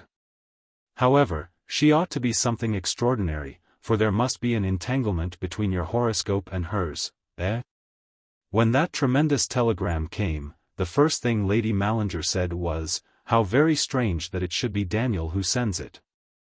But I have had something of the same sort in my own life. I was once at a foreign hotel where a lady had been left by her husband without money. When I heard of it, and came forward to help her, who should she be but an early flame of mine, who had been fool enough to marry an Austrian baron with a long moustache and short affection? But it was an affair of my own that called me there, nothing to do with knight-errantry, any more than you coming to Genoa had to do with the Grandcourts. There was silence for a little while. Sir Hugo had begun to talk of the Grandcourts as the less difficult subject between himself and Deronda. But they were both wishing to overcome a reluctance to perfect frankness on the events which touched their relation to each other. Deronda felt that his letter, after the first interview with his mother, had been rather a thickening than a breaking of the ice. And that he ought to wait for the first opening to come from Sir Hugo. Just when they were about to lose sight of the port, the baronet turned, and pausing as if to get a last view, said in a tone of more serious feeling, "And about the main business of your coming to Genoa, Dan? You have not been deeply pained by anything you have learned, I hope? There is nothing that you feel need change your position in any way? You know, whatever happens to you must always be of importance to me." "I desire to meet your goodness by perfect confidence, sir," said Deronda. "But I can't answer those questions truly by a simple yes or no. Much that I have heard about the past has pained me. And it has been a pain to meet and part with my mother in her suffering state, as I have been compelled to do. But it is no pain, it is rather a clearing up of doubts for which I am thankful, to know my parentage. As to the effect on my position, there will be no change in my gratitude to you, sir, for the fatherly care and affection you have always shown me. But to know that I was born a Jew, may have a momentous influence on my life, which I am hardly able to tell you of at present. Deronda spoke the last sentence with a resolve that overcame some diffidence. He felt that the differences between Sir Hugo's nature and his own would have, by and by, to disclose themselves more markedly than had ever yet been needful. The baronet gave him a quick glance, and turned to walk on. After a few moments' silence, in which he had reviewed all the material in his memory which would enable him to interpret Deronda's words, he said, "I have long expected something remarkable from you, Dan. But, for God's sake, don't go into any eccentricities. I can tolerate any man's difference of opinion, but let him tell it me without getting himself up as a lunatic. At this stage of the world, if a man wants to be taken seriously, he must keep clear of melodrama. Don't misunderstand me. I am not suspecting you of setting up any lunacy on your own account. I only think you might easily be led arm in arm with a lunatic, especially if he wanted defending. You have a passion for people who are pelted, Dan. I'm sorry for them too. But so far as company goes, it's a bad ground of selection. However, I don't ask you to anticipate your inclination in anything you have to tell me. When you make up your mind to a course that requires money, I have some £16,000 that have been accumulating for you over and above what you have been having the interest of as income. And now I am come, I suppose you want to get back to England as soon as you can? I must go first to Mainz to get away a chest of my grandfather's, and perhaps to see a friend of his," said Deronda. "Although the chest has been lying there these 20 years, I have an unreasonable sort of nervous eagerness to get it away under my care. As if it were more likely now than before that something might happen to it. And perhaps I am the more uneasy, because I lingered after my mother left, instead of setting out immediately. Yet I can't regret that I was here, else Mrs. Grandcourt would have had none but servants to act for her." "Yes, yes," said Sir Hugo, with a flippancy which was an escape of some vexation hidden under his more serious speech. "I hope you are not going to set a dead Jew above a living Christian." Deronda colored, and repressed a retort. They were just turning into the Italia. Chapter 60. But I shall say no more of this at this time, for this is to be felt and not to be talked of. And they who never touched it with their fingers may secretly perhaps laugh at it in their hearts and be never the wiser. Jeremy Taylor. The Roman emperor in the legend put to death 10 learned Israelites to avenge the sale of Joseph by his brethren. And there have always been enough of his kidney, whose piety lies in punishing who can see the justice of grudges but not of gratitude. For you shall never convince the stronger feeling that it hath not the stronger reason, or incline him who hath no love to believe that there is good ground for loving. As we may learn from the order of word-making, wherein love precedeth lovable. When Deronda presented his letter at the banking house in the Schusterstrasse at Mainz, and asked for Joseph Kalonymos, he was presently shown into an inner room, where, seated at a table arranging open letters, was the white-bearded man whom he had seen the year before in the synagogue at Frankfurt. He wore his hat, it seemed to be the same old felt hat as before, and near him was a packed portmanteau with a wrap and overcoat upon it. On seeing Deronda enter he rose, but did not advance or put out his hand. Looking at him with small penetrating eyes which glittered like black gems in the midst of his yellowish face and white hair, he said in German, "Good. It is now you who seek me, young man." "Yes. I seek you with gratitude, as a friend of my grandfather's," said Deronda, "and I am under an obligation to you for giving yourself much trouble on my account." He spoke without difficulty in that liberal German tongue which takes many strange accents to its maternal bosom. Kalonymos now put out his hand and said cordially, "So you are no longer angry at being something more than an Englishman?" "On the contrary. I thank you heartily for helping to save me from remaining in ignorance of my parentage, and for taking care of the chest that my grandfather left in trust for me." Sit down," said Kalonymos, in a quick undertone, seating himself again, and pointing to a chair near him. Then deliberately laying aside his hat and showing a head thickly covered, with white hair, he stroked and clutched his beard while he looked examiningly at the young face before him.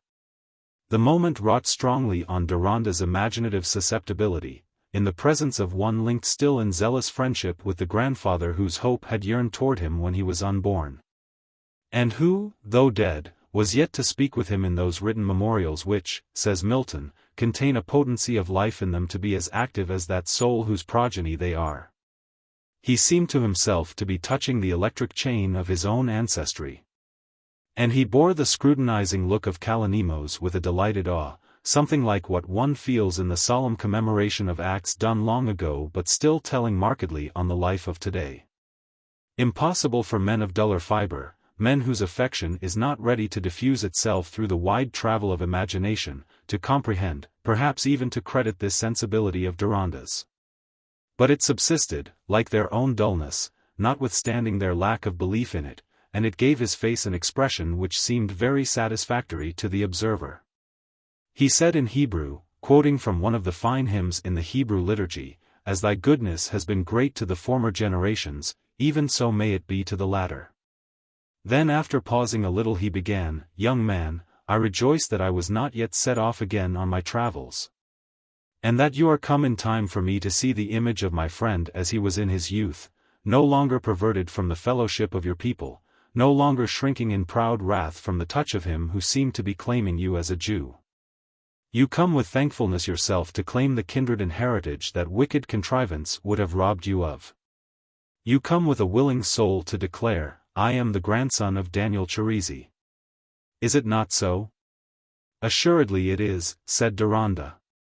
"But let me say that I should at no time have been inclined to treat a Jew with incivility simply because he was a Jew.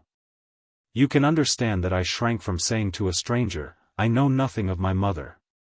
A sin," said Kalonymos, putting up his hand and closing his eyes in disgust.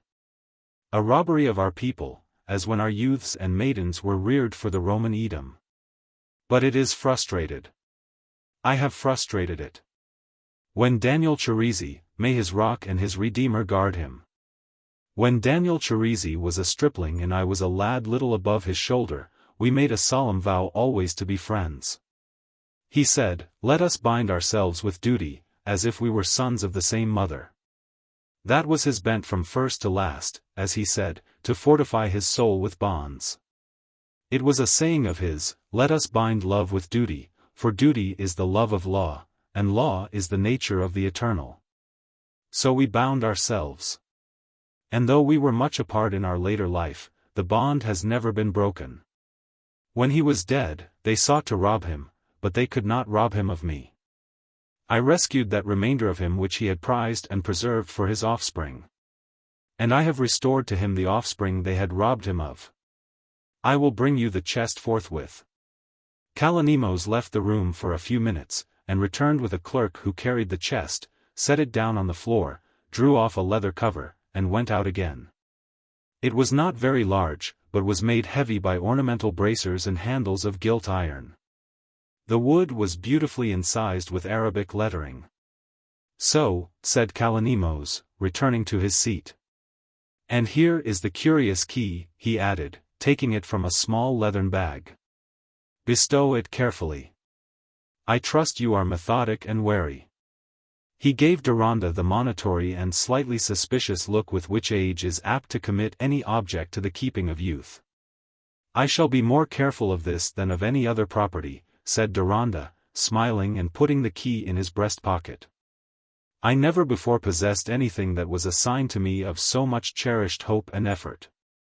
And I shall never forget that the effort was partly yours. Have you time to tell me more of my grandfather? Or shall I be trespassing in staying longer?" "Stay yet a while. In an hour and 18 minutes I start for Trieste," said Kalonymos, looking at his watch, "and presently my sons will expect my attention. Will you let me make you known to them, so that they may have the pleasure of showing hospitality to my friend's grandson? They dwell here in ease and luxury, though I choose to be a wanderer. I shall be glad if you will commend me to their acquaintance for some future opportunity, said Deronda. "There are pressing claims calling me to England, friends who may be much in need of my presence.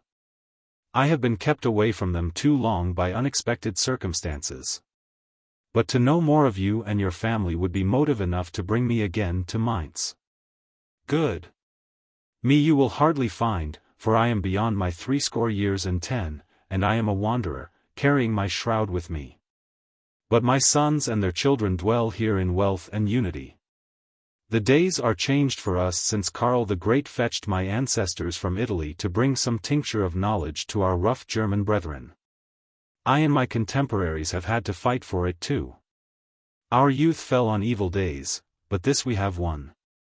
We increase our wealth and safety, and the learning of all Germany is fed and fattened by Jewish brains, though they keep not always their Jewish hearts. Have you been left altogether ignorant of your people's life, young man?"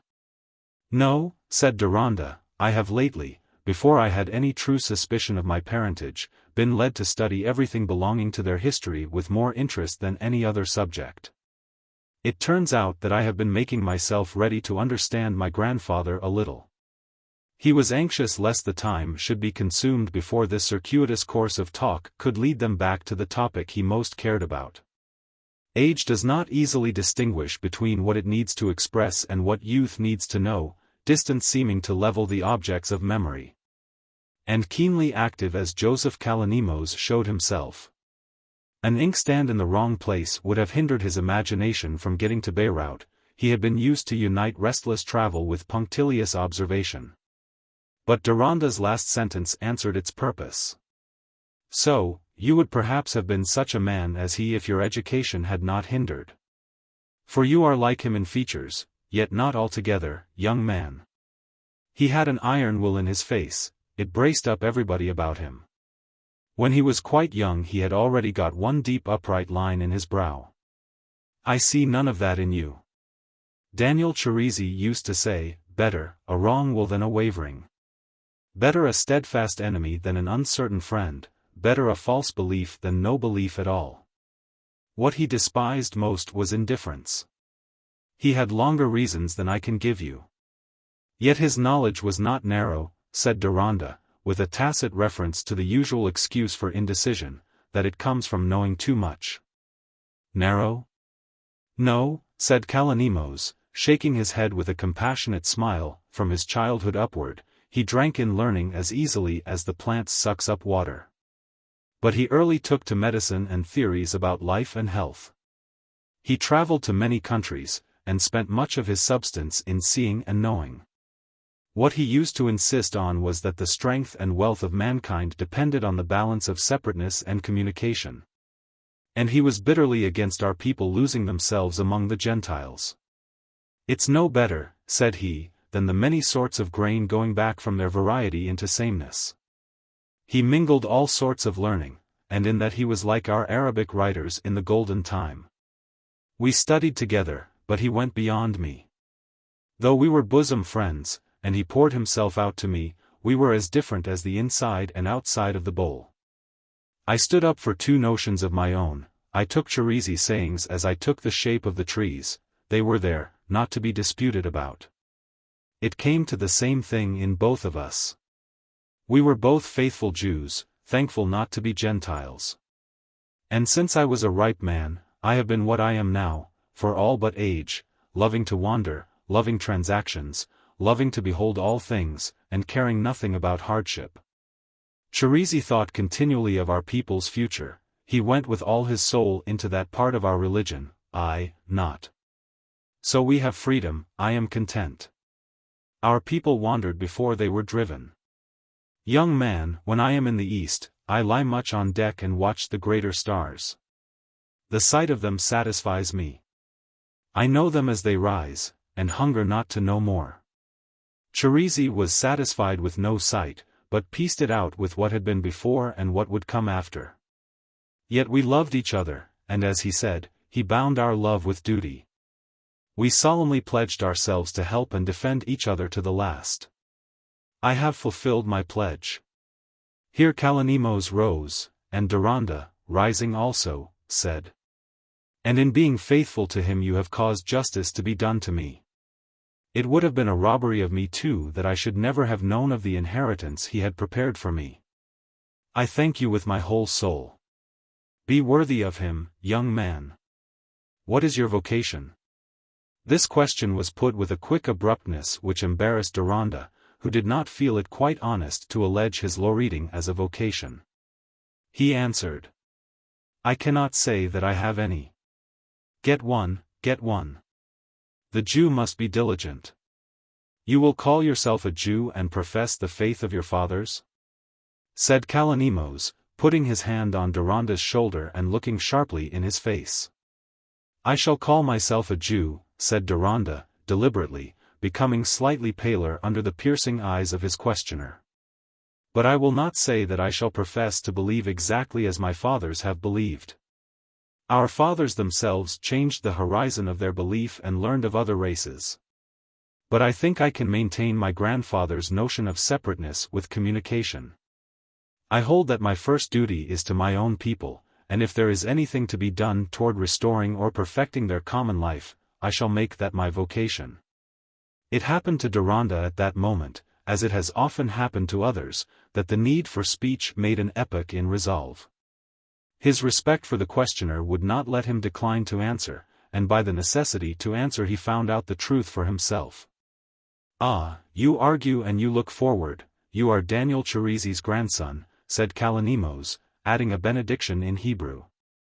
With that they parted.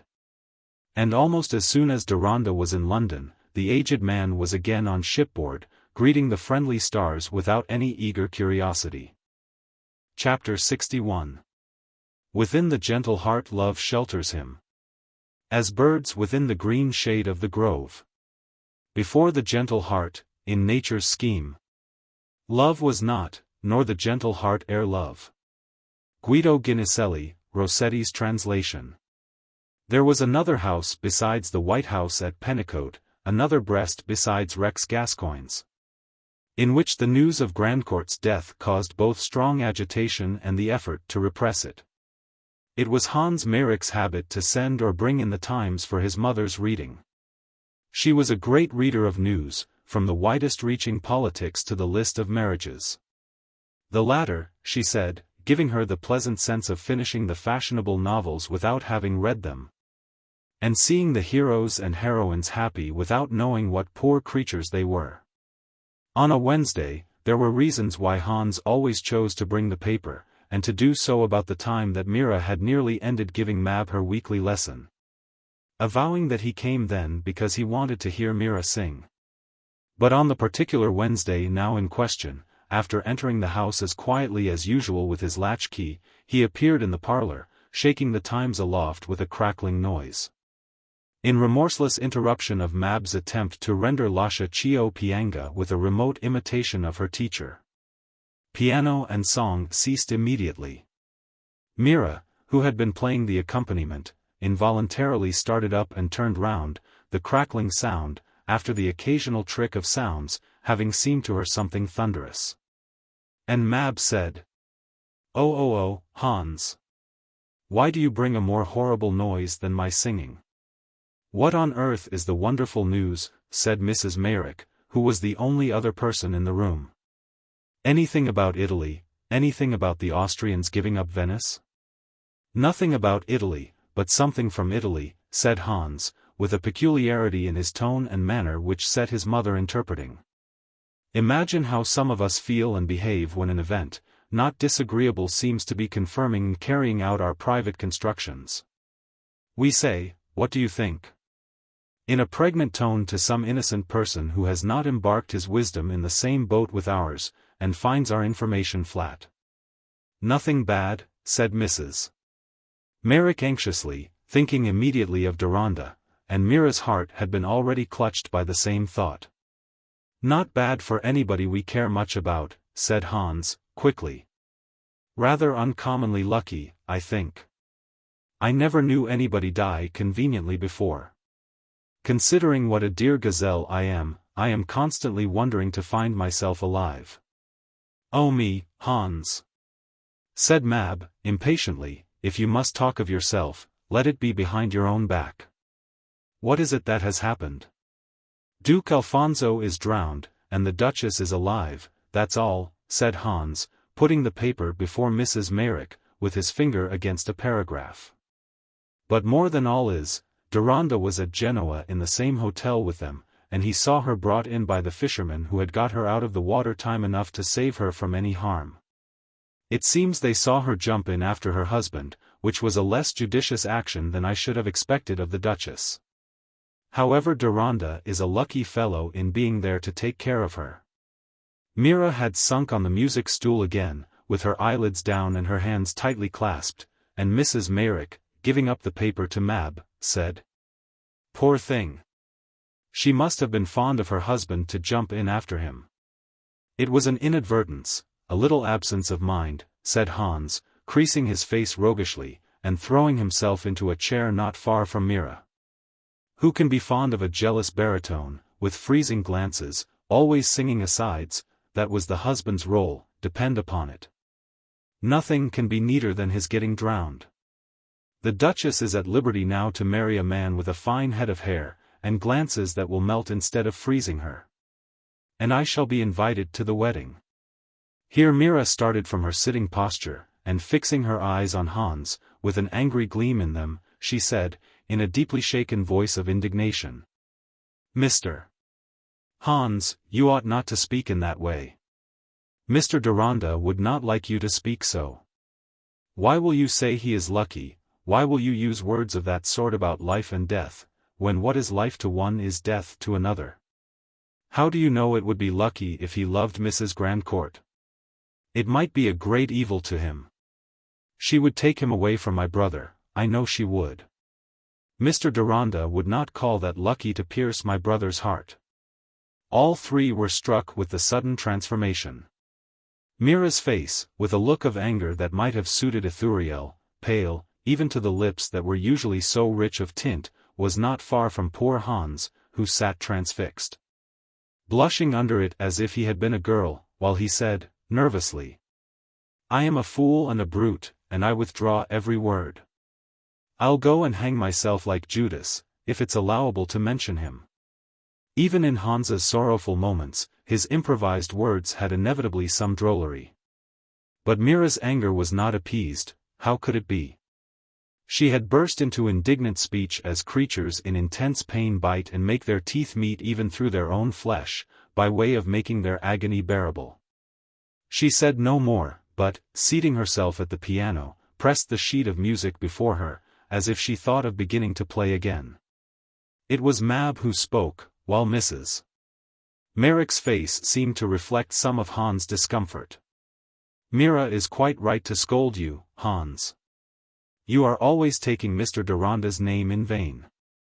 And it is horrible, joking in that way about his marrying Mrs. Grandcourt. Men's minds must be very black, I think," ended Mab, with much scorn. "Quite true, my dear," said Hans, in a low tone, rising and turning on his heel to walk toward the back window. "We had better go on, Mab." "You have not given your full time to the lesson," said Mira, in a higher tone than usual. "Will you sing this again, or shall I sing it to you?" "Oh, please sing it to me," said Mab, rejoiced to take no more notice of what had happened. And Mira immediately sang Lascia Ch'io Pianga, giving forth its melodious sobs and cries with new fullness and energy.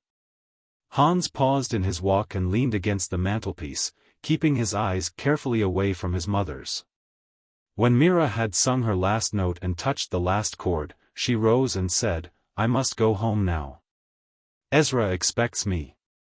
She gave her hand silently to Mrs. Merrick and hung back a little, not daring to look at her, instead of kissing her, as usual. But the little mother drew Mira's face down to hers, and said, soothingly, "God bless you, my dear." Mira felt that she had committed an offense against Mrs. Merrick by angrily rebuking Hans, and mixed with the rest of her suffering was the sense that she had shown something like a proud ingratitude, an unbecoming assertion of superiority. And her friend had divined this compunction.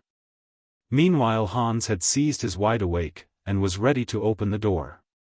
"Now, Hans," said Mab, with what was really a sister's tenderness cunningly disguised, you are not going to walk home with Mira. I am sure she would rather not. You are so dreadfully disagreeable today. I shall go to take care of her, if she does not forbid me, said Hans, opening the door.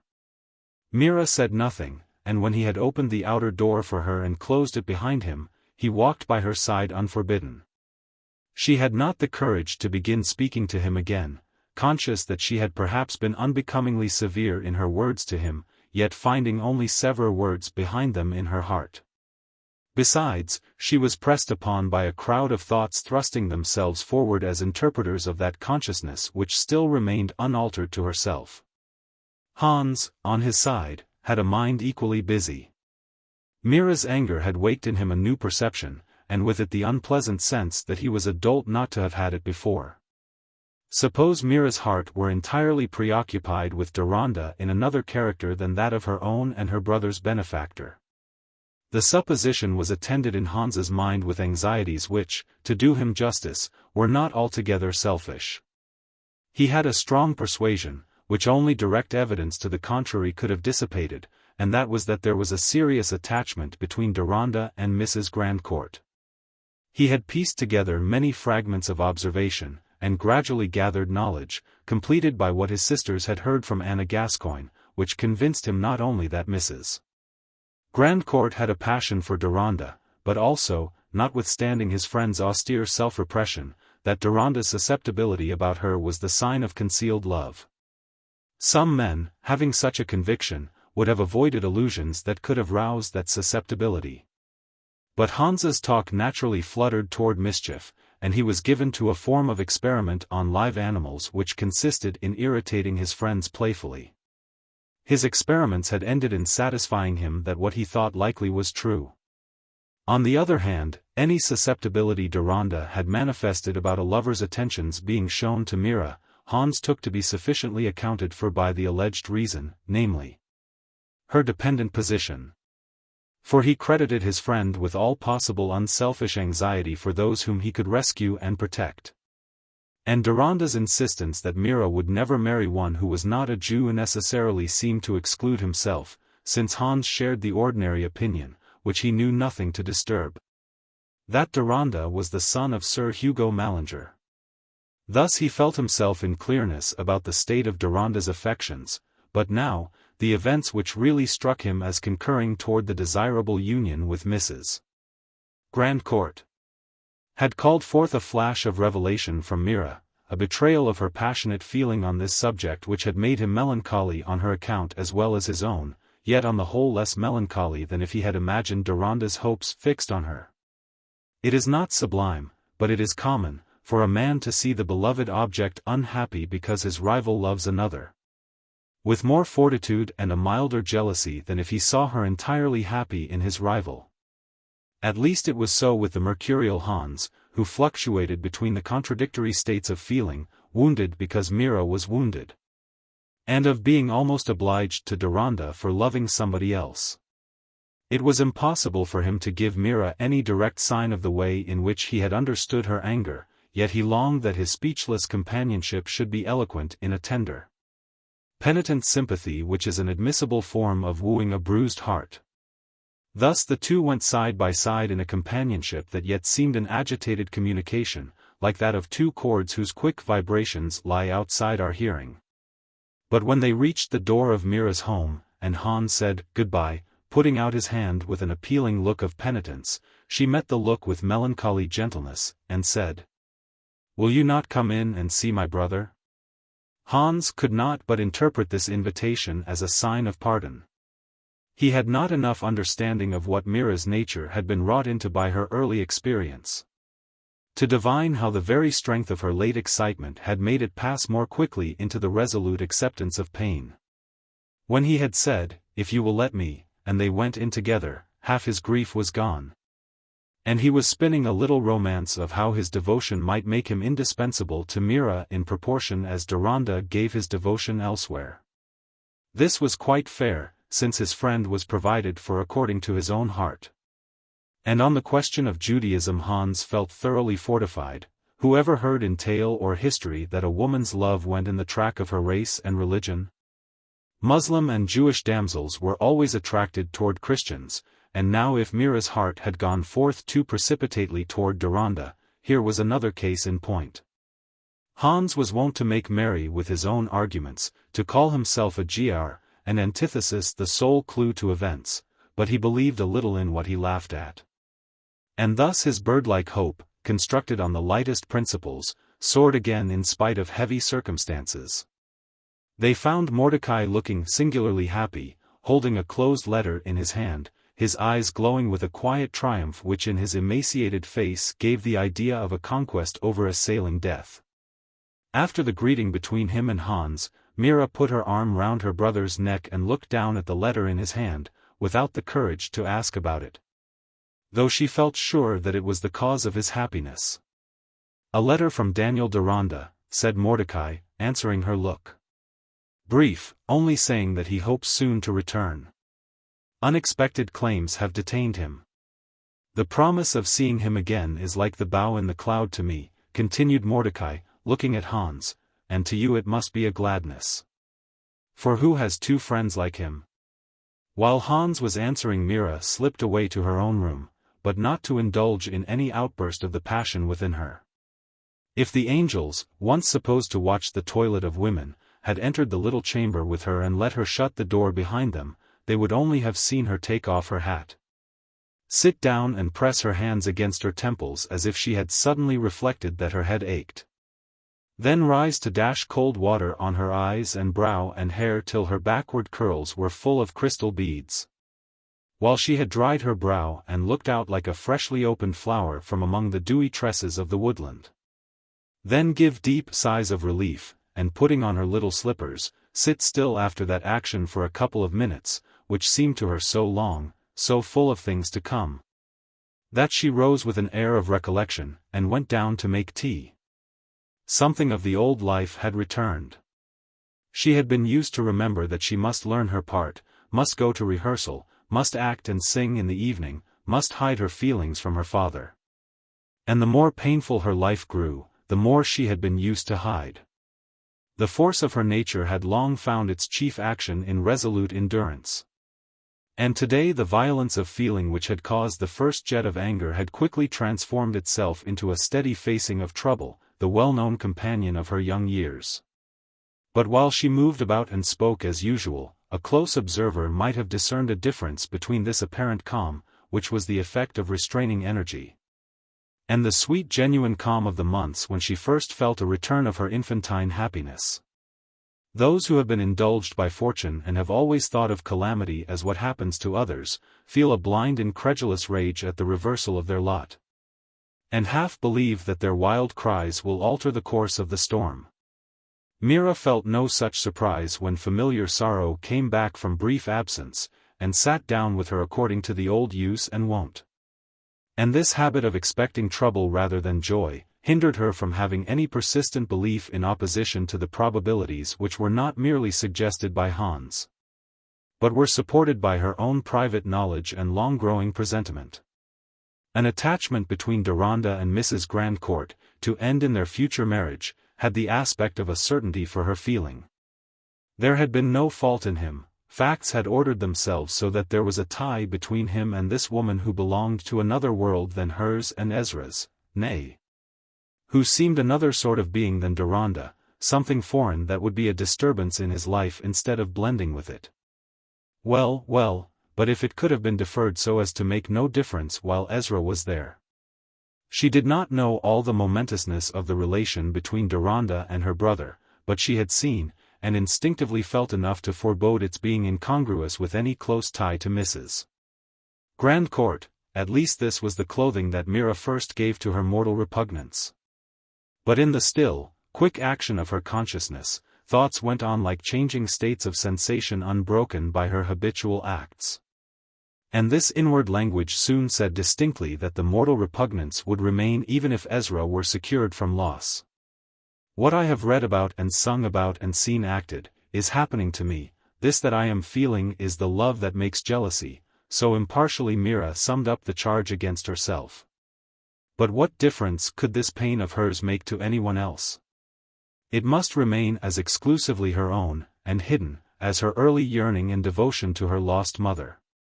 But unlike that devotion, it was something that she felt to be a misfortune of her nature, a discovery that what should have been pure gratitude and reverence had sunk into selfish pain. That the feeling she had hitherto delighted to pour out in words was degraded into something she was ashamed to betray, an absurd longing that she who had received all and given nothing should be of importance where she was of no importance, an angry feeling toward another woman who possessed the good she wanted. But what notion, what vain reliance could it be that had lain darkly within her and was now burning itself into sight as disappointment and jealousy? It was as if her soul had been steeped in poisonous passion by forgotten dreams of deep sleep, and now flamed out in this unaccountable misery. For with her waking reason she had never entertained what seemed the wildly unfitting thought that Deronda could love her. The uneasiness she had felt before had been comparatively vague and easily explained as part of a general regret that he was only a visitant in her and her brother's world. From which the world where his home lay was as different as a portico with lights and lackeys was different from the door of a tent, where the only splendor came from the mysterious inaccessible stars.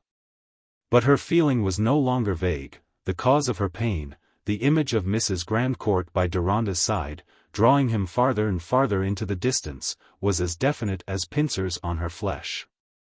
In the psyche mold of Mira's frame there rested a fervid quality of emotion, sometimes rashly supposed to require the bulk of a Cleopatra. Her impressions had the thoroughness and tenacity that give to the first selection of passionate feeling the character of a lifelong faithfulness. And now a selection had declared itself, which gave love a cruel heart of jealousy. She had been used to a strong repugnance toward certain objects that surrounded her, and to walk inwardly aloof from them while they touched her sense. And now her repugnance concentrated itself on Mrs. Grandcourt, of whom she involuntarily conceived more evil than she knew. "I could bear everything that used to be, but this is worse, this is worse. I used not to have horrible feelings," said the poor child in a loud whisper to her pillow. Strange that she should have to pray against any feeling which concerned Deronda. But this conclusion had been reached through an evening spent in attending to Mordecai, whose exaltation of spirit in the prospect of seeing his friend again disposed him to utter many thoughts aloud to Mira. Though such communication was often interrupted by intervals apparently filled with an inward utterance that animated his eyes and gave an occasional silent action to his lips. One thought especially occupied him. "Sayest thou, Mira," he said once, after a long silence, "the Shema, wherein we briefly confess the divine unity, is the chief devotional exercise of the Hebrew. And this made our religion the fundamental religion for the whole world, for the divine unity embraced as its consequence the ultimate unity of mankind. See, then, the nation which has been scoffed at for its separateness, has given a binding theory to the human race. Now, in complete unity a part possesses the whole as the whole possesses every part, and in this way human life is tending toward the image of the supreme unity, for as our life becomes more spiritual by capacity of thought and joy therein, possession tends to become more universal, being independent of gross material contact. So that in a brief day the soul of man may know in fuller volume the good which has been and is, nay, is to come, than all he could possess in a whole life where he had to follow the creeping paths of the senses. In this moment, my sister, I hold the joy of another's future within me, a future which these eyes will not see, and which my spirit may not then recognize as mine. I recognize it now, and love it so, that I can lay down this poor life upon its altar and say, burn, burn indiscernibly into that which shall be, which is my love and not me. Dost thou understand, Mira?" "A little," said Mira, faintly, "but my mind is too poor to have felt it." "And yet," said Mordecai, rather insistently, "women are specially framed for the love which feels possession in renouncing, and is thus a fit image of what I mean. Somewhere in the later Midrash, I think, is the story of a Jewish maiden who loved a Gentile king so well that this was what she did, she entered into prison and changed clothes with the woman who was beloved by the king, that she might deliver that woman from death by dying in her stead, and leave the king to be happy in his love which was not for her. This is the surpassing love, that loses self in the object of love. No, Ezra, no, said Mira, with low-toned intensity, that was not it. She wanted the king when she was dead to know what she had done, and feel that she was better than the other. It was her strong self, wanting to conquer, that made her die. Mordecai was silent a little, and then argued. That might be, Mira. But if she acted so, believing the king would never know. You can make the story so in your mind, Ezra, because you are great, and like to fancy the greatest that could be. But I think it was not really like that. The Jewish girl must have had jealousy in her heart, and she wanted somehow to have the first place in the king's mind. That is what she would die for. My sister, thou hast read too many plays, where the writers delight in showing the human passions as indwelling demons, unmixed with the relenting and devout elements of the soul. Thou judgest by the plays, and not by thy own heart, which is like our mother's. Mira made no answer. Chapter 62. Das Glück ist ein leicht dern. Und wilt nicht gern selben Ort. Sie streicht das Haar dar von der Stirn. Und kust dich rasch und flattert fort. Frau Unglück hat im Gegenteil. Dich Liebfest ans Herz gedrückt. Sie sagt, sie have kein Eil. Setzt sich zu dar ans Bett und strikt. Heine. Something which Mira had lately been watching for as the fulfillment of a threat, seemed now the continued visit of that familiar sorrow which had lately come back. Bringing abundant luggage. Turning out of Knightsbridge, after singing at a charitable morning concert in a wealthy house, where she had been recommended by Klezmer. And where there had been the usual groups outside to see the departing company, she began to feel herself dogged by footsteps that kept an even pace with her own. Her concert dress being simple black, over which she had thrown a dust cloak, could not make her an object of unpleasant attention, and render walking an imprudence. But this reflection did not occur to Mira. Another kind of alarm lay uppermost in her mind. She immediately thought of her father, and could no more look round than if she had felt herself tracked by a ghost. To turn and face him would be voluntarily to meet the rush of emotions which beforehand seemed intolerable. If it were her father, he must mean to claim recognition, and he would oblige her to face him. She must wait for that compulsion. She walked on, not quickening her pace. Of what use was that? But picturing what was about to happen as if she had the full certainty that the man behind her was her father, and along with her picturing went a regret that she had given her word to Mrs. Merrick not to use any concealment about him. The regret at last urged her, at least, to try and hinder any sudden betrayal that would cause her brother an unnecessary shock. Under the pressure of this motive, she resolved to turn before she reached her own door, and firmly will the encounter instead of merely submitting to it. She had already reached the entrance of the small square where her home lay, and had made up her mind to turn, when she felt her embodied presentiment getting closer to her. Then slipping to her side, grasping her wrist, and saying, with a persuasive curl of accent, "Mira." She paused at once without any start. It was the voice she expected, and she was meeting the expected eyes. Her face was as grave as if she had been looking at her executioner, while his was adjusted to the intention of soothing and propitiating her. Once a handsome face, with bright color, it was now sallow and deep-lined, and had that peculiar impress of impudent suavity which comes from courting favor while accepting disrespect. He was lightly made and active, with something of youth about him which made the signs of age seem a disguise, and in reality he was hardly 57. His dress was shabby, as when she had seen him before. The presence of this unreverend father now, more than ever, affected Mira with the mingled anguish of shame and grief, repulsion and pity, more than ever. Now that her own world was changed into one where there was no comradeship to fence him from scorn and contempt. Slowly, with a sad, tremulous voice, she said, "It is you, father. Why did you run away from me, child?" He began with rapid speech which was meant to have a tone of tender remonstrance, accompanied with various quick gestures like an abbreviated finger language. "What were you afraid of? You knew I never made you do anything against your will. It was for your sake I broke up your engagement in the Vorstadt, because I saw it didn't suit you, and you repaid me by leaving me to the bad times that came in consequence. I had made an easier engagement for you at the Vorstadt Theatre in Dresden. I didn't tell you, because I wanted to take you by surprise. And you left me planted there, obliged to make myself scarce because I had broken contract. That was hard lines for me, after I had given up everything for the sake of getting you an education which was to be a fortune to you. What father devoted himself to his daughter more than I did to you? You know how I bore that disappointment in your voice, and made the best of it, and when I had nobody besides you, and was getting broken. As a man must who has had to fight his way with his brains, you chose that time to leave me. Who else was it you owed everything to, if not to me? And where was your feeling in return? For what my daughter cared, I might have died in a ditch. Lapidoth stopped short here, not from lack of invention, but because he had reached a pathetic climax, and gave a sudden sob, like a woman's, taking out hastily an old yellow silk handkerchief.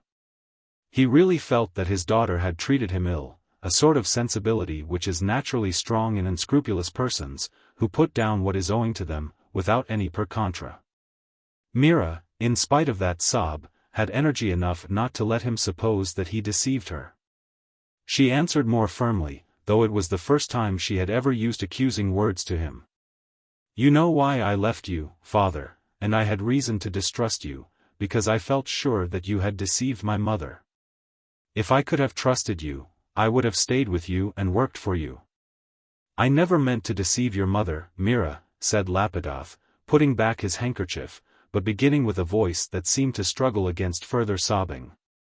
I meant to take you back to her, but chances hindered me just at the time, and then there came information of her death.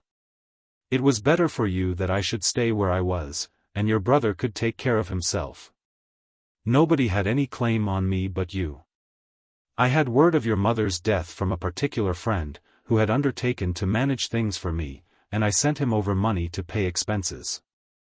There's one chance to be sure. Lapidoth had quickly conceived that he must guard against something unlikely, yet possible. He may have written me lies for the sake of getting the money out of me.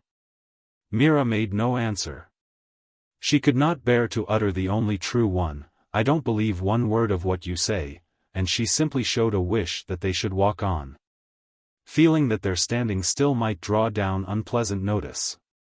Even as they walked along, their companionship might well have made a passer-by turn back to look at them. The figure of Mira, with her beauty set off by the quiet, careful dress of an English lady, made a strange pendant to this shabby, foreign-looking, eager, and gesticulating man, who withal had an ineffaceable jauntiness of air, perhaps due to the bushy curls of his grizzled hair, the smallness of his hands and feet, and his light walk. You seem to have done well for yourself, Mira. You are in no want, I see, said the father, looking at her with emphatic examination. Good friends who found me in distress have helped me to get work, said Mira, hardly knowing what she actually said, from being occupied with what she would presently have to say. I give lessons. I have sung in private houses. I have just been singing at a private concert. She paused, and then added, with significance, I have very good friends, who know all about me. And you would be ashamed they should see your father in this plight? No wonder. I came to England with no prospect, but the chance of finding you. It was a mad quest. But a father's heart is superstitious, feels a lodestone drawing it somewhere or other. I might have done very well, staying abroad, when I hadn't you to take care of, I could have rolled or settled as easily as a ball. But it's hard being lonely in the world, when your spirit's beginning to break. And I thought my little Mira would repent leaving her father when she came to look back. I've had a sharp pinch to work my way, I don't know what I shall come down to next. Talents like mine are no use in this country. When a man's getting out at elbows nobody will believe in him. I couldn't get any decent employ with my appearance. I've been obliged to get pretty low for a shilling already. Mira's anxiety was quick enough to imagine her father sinking into a further degradation, which she was bound to hinder if she could. But before she could answer his string of inventive sentences, delivered with as much glibness as if they had been learned by rote, he added promptly. "Where do you live, Mira?" "Here, in this square." "We are not far from the house." "In lodgings?" "Yes." "Anyone to take care of you?" "Yes," said Mira again, looking full at the keen face which was turned toward hers, "my brother." The father's eyelids fluttered as if the lightning had come across them, and there was a slight movement of the shoulders. But he said, after a just perceptible pause, "Ezra? How did you know? How did you find him?" "That would take long to tell. Here we are at the door. My brother would not wish me to close it on you." Mira was already on the doorstep, but had her face turned toward her father, who stood below her on the pavement. Her heart had begun to beat faster with the prospect of what was coming in the presence of Ezra. And already in this attitude of giving leave to the father whom she had been used to obey, in this sight of him standing below her, with a perceptible shrinking from the admission which he had been indirectly asking for, she had a pang of the peculiar, sympathetic humiliation and shame, the stabbed heart of reverence, which belongs to a nature intensely filial. "Stay a minute, Leubronn," said Lapidoth, speaking in a lowered tone. "What sort of man has Ezra turned out?" "A good man, a wonderful man," said Mira, with slow emphasis, trying to master the agitation which made her voice more tremulous as she went on. She felt urged to prepare her father for the complete penetration of himself which awaited him. "But he was very poor when my friends found him for me, a poor workman. Once, 12 years ago, he was strong and happy, going to the East, which he loved to think of, and my mother called him back because she had lost me. And he went to her, and took care of her through great trouble, and worked for her till she died in grief. And Ezra, too, had lost his health and strength. The cold had seized him coming back to my mother, because she was forsaken. For years he has been getting weaker, always poor, always working, but full of knowledge, and great-minded. All who come near him honor him. To stand before him is like standing before a prophet of God." Mira ended with difficulty, her heart throbbing. "Falsehoods are no use." She had cast down her eyes that she might not see her father while she spoke the last words, unable to bear the ignoble look of frustration that gathered in his face. But he was none the less quick in invention and decision. "Mira, Leubronn," he said, in the old caressing way, "shouldn't you like me to make myself a little more respectable before my son sees me? If I had a little sum of money, I could fit myself out and come home to you as your father ought, and then I could offer myself for some decent place. With a good shirt and coat on my back, people would be glad enough to have me. I could offer myself for a courier, if I didn't look like a broken-down mountebank. I should like to be with my children, and forget and forgive. But you have never seen your father look like this before. If you had £10 at hand, or I could appoint you to bring it me somewhere, I could fit myself out by the day after tomorrow." Mira felt herself under a temptation which she must try to overcome. She answered, obliging herself to look at him again. "I don't like to deny you what you ask, father. But I have given a promise not to do things for you in secret. It is hard to see you looking needy, but we will bear that for a little while. And then you can have new clothes, and we can pay for them."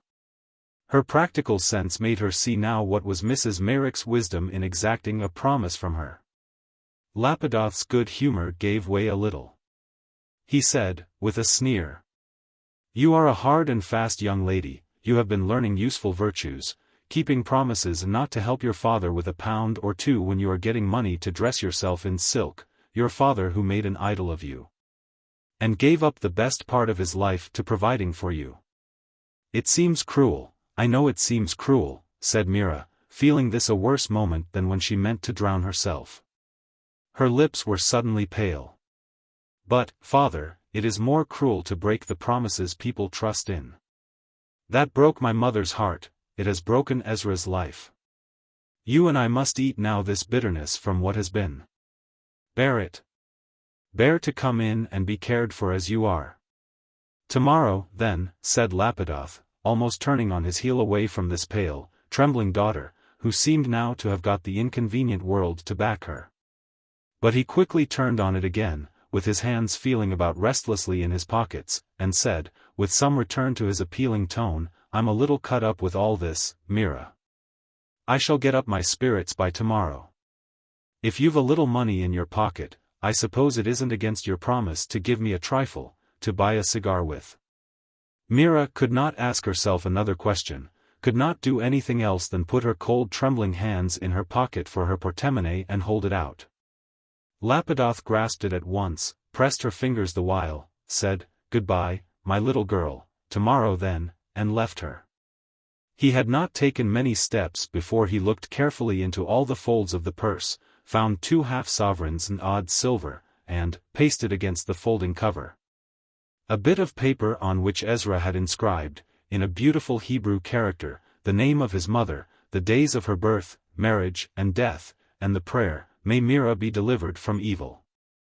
It was Mira's liking to have this little inscription on many articles that she used. The father read it, and had a quick vision of his marriage day, and the bright, unblamed young fellow he was at that time. Teaching many things, but expecting by and by to get money more easily by writing.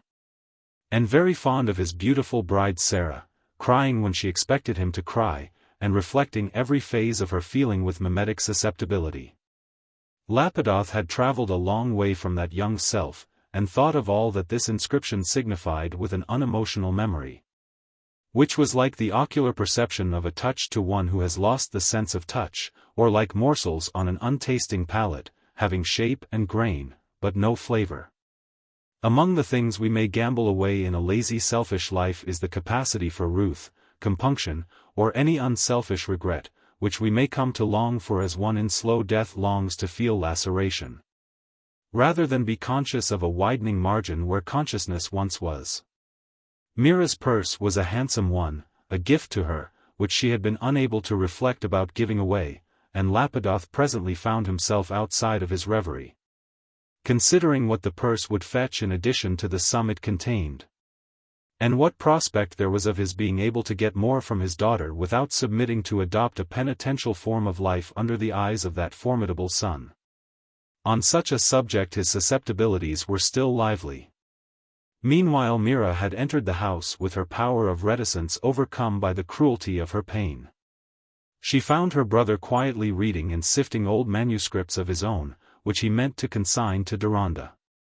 In the reaction from the long effort to master herself, she fell down before him and clasped his knees, sobbing, and crying, "Ezra, Ezra." He did not speak. His alarm for her spending itself on conceiving the cause of her distress, the more striking from the novelty in her of this violent manifestation. But Mira's own longing was to be able to speak and tell him the cause. Presently she raised her hand, and still sobbing, said brokenly, "Ezra, my father. Our father. He followed me. I wanted him to come in. I said you would let him come in. And he said no, he would not now, but tomorrow. And he begged for money from me. And I gave him my purse, and he went away." Mira's words seemed to herself to express all the misery she felt in them. Her brother found them less grievous than his preconceptions, and said gently, "Wait for calm, Mira, and then tell me all," putting off her hat and laying his hands tenderly on her head. She felt the soothing influence, and in a few minutes told him as exactly as she could all that had happened. "He will not come tomorrow," said Mordecai. Neither of them said to the other what they both thought, namely, that he might watch for Mira's outgoings and beg from her again. "Sayest thou," he presently added, "our lot is the lot of Israel. The grief and the glory are mingled as the smoke and the flame. It is because we children have inherited the good that we feel the evil. These things are wedded for us, as our father was wedded to our mother." The surroundings were of Brompton. But the voice might have come from a rabbi transmitting the sentences of an elder time to be registered in Babli, by which, to our ears, affectionate-sounding diminutive is meant the voluminous Babylonian Talmud. "The omnipresent," said a rabbi, "is occupied in making marriages. The levity of the saying lies in the ear of him who hears it. For by marriages the speaker meant all the wondrous combinations of the universe whose issue makes our good and evil. Chapter 63. Moses, trotz seiner Befindung der Kunst, den ich selber ein großer Künstler war und den wahren Künstlergeist besaß. Nur war dieser Künstlergeist bei ihm, wie bei seinen ägyptischen Landsleuten, nur auf das Kolossal und unverwüstlich gerichtet. Aber nicht wie die Ägypter formiert sein Kunstwerk aus Backstein und Granit, sondern erbaut Menschenpyramiden, meistelt Menschenobelisken. Nahm einen armen Hirtenstamm und schuf daraus ein Volk, das ebenfalls den Jahrhunderten trotzen sollt, schuf Israel. Heine, Destinies. Imagine the difference in Deronda's state of mind when he left England and when he returned to it. He had set out for Genoa in total uncertainty how far the actual bent of his wishes and affections would be encouraged, how far the claims revealed to him might draw him into new paths. Far away from the tracks his thoughts had lately been pursuing with a consent of desire which uncertainty made dangerous. He came back with something like a discovered charter warranting the inherited right that his ambition had begun to yearn for. He came back with what was better than freedom, with a duteous bond which his experience had been preparing him to accept gladly. Even if it had been attended with no promise of satisfying a secret passionate longing never yet allowed to grow into a hope. But now he dared avow to himself the hidden selection of his love. Since the hour when he left the house at Chelsea in full-hearted silence under the effect of Mira's farewell look and words, their exquisite appealingness stirring in him that deep-laid care for womanhood which had begun when his own lip was like a girl's, her hold on his feeling had helped him to be blameless in word and deed under the difficult circumstances we know of. There seemed no likelihood that he could ever woo this creature who had become dear to him amidst associations that forbade wooing. Yet she had taken her place in his soul as a beloved type, reducing the power of other fascination and making a difference in it that became deficiency. The influence had been continually strengthened. It had lain in the course of poor Gwendolen's lot that her dependence on Deronda tended to rouse in him the enthusiasm of self-martyring pity rather than of personal love. And his less constrained tenderness flowed with the fuller stream toward an indwelling image in all things unlike Gwendolen. Still more, his relation to Mordecai had brought with it a new nearness to Mira which was not the less agitating because there was no apparent change in his position toward her.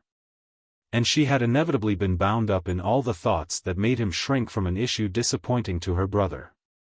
This process had not gone on unconsciously in Deronda. He was conscious of it as we are of some covetousness that it would be better to nullify by encouraging other thoughts than to give it the insistency of confession even to ourselves, but the jealous fire had leaped out at Hans's pretensions. And when his mother accused him of being in love with a Jewess any evasion suddenly seemed an infidelity. His mother had compelled him to a decisive acknowledgment of his love, as Joseph Kalonimos had compelled him to a definite expression of his resolve. This new state of decision wrought on Deronda with a force which surprised even himself. There was a release of all the energy which had long been spent in self-checking and suppression because of doubtful conditions. And he was ready to laugh at his own impetuosity when, as he neared England on his way from Mainz, he felt the remaining distance more and more of an obstruction. It was as if he had found an added soul in finding his ancestry, his judgment no longer wandering in the mazes of impartial sympathy, but choosing, with that partiality which is man's best strength, the closer fellowship that makes sympathy practical, exchanging that bird's-eye reasonableness which soars to avoid preference and loses all sense of quality for the generous reasonableness of drawing shoulder to shoulder with men of like inheritance. He wanted now to be again with Mordecai, to pour forth instead of restraining his feeling, to admit agreement and maintain dissent. And all the while to find Mira's presence without the embarrassment of obviously seeking it, to see her in the light of a new possibility, to interpret her looks and words from a new starting point. He was not greatly alarmed about the effect of Hans's attentions. But he had a presentiment that her feeling toward himself had from the first lain in a channel from which it was not likely to be diverted into love. To astonish a woman by turning into her lover when she has been thinking of you merely as a Lord Chancellor is what a man naturally shrinks from, he is anxious to create an easier transition. What wonder that Deronda saw no other course than to go straight from the London railway station to the lodgings in that small square in Brompton. Every argument was in favour of his losing no time. He had promised to run down the next day to see Lady Mallinger at the Abbey, and it was already sunset. He wished to deposit the precious chest with Mordecai, who would study its contents, both in his absence and in company with him. And that he should pay this visit without pause would gratify Mordecai's heart. Hence, and for other reasons, it gratified Deronda's heart. The strongest tendencies of his nature were rushing in one current, the fervent affectionateness which made him delight in meeting the wish of beings near to him, and the imaginative need of some far-reaching relation to make the horizon of his immediate, daily acts. It has to be admitted that in this classical, romantic, world-historic position of his, bringing as it were from its hiding-place his hereditary armor, he wore, but so, one must suppose, did the most ancient heroes, whether Semitic or Japhetic, the summer costume of his contemporaries. He did not reflect that the drab tints were becoming to him, for he rarely went to the expense of such thinking. But his own depth of coloring, which made the becomingness, got an added radiance in the eyes, a fleeting and returning glow in the skin. As he entered the house wondering what exactly he should find, he made his entrance as noiseless as possible. It was the evening of that same afternoon on which Mira had had the interview with her father. Mordecai, penetrated by her grief, and also the sad memories which the incident had awakened, had not resumed his task of sifting papers. Some of them had fallen scattered on the floor in the first moments of anxiety, and neither he nor Mira had thought of laying them in order again. They had sat perfectly still together, not knowing how long. While the clock ticked on the mantelpiece, and the light was fading, Mira, unable to think of the food that she ought to have been taking, had not moved since she had thrown off her dust cloak and sat down beside Mordecai with her hand in his, while he had laid his head backward, with closed eyes and difficult breathing, looking. Mira thought, as he would look when the soul within him could no longer live in its straitened home. The thought that his death might be near was continually visiting her when she saw his face in this way, without its vivid animation. And now, to the rest of her grief, was added the regret that she had been unable to control the violent outburst which had shaken him. She sat watching him, her oval cheeks pallid, her eyes with the sorrowful brilliancy left by young tears, her curls in as much disorder as a just-awakened child's, watching that emaciated face, where it might have been imagined that a veil had been drawn never to be lifted, as if it were her dead joy which had left her strong enough to live on in sorrow. And life at that moment stretched before Mira with more than a repetition of former sadness. The shadow of the father was there, and more than that, a double bereavement, of one living as well as one dead. But now the door was opened, and while none entered, a well-known voice said, "Daniel Deronda, may he come in?" "Come. Come," said Mordecai, immediately rising with an irradiated face and opened eyes, apparently as little surprised as if he had seen Deronda in the morning, and expected this evening visit. While Mira started up blushing with confused, half-alarmed expectation. Yet when Deronda entered, the sight of him was like the clearness after rain, no clouds to come could hinder the cherishing beam of that moment. As he held out his right hand to Mira, who was close to her brother's left, he laid his other hand on Mordecai's right shoulder, and stood so a moment, holding them both at once, uttering no word, but reading their faces, till he said anxiously to Mira, "Has anything happened? Any trouble?" "Talk not of trouble now," said Mordecai, saving her from the need to answer. "There is joy in your face, let the joy be ours." Mira thought, it is for something he cannot tell us. But they all sat down, Deronda drawing a chair close in front of Mordecai. "That is true," he said, emphatically. "I have a joy which will remain to us even in the worst trouble. I did not tell you the reason of my journey abroad, Mordecai, because, never mind, I went to learn my parentage. And you were right. I am a Jew." The two men clasped hands with a movement that seemed part of the flash from Mordecai's eyes, and passed through Mira like an electric shock. But Deronda went on without pause, speaking from Mordecai's mind as much as from his own. We have the same people. Our souls have the same vocation. We shall not be separated by life or by death. Mordecai's answer was uttered in Hebrew, and in no more than a loud whisper. It was in the liturgical words which express the religious bond, our God and the God of our fathers. The weight of feeling pressed too strongly on that ready-winged speech which usually moved in quick adaptation to every stirring of his fervor. Mira fell on her knees by her brother's side, and looked at his now illuminated face, which had just before been so deathly.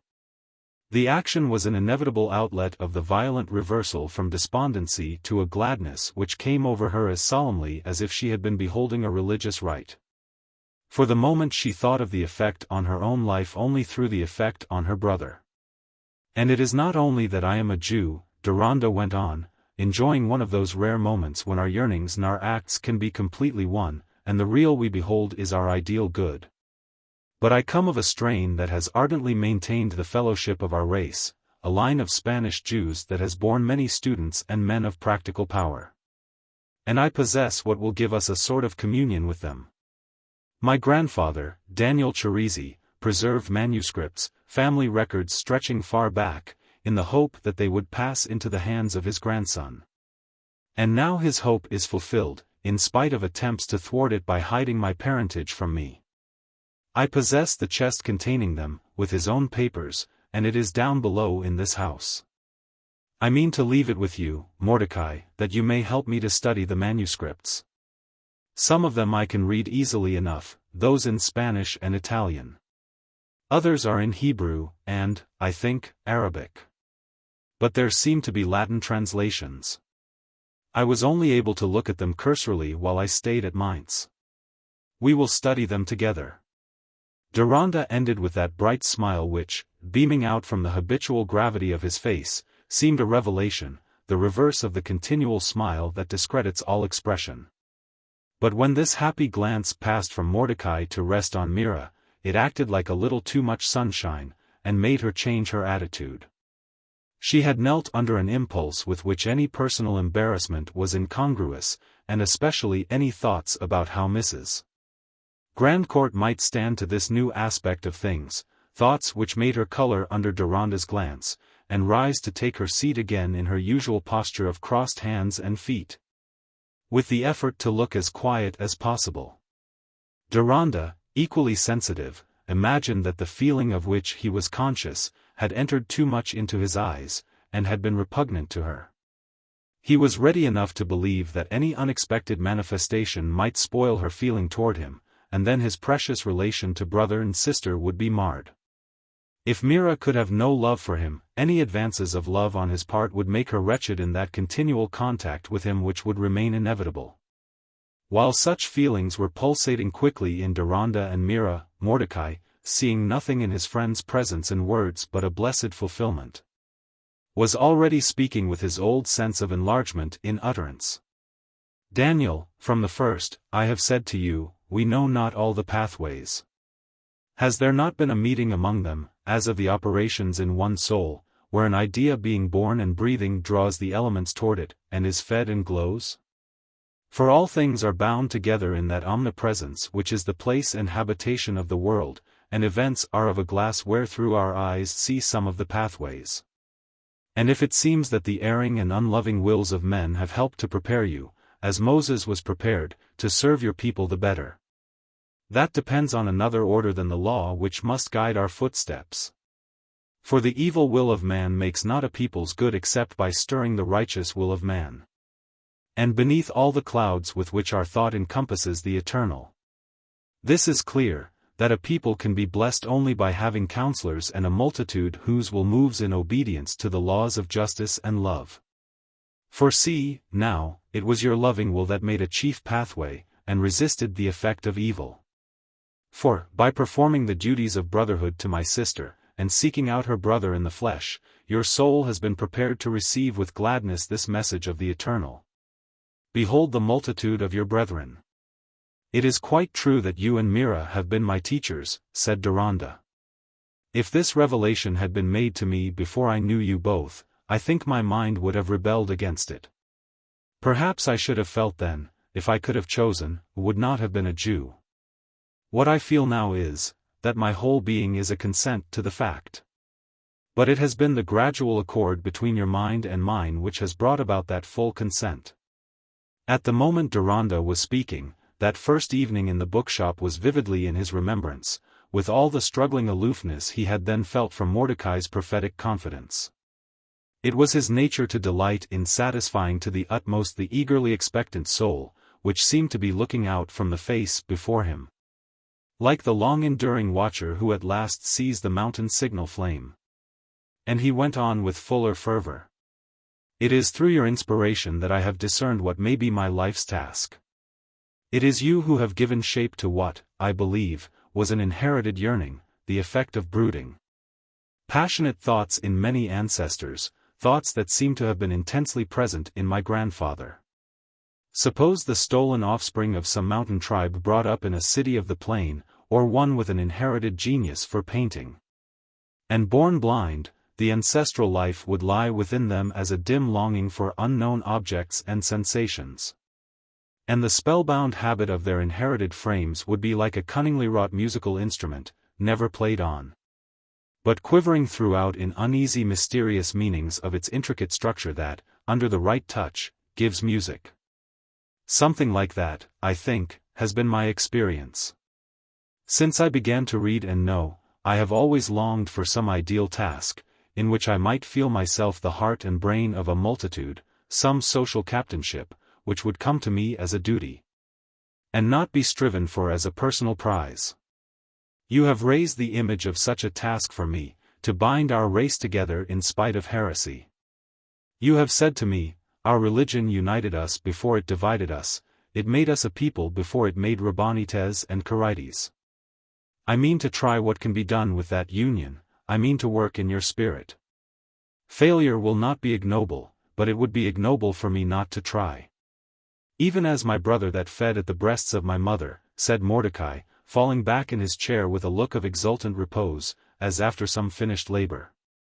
To estimate the effect of this ardent outpouring from Deronda we must remember his former reserve, his careful avoidance of premature assent or delusive encouragement, which gave to this decided pledge of himself a sacramental solemnity, both for his own mind and Mordecai's. On Mira the effect was equally strong, though with a difference, she felt a surprise which had no place in her brother's mind. At Deronda's suddenly revealed sense of nearness to them, there seemed to be a breaking of day around her which might show her other facts unlike her forebodings in the darkness. But after a moment's silence Mordecai spoke again. It has begun already, the marriage of our souls. It waits but the passing away of this body, and then they who are betrothed shall unite in a stricter bond, and what is mine shall be thine. Call nothing mine that I have written, Daniel. For though our masters delivered rightly that everything should be quoted in the name of him that said it, and their rule is good, yet it does not exclude the willing marriage which melts soul into soul, and makes thought fuller as the clear waters are made fuller, where the fullness is inseparable and the clearness is inseparable. For I have judged what I have written, and I desire the body that I gave my thought to pass away as this fleshly body will pass. But let the thought be born again from our fuller soul which shall be called yours. You must not ask me to promise that, said Deronda, smiling. I must be convinced first of special reasons for it in the writings themselves. And I am too backward a pupil yet. That blent transmission must go on without any choice of ours. But what we can't hinder must not make our rule for what we ought to choose. I think our duty is faithful tradition where we can attain it. And so you would insist for anyone but yourself. Don't ask me to deny my spiritual parentage, when I am finding the clue of my life in the recognition of natural parentage. I will ask for no promise till you see the reason, said Mordecai. You have said the truth, would obey the master's rule for another.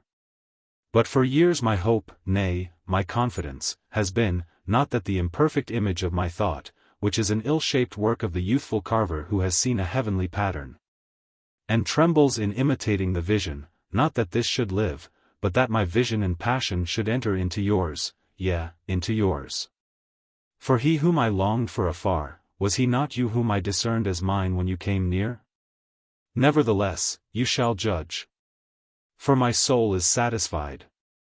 Mordecai paused, and then began in a changed tone, reverting to previous suggestions from Deronda's disclosure, "What moved your parents?" But he immediately checked himself, and added, "Nay, I ask not that you should tell me aught concerning others, unless it is your pleasure. Some time, gradually, you will know all," said Deronda. "But now tell me more about yourselves, and how the time has passed since I went away. I am sure there has been some trouble. Mira has been in distress about something." He looked at Mira, but she immediately turned to her brother, appealing to him to give the difficult answer. She hoped he would not think it necessary to tell Deronda the facts about her father on such an evening as this. Just when Deronda had brought himself so near, and identified himself with her brother, it was cutting to her that he should hear of this disgrace clinging about them, which seemed to have become partly his. To relieve herself she rose to take up her hat and cloak, thinking she would go to her own room, perhaps they would speak more easily when she had left them. But meanwhile Mordecai said, "Today there has been a grief. A duty which seemed to have gone far into the distance, has come back and turned its face upon us, and raised no gladness, has raised a dread that we must submit to. But for the moment we are delivered from any visible yoke. Let us defer speaking of it as if this evening which is deepening about us were the beginning of the festival in which we must offer the first fruits of our joy, and mingle no mourning with them." Deronda divined the hinted grief, and left it in silence, rising as he saw Mira rise, and saying to her, "Are you going?" "I must leave almost immediately, when I and Mrs. Adam have mounted the precious chest, and I have delivered the key to Mordecai, no, Ezra, may I call him Ezra now? I have learned to think of him as Ezra since I have heard you call him so." "Please call him Ezra," said Mira, faintly, feeling a new timidity under Deronda's glance and near presence. Was there really something different about him, or was the difference only in her feeling? The strangely various emotions of the last few hours had exhausted her. She was faint with fatigue and want of food. Deronda, observing her pallor and tremulousness, longed to show more feeling, but dared not. She put out her hand with an effort to smile, and then he opened the door for her. That was all. A man of refined pride shrinks from making a lover's approaches to a woman whose wealth or rank might make them appear presumptuous or low-motived. But Deronda was finding a more delicate difficulty in a position which, superficially taken, was the reverse of that, though to an ardent reverential love. The loved woman has always a kind of wealth and rank which makes a man keenly susceptible about the aspect of his addresses. Deronda's difficulty was what any generous man might have felt in some degree, but it affected him peculiarly through his imaginative sympathy with a mind in which gratitude was strong.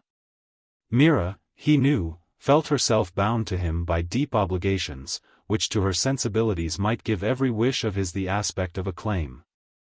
And an inability to fulfill it would cause her a pain continually revived by their inevitable communion in care of Ezra. Here were fears not of pride only, but of extreme tenderness. Altogether, to have the character of a benefactor seemed to Deronda's anxiety an insurmountable obstacle to confessing himself a lover. Unless in some inconceivable way it could be revealed to him that Mira's heart had accepted him beforehand.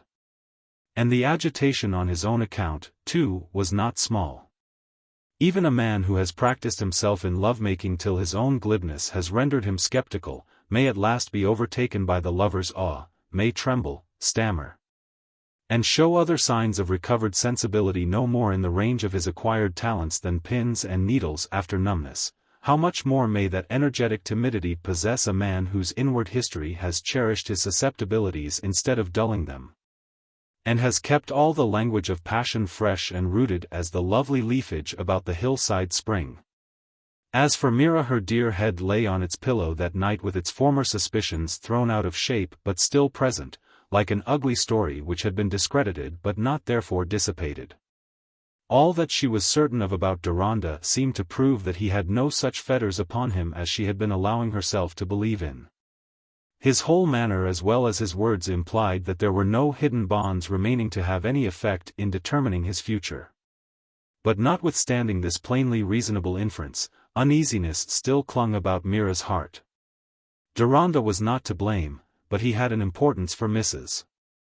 Grandcourt which must give her some hold on him. And the thought of any close confidence between them stirred the little biting snake that had long lain curled and harmless in Mira's gentle bosom. But did she this evening feel as completely as before that her jealousy was no less remote from any possibility for herself personally than if her human soul had been lodged in the body of a fawn? That Deronda had saved from the archers? Hardly. Something indefinable had happened and made a difference. The soft warm rain of blossoms which had fallen just where she was, did it really come because she was there?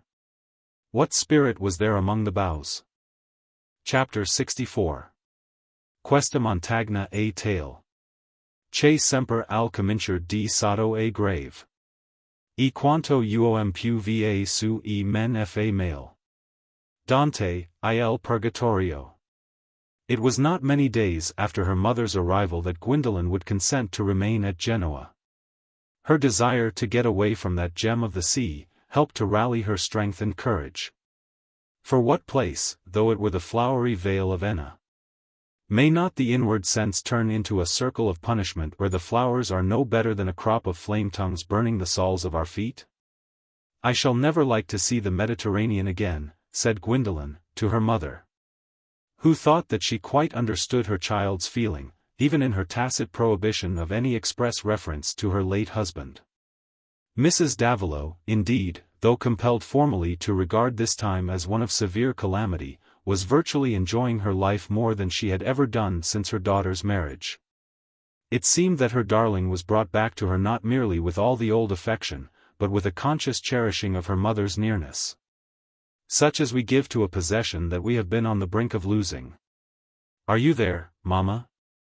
cried Gwendolen, in the middle of the night. A bed had been made for her mother in the same room with hers, very much as she would have done in her early girlhood, if she had felt frightened in lying awake.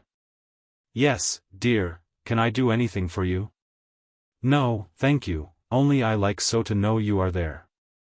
"Do you mind my waking you?" This question would hardly have been Gwendolen's in her early girlhood. "I was not asleep, darling. It seemed not real that you were with me. I wanted to make it real. I can bear things if you are with me. But you must not lie awake, anxious about me. You must be happy now. You must let me make you happy now at last, else what shall I do? God bless you, dear, I have the best happiness I can have, when you make much of me." But the next night, hearing that she was sighing and restless, Mrs. Davilow said, "Let me give you your sleeping draught, Gwendolen." "No, mamma, thank you, I don't want to sleep." "It would be so good for you to sleep more, my darling." "Don't say what would be good for me, mamma," Gwendolen answered, impetuously. "You don't know what would be good for me. You and my uncle must not contradict me and tell me anything is good for me when I feel it is not good." Mrs. Davilow was silent, not wondering that the poor child was irritable. Presently Gwendolen said, "I was always naughty to you, mamma." "No, dear, no." "Yes, I was," said Gwendolen insistently. "It is because I was always wicked that I am miserable now." She burst into sobs and cries. The determination to be silent about all the facts of her married life and its close, reacted in these escapes of enigmatic excitement. But dim lights of interpretation were breaking on the mother's mind through the information that came from Sir Hugo to Mr. Gascoigne, and, with some omissions, from Mr. Gascoigne to herself. The good-natured baronet, while he was attending to all decent measures in relation to his nephew's death, and the possible washing ashore of the body, thought it the kindest thing he could do to use his present friendly intercourse with the rector as an opportunity for communicating with him, in the mildest way, the purport of Grandcourt's will, so as to save him the additional shock that would be in store for him if he carried his illusions all the way home. Perhaps Sir Hugo would have been communicable enough without that kind motive, but he really felt the motive.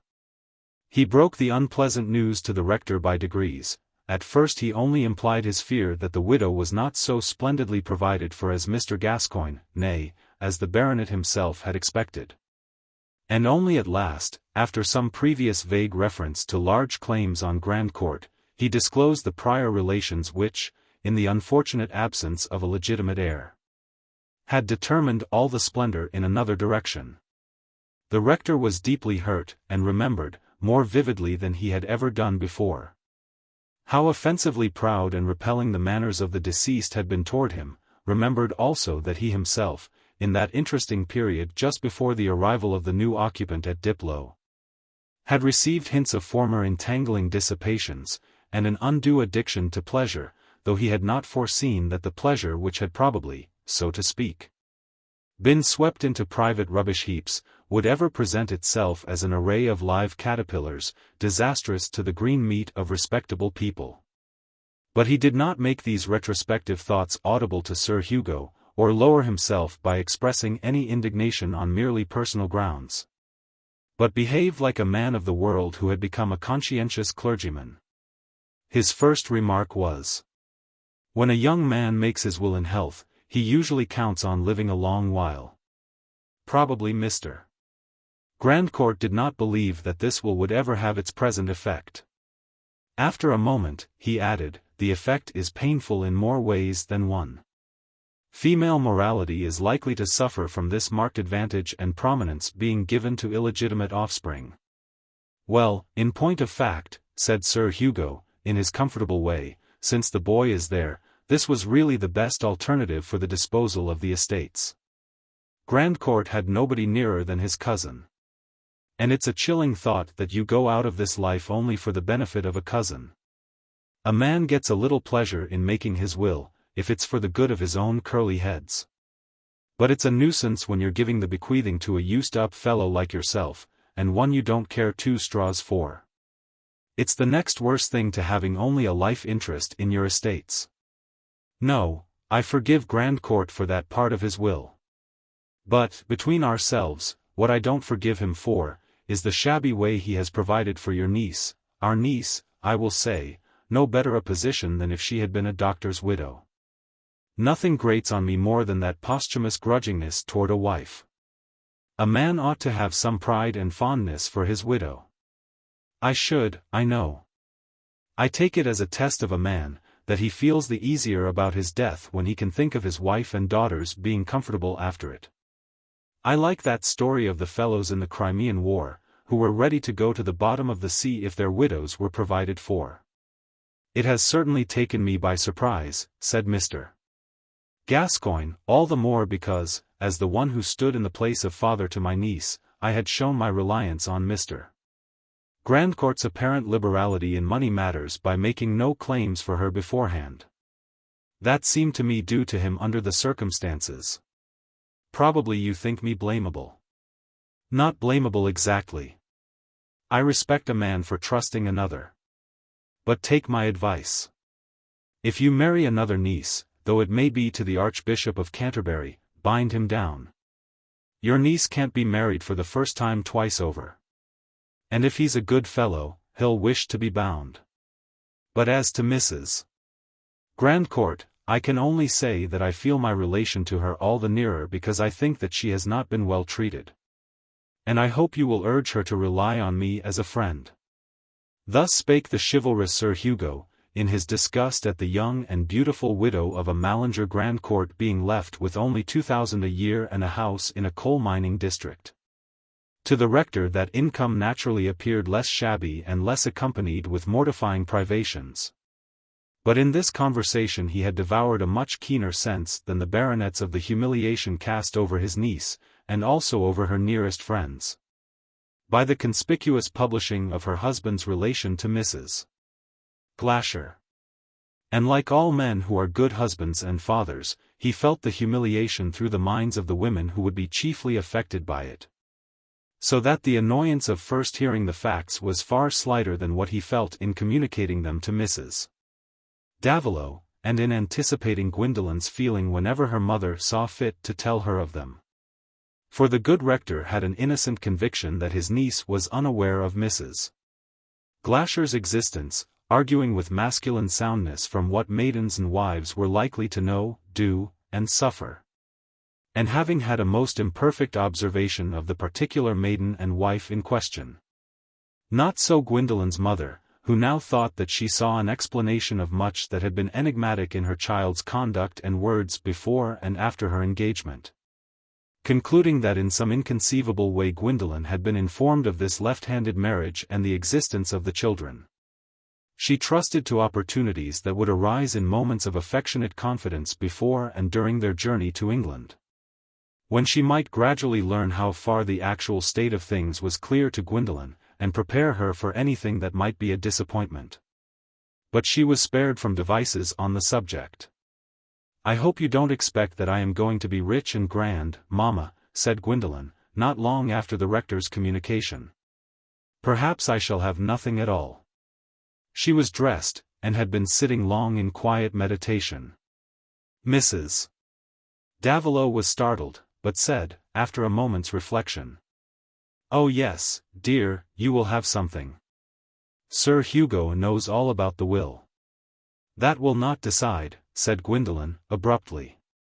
"Surely, dear, Sir Hugo says you are to have 2,000 a year and the house at Gadsmere." "What I have will depend on what I accept," said Gwendolen. "You and my uncle must not attempt to cross me and persuade me about this. I will do everything I can do to make you happy, but in anything about my husband I must not be interfered with." "Is 800 a year enough for you, Mamma?" "More than enough, dear. You must not think of giving me so much." Mrs. Davilow paused a little, and then said, "Do you know who is to have the estates and the rest of the money?" "Yes," said Gwendolen, waving her hand in dismissal of the subject. "I know everything. It is all perfectly right, and I wish never to have it mentioned." The mother was silent, looked away, and rose to fetch a fan screen, with a slight flush on her delicate cheeks. Wondering, imagining, she did not like to meet her daughter's eyes, and sat down again under a sad constraint. What wretchedness her child had perhaps gone through, which yet must remain as it always had been, locked away from their mutual speech. But Gwendolen was watching her mother with that new divination which experience had given her. And in tender relenting at her own peremptoriness, said, "Come and sit nearer to me, Mamma, and don't be unhappy." Mrs. Davilow did as she was told, but bit her lips in the vain attempt to hinder smarting tears. Gwendolen leaned toward her caressingly and said, "I mean to be very wise, I do, really. And good, oh, so good to you, dear, old, sweet Mamma, you won't know me. Only you must not cry." The resolve that Gwendolen had in her mind was that she would ask Deronda whether she ought to accept any of her husband's money, whether she might accept what would enable her to provide for her mother. The poor thing felt strong enough to do anything that would give her a higher place in Deronda's mind. An invitation that Sir Hugo pressed on her with kind urgency was that she and Mrs. Davilow should go straight with him to Park Lane, and make his house their abode as long as mourning and other details needed attending to in London. Town, he insisted, was just then the most retired of places, and he proposed to exert himself at once in getting all articles belonging to Gwendolen away from the house in Grosvenor Square. No proposal could have suited her better than this of staying a little while in Park Lane. It would be easy for her there to have an interview with Deronda, if she only knew how to get a letter into his hands, asking him to come to her. During the journey, Sir Hugo, having understood that she was acquainted with the purport of her husband's will, ventured to talk before her and to her about her future arrangements. Referring here and there to mildly agreeable prospects as matters of course, and otherwise shedding a decorous cheerfulness over her widowed position. It seemed to him really the more graceful course for a widow to recover her spirits on finding that her husband had not dealt as handsomely by her as he might have done. It was the testator's fault if he compromised all her grief at his departure by giving a testamentary reason for it, so that she might be supposed to look sad, not because he had left her, but because he had left her poor. The baronet, having his kindliness doubly fanned by the favourable wind on his fortunes and by compassion for Gwendolen, had become quite fatherly in his behaviour to her, called her "my dear," and in mentioning Gadsmere to Mr. Gascoigne, with its various advantages and disadvantages, spoke of what we might do to make the best of that property. Gwendolen sat by in pale silence while Sir Hugo, with his face turned toward Mrs. Davilow or Mr. Gascoigne, conjectured that Mrs. Grandcourt might perhaps prefer letting Gadsmere to residing there during any part of the year.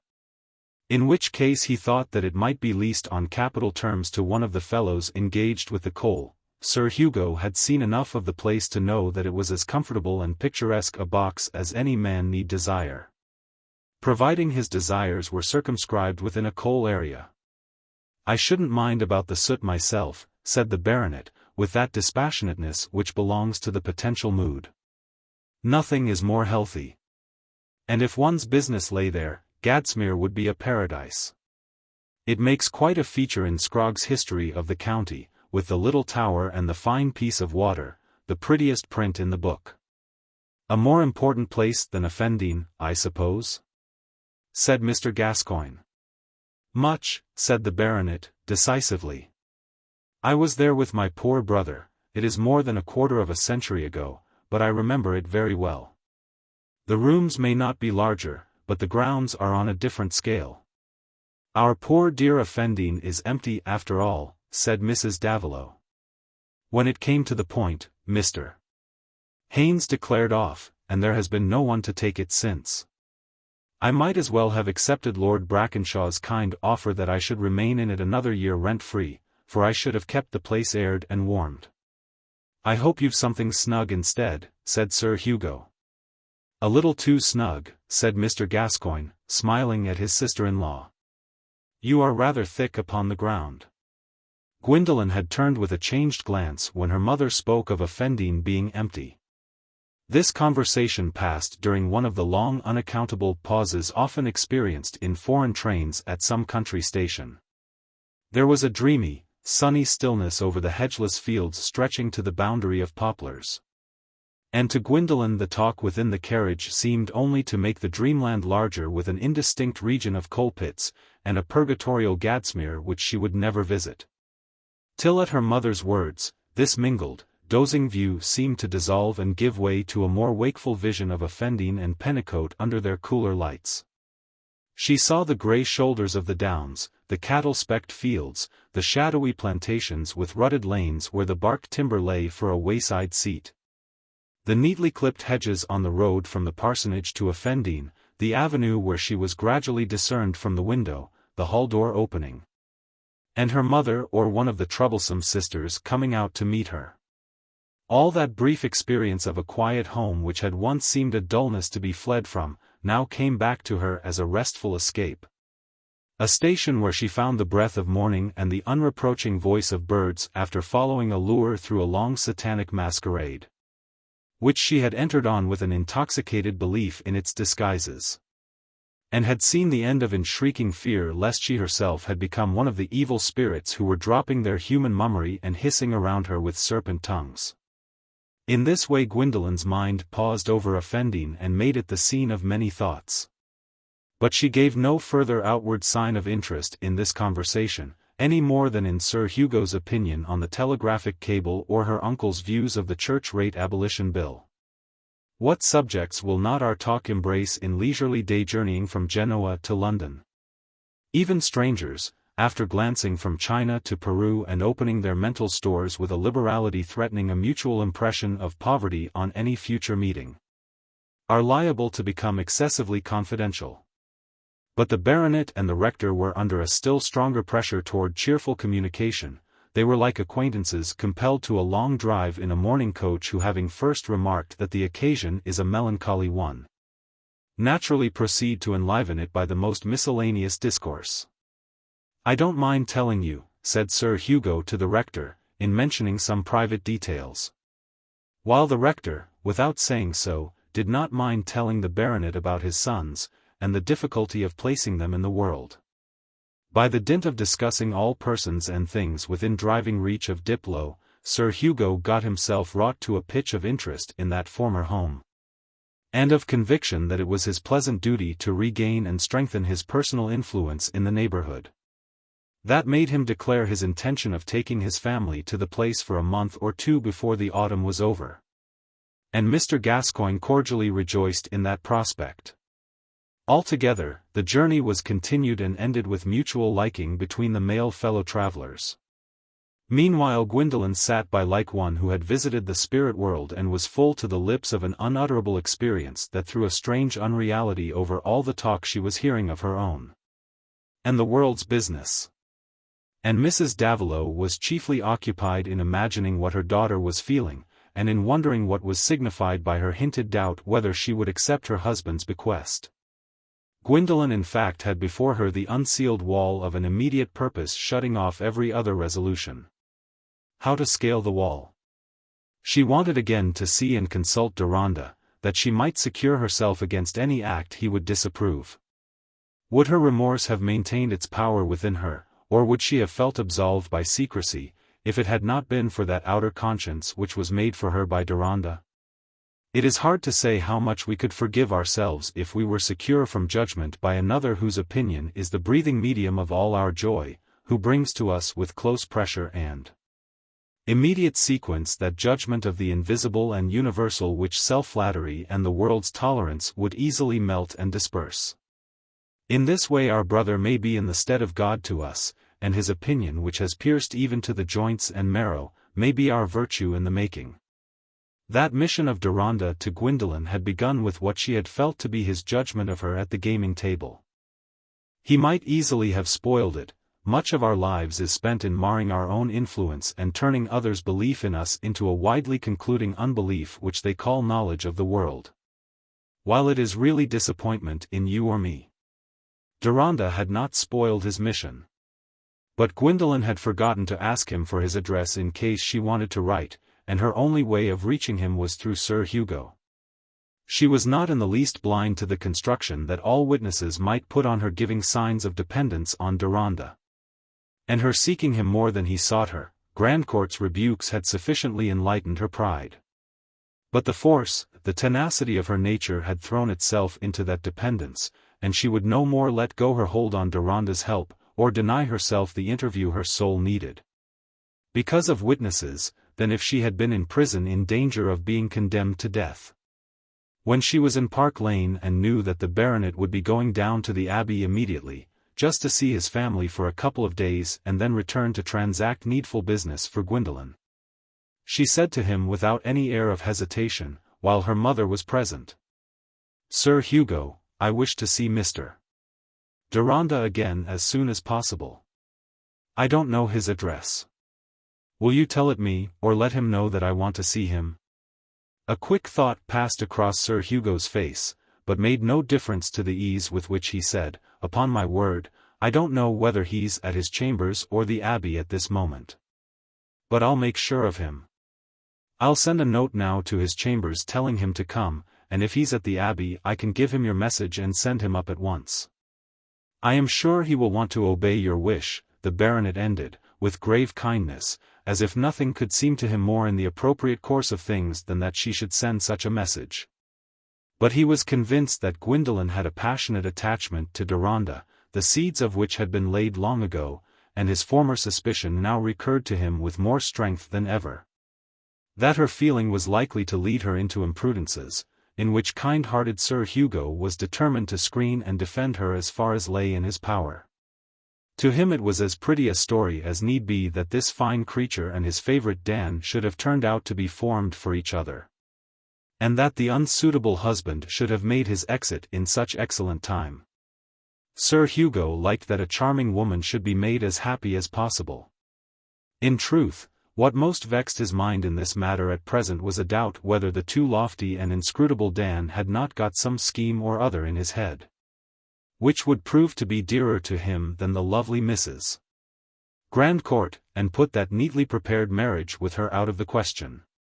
It was among the usual paradoxes of feeling that Sir Hugo, who had given his fatherly cautions to Deronda against too much tenderness in his relations with the bride, should now feel rather irritated against him by the suspicion that he had not fallen in love as he ought to have done. Of course all this thinking on Sir Hugo's part was eminently premature, only a fortnight or so after Grandcourt's death. But it is the trick of thinking to be either premature or behindhand. However, he sent the note to Deronda's chambers, and it found him there. Chapter 65. Oh, welcome, pure-eyed faith, white-handed hope. Thou hovering angel, girt with golden wings. Milton. Deronda did not obey Gwendolen's new summons without some agitation. Not his vanity, but his keen sympathy made him susceptible to the danger that another's heart might feel larger demands on him than he would be able to fulfill. And it was no longer a matter of argument with him, but of penetrating consciousness, that Gwendolen's soul clung to his with a passionate need. We do not argue the existence of the anger or the scorn that thrills through us in a voice, we simply feel it, and it admits of no disproof. Deronda felt this woman's destiny hanging on his over a precipice of despair. Anyone who knows him cannot wonder at his inward confession, that if all this had happened little more than a year ago, he would hardly have asked himself whether he loved her. The impetuous determining impulse which would have moved him would have been to save her from sorrow, to shelter her life forevermore from the dangers of loneliness, and carry out to the last the rescue he had begun in that monitory redemption of the necklace. But now, love and duty had thrown other bonds around him, and that impulse could no longer determine his life. Still, it was present in him as a compassionate yearning, a painful quivering at the very imagination of having again and again to meet the appeal of her eyes and words. The very strength of the bond, the certainty of the resolve, that kept him asunder from her, made him gaze at her lot apart with the more aching pity. He awaited her coming in the back drawing-room, part of that white and crimson space where they had sat together at the musical party. Where Gwendolen had said for the first time that her lot depended on his not forsaking her, and her appeal had seemed to melt into the melodic cry, per pieta non dormi addio. But the melody had come from Mira's dear voice. Deronda walked about this room, which he had for years known by heart, with a strange sense of metamorphosis in his own life. The familiar objects around him, from Lady Mallinger's gently smiling portrait to the also human and urbane faces of the lions on the pilasters of the chimney-piece, seemed almost to belong to a previous state of existence which he was revisiting in memory only, not in reality. So deep and transforming had been the impressions he had lately experienced. So new were the conditions under which he found himself in the house he had been accustomed to think of as a home, standing with his hat in his hand awaiting the entrance of a young creature whose life had also been undergoing a transformation, a tragic transformation toward a wavering result, in which he felt with apprehensiveness that his own action was still bound up. But Gwendolen was come in, looking changed, not only by her mourning dress, but by a more satisfied quietude of expression than he had seen in her face at Genoa. Her satisfaction was that Deronda was there, but there was no smile between them as they met and clasped hands, each was full of remembrance, full of anxious prevision. She said, "It was good of you to come. Let us sit down," immediately seating herself in the nearest chair. He placed himself opposite to her. "I asked you to come because I want you to tell me what I ought to do," she began, "at once. Don't be afraid of telling me what you think is right, because it seems hard. I have made up my mind to do it. I was afraid once of being poor, I could not bear to think of being under other people, and that was why I did something, why I married. I have borne worse things now. I think I could bear to be poor, if you think I ought. Do you know about my husband's will?" "Yes, Sir Hugo told me," said Deronda, already guessing the question she had to ask. "Ought I to take anything he has left me?" "I will tell you what I have been thinking," said Gwendolen, with a more nervous eagerness. "Perhaps you may not quite know that I really did think a good deal about my mother when I married. I was selfish, but I did love her, and feel about her poverty, and what comforted me most at first, when I was miserable, was her being better off because I had married. The thing that would be hardest to me now would be to see her in poverty again. And I have been thinking that if I took enough to provide for her, and no more, nothing for myself, it would not be wrong. For I was very precious to my mother, and he took me from her, and he meant, and if she had known—" Gwendolen broke off. She had been preparing herself for this interview by thinking of hardly anything else than this question of right toward her mother. But the question had carried with it thoughts and reasons which it was impossible for her to utter, and these perilous remembrances swarmed between her words, making her speech more and more agitated and tremulous. She looked down helplessly at her hands, now unladen of all rings except her wedding ring. "Do not hurt yourself by speaking of that," said Deronda, tenderly. "There is no need. The case is very simple. I think I can hardly judge wrongly about it. You consult me because I am the only person to whom you have confided the most painful part of your experience, and I can understand your scruples." He did not go on immediately, waiting for her to recover herself. The silence seemed to Gwendolen full of the tenderness that she heard in his voice, and she had courage to lift up her eyes and look at him as he said, "You are conscious of something which you feel to be a crime toward one who is dead. You think that you have forfeited all claim as a wife. You shrink from taking what was his. You want to keep yourself from profiting by his death. Your feeling even urges you to some self-punishment, some scourging of the self that disobeyed your better will, the will that struggled against temptation. I have known something of that myself. Do I understand you?" "Yes, at least, I want to be good, not like what I have been," said Gwendolen. "I will try to bear what you think I ought to bear. I have tried to tell you the worst about myself. What ought I to do?" "If no one but yourself were concerned in this question of income," said Deronda, "I should hardly dare to urge you against any remorseful prompting. But I take as a guide now, your feeling about Mrs. Davilow, which seems to me quite just. I cannot think that your husband's dues even to yourself are nullified by any act you have committed. He voluntarily entered into your life, and effected its course in what is always the most momentous way. But setting that aside, it was due from him in his position that he should provide for your mother.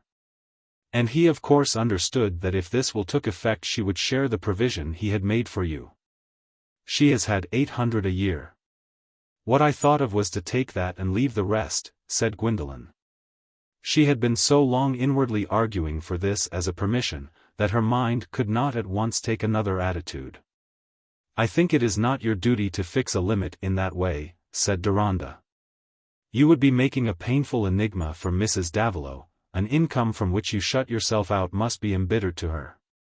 And your own course would become too difficult. We agreed at Genoa that the burden on your conscience is one what no one ought to be admitted to the knowledge of. The future beneficence of your life will be best furthered by your saving all others from the pain of that knowledge. In my opinion you ought simply to abide by the provisions of your husband's will, and let your remorse tell only on the use that you will make of your monetary independence." In uttering the last sentence Deronda automatically took up his hat which he had laid on the floor beside him. Gwendolen, sensitive to his slightest movement, felt her heart giving a great leap, as if it too had a consciousness of its own, and would hinder him from going. In the same moment she rose from her chair, unable to reflect that the movement was an acceptance of his apparent intention to leave her. And Deronda, of course, also rose, advancing a little. "I will do what you tell me," said Gwendolen, hurriedly, "but what else shall I do?" No other than these simple words were possible to her. And even these were too much for her in a state of emotion where her proud secrecy was disenthroned. As the childlike sentences fell from her lips they reacted on her like a picture of her own helplessness. And she could not check the sob which sent the large tears to her eyes.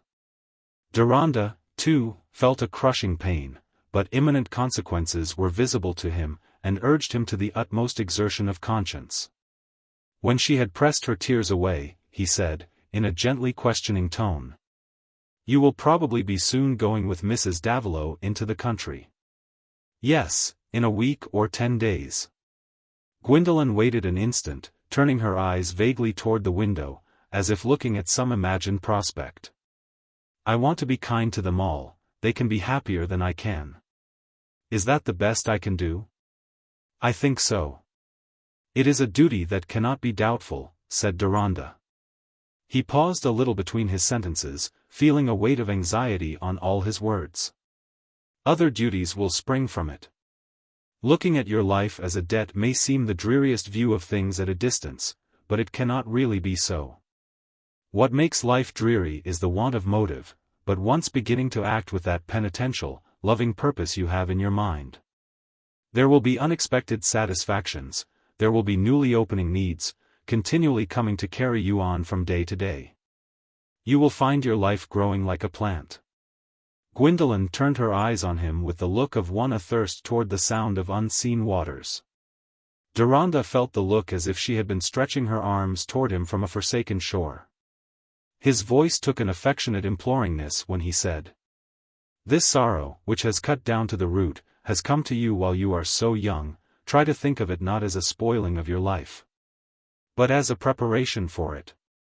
Let it be a preparation." Anyone overhearing his tones would have thought he was entreating for his own happiness. See. You have been saved from the worst evils that might have come from your marriage, which you feel was wrong. You have had a vision of injurious, selfish action, a vision of possible degradation. Think that a severe angel, seeing you along the road of error, grasped you by the wrist and showed you the horror of the life you must avoid. And it has come to you in your springtime. Think of it as a preparation.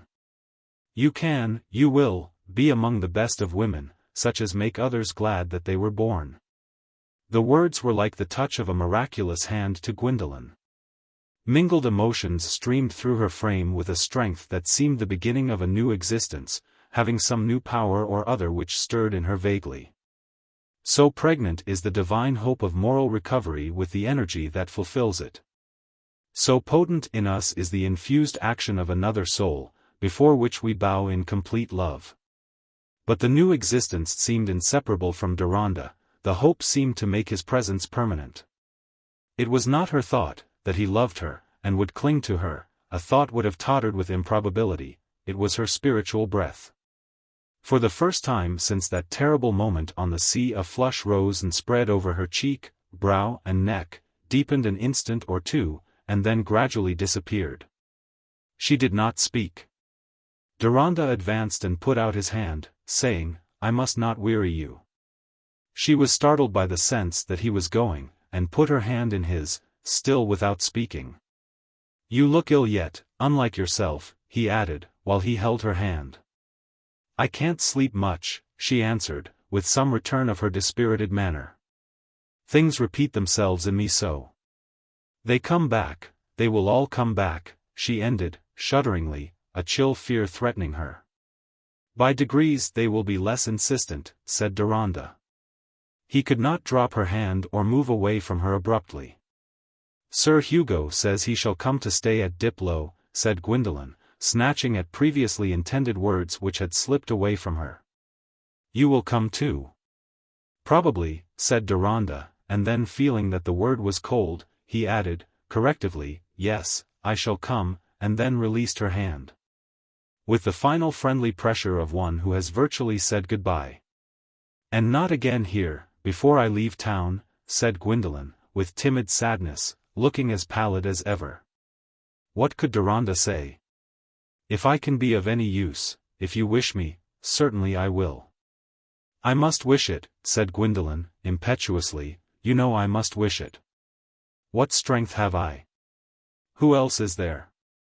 Again a sob was rising. Deronda felt a pang, which showed itself in his face. He looked miserable as he said, "I will certainly come." Gwendolen perceived the change in his face. But the intense relief of expecting him to come again could not give way to any other feeling, and there was a recovery of the inspired hope and courage in her. "Don't be unhappy about me," she said, in a tone of affectionate assurance. "I shall remember your words, every one of them. I shall remember what you believe about me, I shall try." She looked at him firmly, and put out her hand again as if she had forgotten what had passed since those words of his which she promised to remember. But there was no approach to a smile on her lips. She had never smiled since her husband's death. When she stood still and in silence, she looked like a melancholy statue of the Gwendolen whose laughter had once been so ready when others were grave. It is only by remembering the searching anguish which had changed the aspect of the world for her that we can understand her behavior to Deronda, the unreflecting openness, nay, the importunate pleading, with which she expressed her dependence on him. Considerations such as would have filled the minds of indifferent spectators could not occur to her, any more than if flames had been mounting around her. And she had flung herself into his open arms and clung about his neck that he might carry her into safety. She identified him with the struggling regenerative process in her which had begun with his action. Is it any wonder that she saw her own necessity reflected in his feeling? She was in that state of unconscious reliance and expectation which is a common experience with us when we are preoccupied with our own trouble or our own purposes. We diffuse our feeling over others, and count on their acting from our motives. Her imagination had not been turned to a future union with Deronda by any other than the spiritual tie which had been continually strengthening. But also it had not been turned toward a future separation from him. Lovemaking and marriage, how could they now be the imagery in which poor Gwendolen's deepest attachment could spontaneously clothe itself? Mighty love had laid his hand upon her. But what had he demanded of her? Acceptance of rebuke, the hard task of self-change, confession, endurance. If she cried toward him, what then? She cried as the child cries whose little feet have fallen backward, cried to be taken by the hand, lest she should lose herself. The cry pierced Deronda. What position could have been more difficult for a man full of tenderness, yet with clear foresight? He was the only creature who knew the real nature of Gwendolen's trouble. To withdraw himself from any appeal of hers would be to consign her to a dangerous loneliness. He could not reconcile himself to the cruelty of apparently rejecting her dependence on him. And yet in the nearer or farther distance he saw a coming wrench, which all present strengthening of their bond would make the harder. He was obliged to risk that. He went once and again to Park Lane before Gwendolen left, but their interviews were in the presence of Mrs. Davilow, and were therefore less agitating. Gwendolen, since she had determined to accept her income, had conceived a project which she liked to speak of. It was to place her mother and sisters with herself in offending again, and, as she said, piece back her life unto that time when they first went there, and when everything was happiness about her, only she did not know it.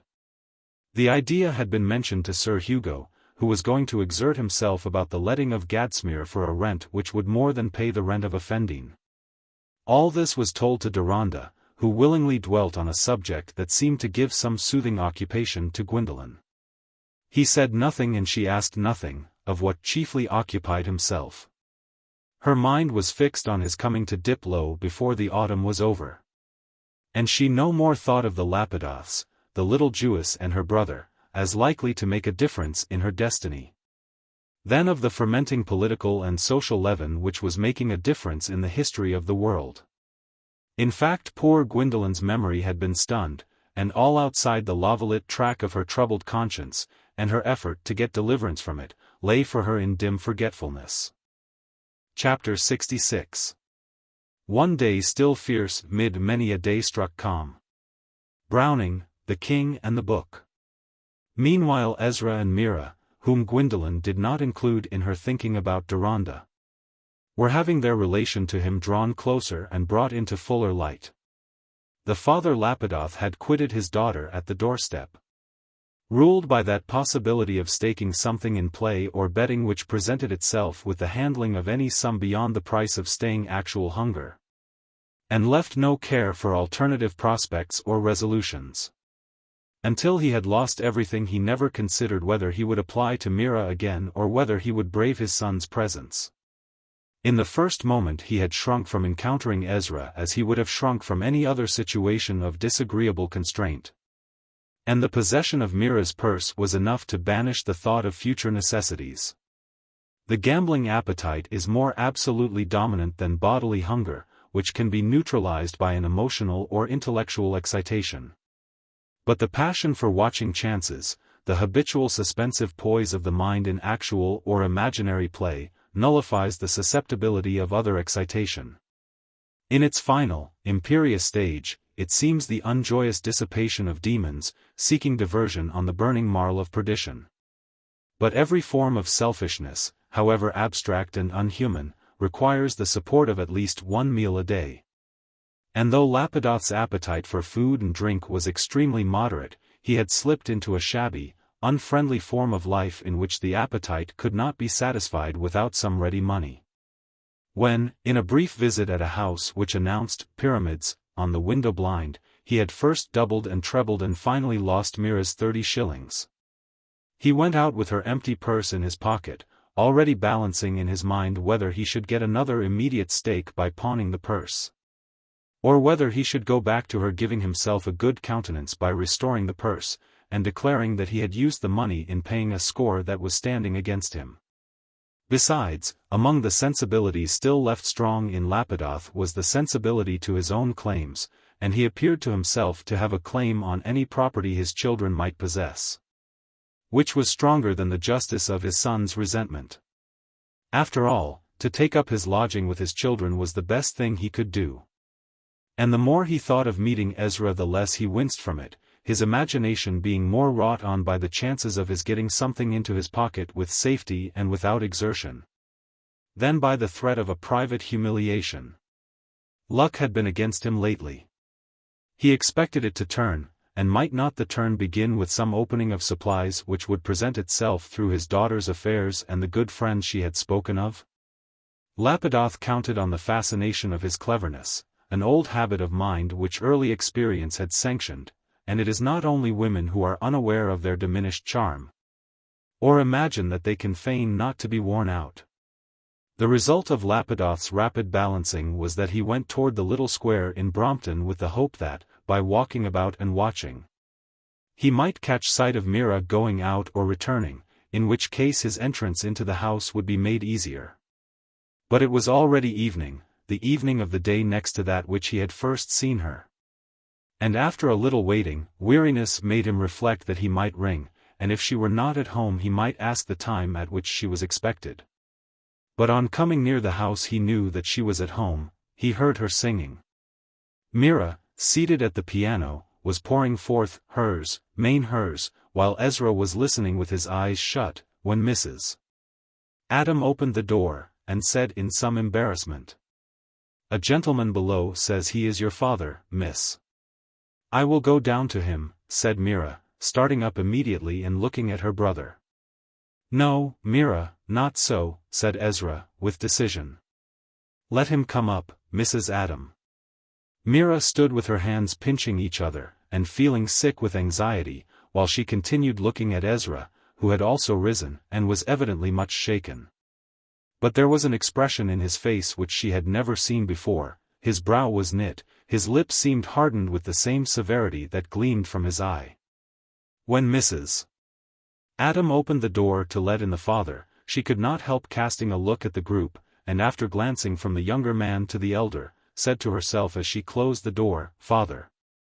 Sure enough, the likeness was that of outline, which is always most striking at the first moment. The expression had been wrought into the strongest contrasts by such hidden or inconspicuous differences as can make the genius of a Cromwell within the outward type of a father who was no more than a respectable parishioner. Lapidoth had put on a melancholy expression beforehand, but there was some real wincing in his frame as he said, "Well, Ezra, my boy, you hardly know me after so many years."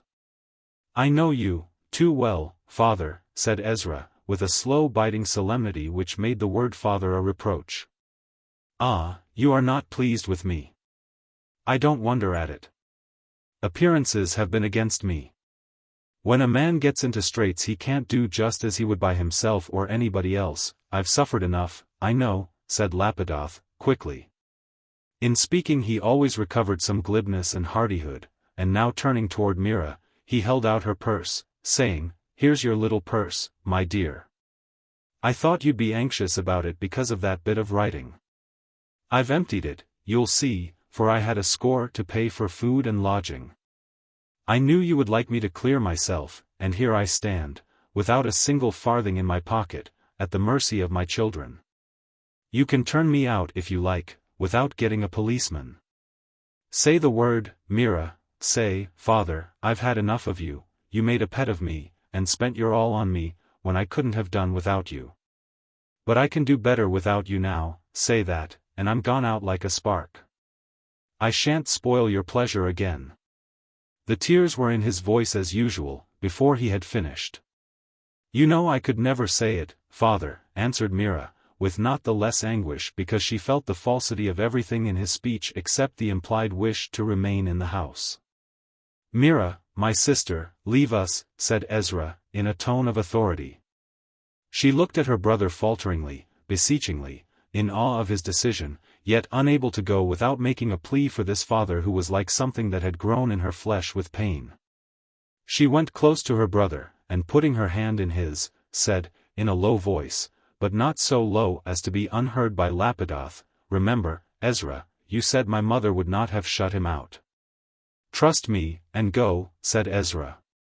She left the room, but after going a few steps up the stairs, sat down with a palpitating heart. If, because of anything her brother said to him, he went away. Lapidoth had some sense of what was being prepared for him in his son's mind. But he was beginning to adjust himself to the situation and find a point of view that would give him a cool superiority to any attempt at humiliating him. This haggard son, speaking as from a sepulchre, had the incongruity which selfish levity learns to see in suffering, and until the unrelenting pincers of disease clutch its own flesh. Whatever preaching he might deliver must be taken for a matter of course. As a man finding shelter from hail in an open cathedral might take a little religious howling that happened to be going on there. Lapidoth was not born with this sort of callousness, he had achieved it.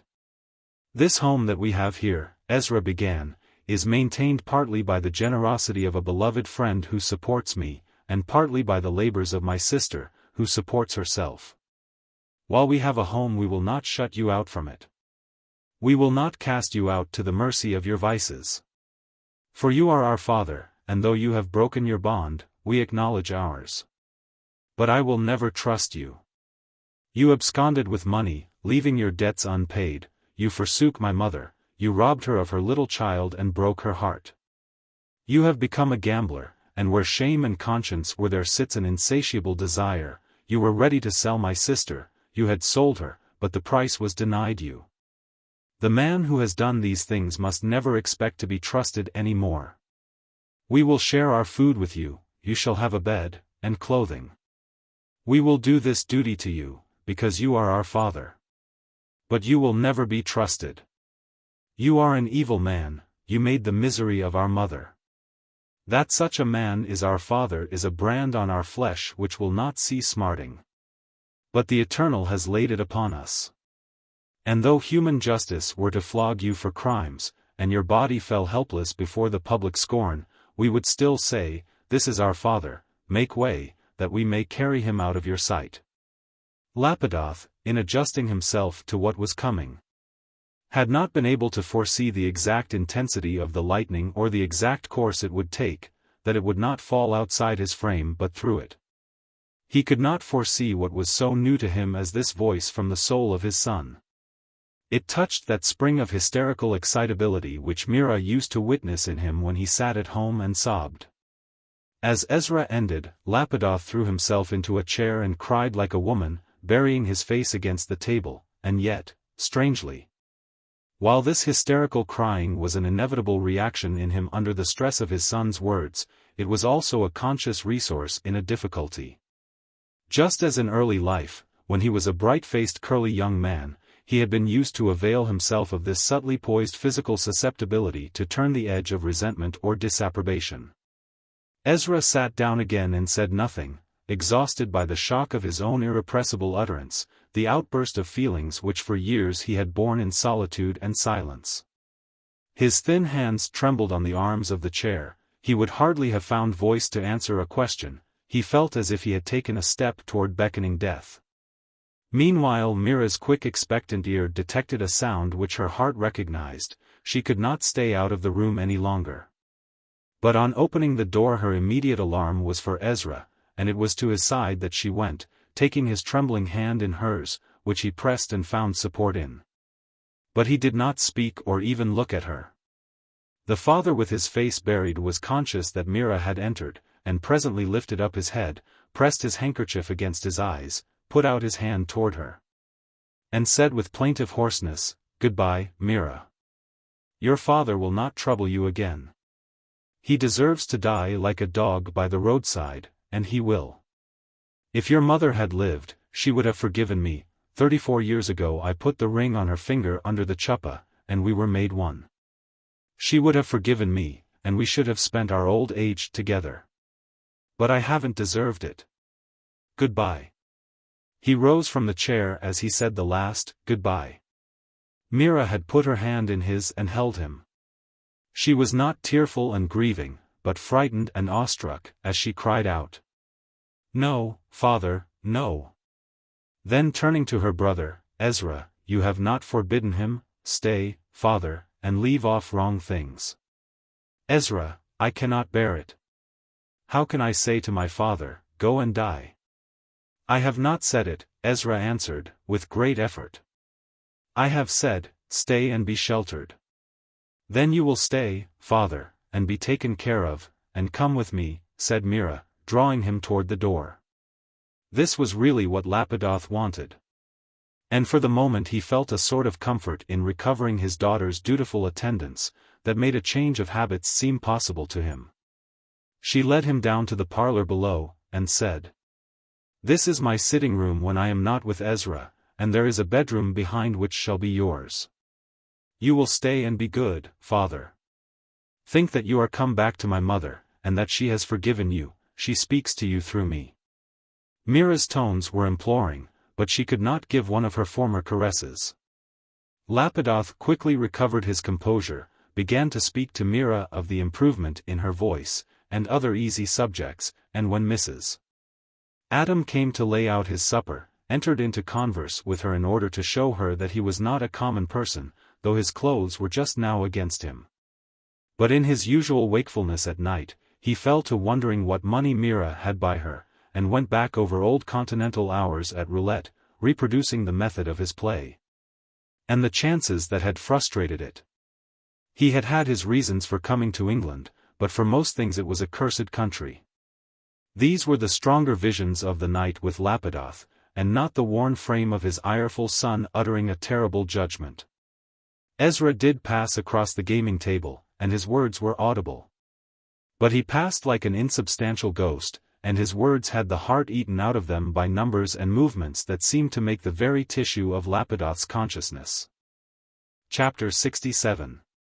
The Godhead in us rings our noble deeds from our reluctant selves.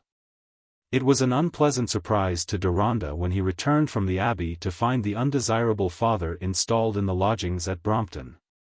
Mira had felt it necessary to speak of Deronda to her father, and even to make him as fully aware as she could of the way in which the friendship with Ezra had begun, and of the sympathy which had cemented it. She passed more lightly over what Deronda had done for her, omitting altogether the rescue from drowning, and speaking of the shelter she had found in Mrs. Merrick's family, so as to leave her father to suppose that it was through these friends Deronda had become acquainted with her. She could not persuade herself to more completeness in her narrative. She could not let the breath of her father's soul pass over her relation to Deronda. And Lapidoth, for reasons, was not eager in his questioning about the circumstances of her flight and arrival in England. But he was much interested in the fact of his children having a beneficent friend apparently high in the world. It was the brother who told Deronda of this new condition added to their life. "I am become calm in beholding him now," Ezra ended, "and I try to think it possible that my sister's tenderness, and the daily tasting a life of peace, may win him to remain aloof from temptation. I have enjoined her, and she has promised, to trust him with no money. I have convinced her that he will buy with it his own destruction." Deronda first came on the third day from Lapidoth's arrival. The new clothes for which he had been measured were not yet ready, and wishing to make a favorable impression, he did not choose to present himself in the old ones.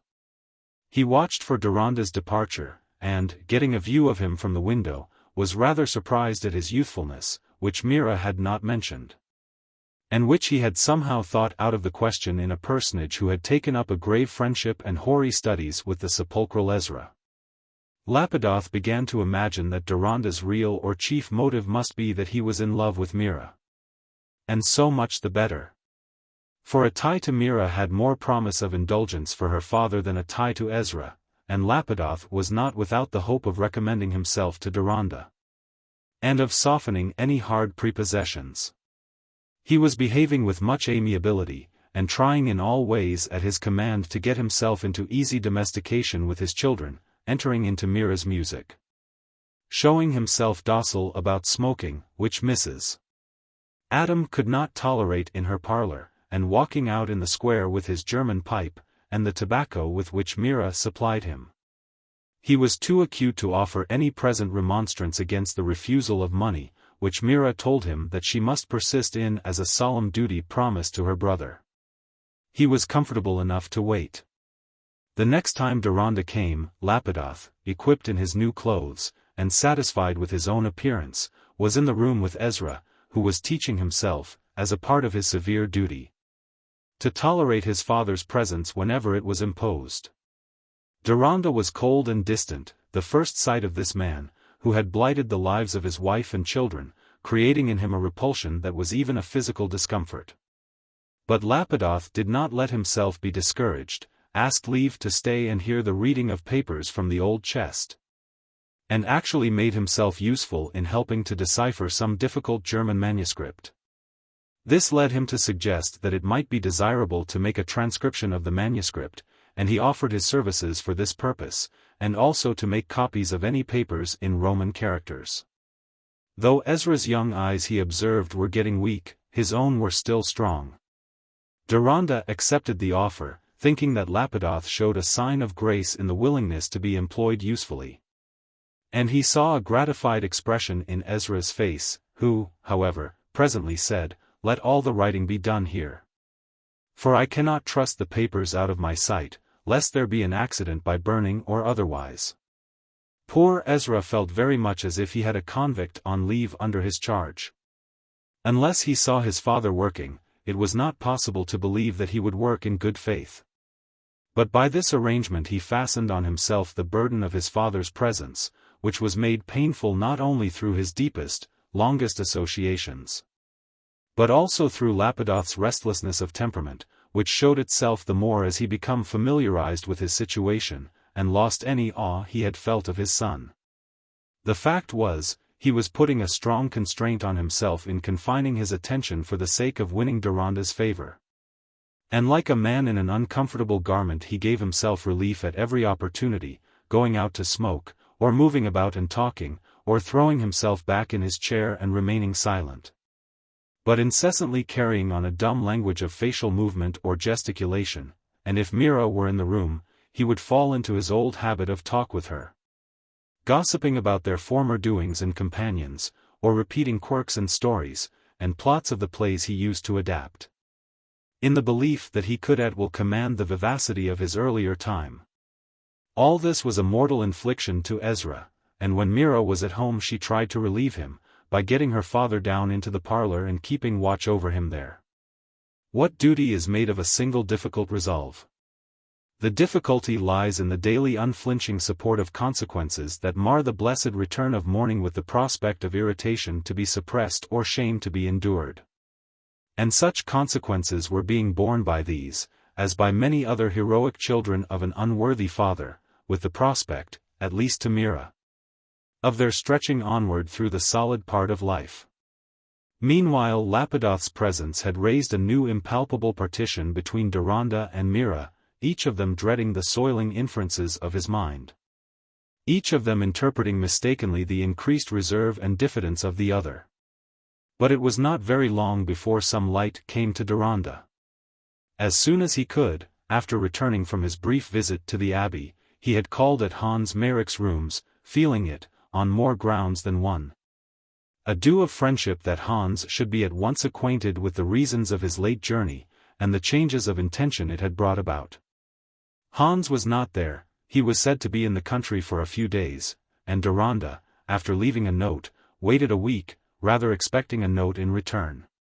But receiving no word, and fearing some freak of feeling in the incalculably susceptible Hans, whose proposed sojourn at the abbey he knew had been deferred, he at length made a second call. And was admitted into the painting room, where he found his friend in a light coat, without a waistcoat, his long hair still wet from a bath, but with a face looking worn and wizened, anything but country-like. He had taken up his palette and brushes, and stood before his easel when Deronda entered, but the equipment and attitude seemed to have been got up on short notice. As they shook hands, Deronda said, "You don't look much as if you had been in the country, old fellow. Is it Cambridge you have been to?"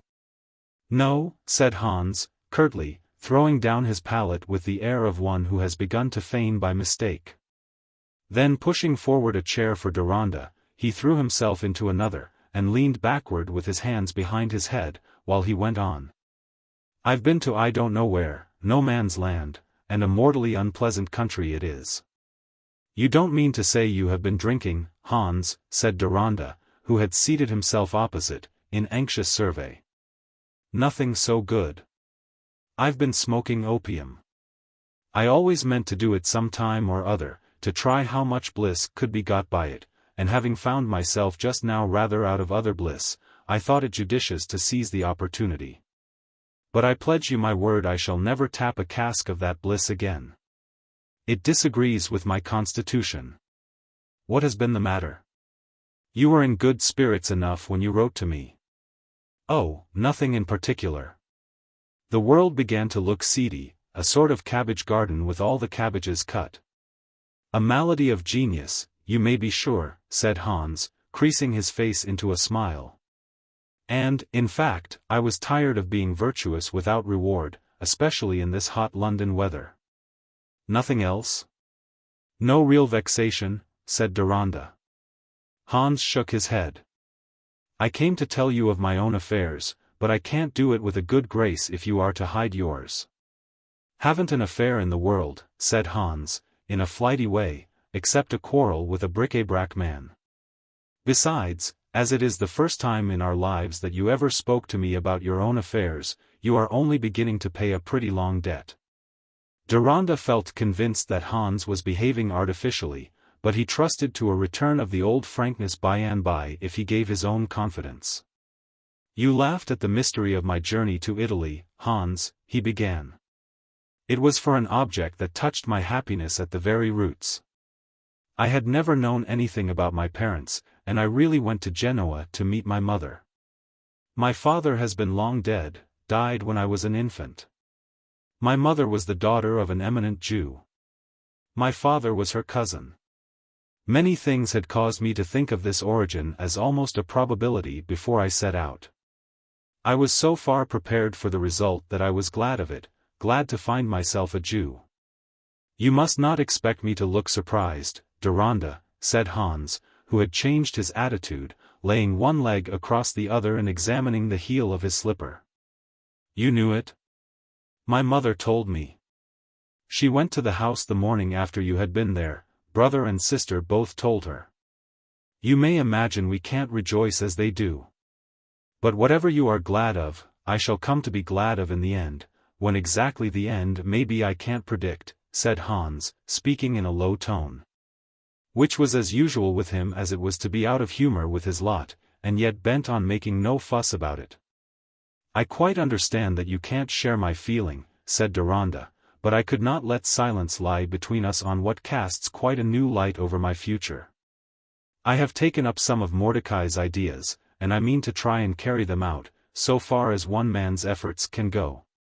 I dare say I shall by and by travel to the East and be away for some years."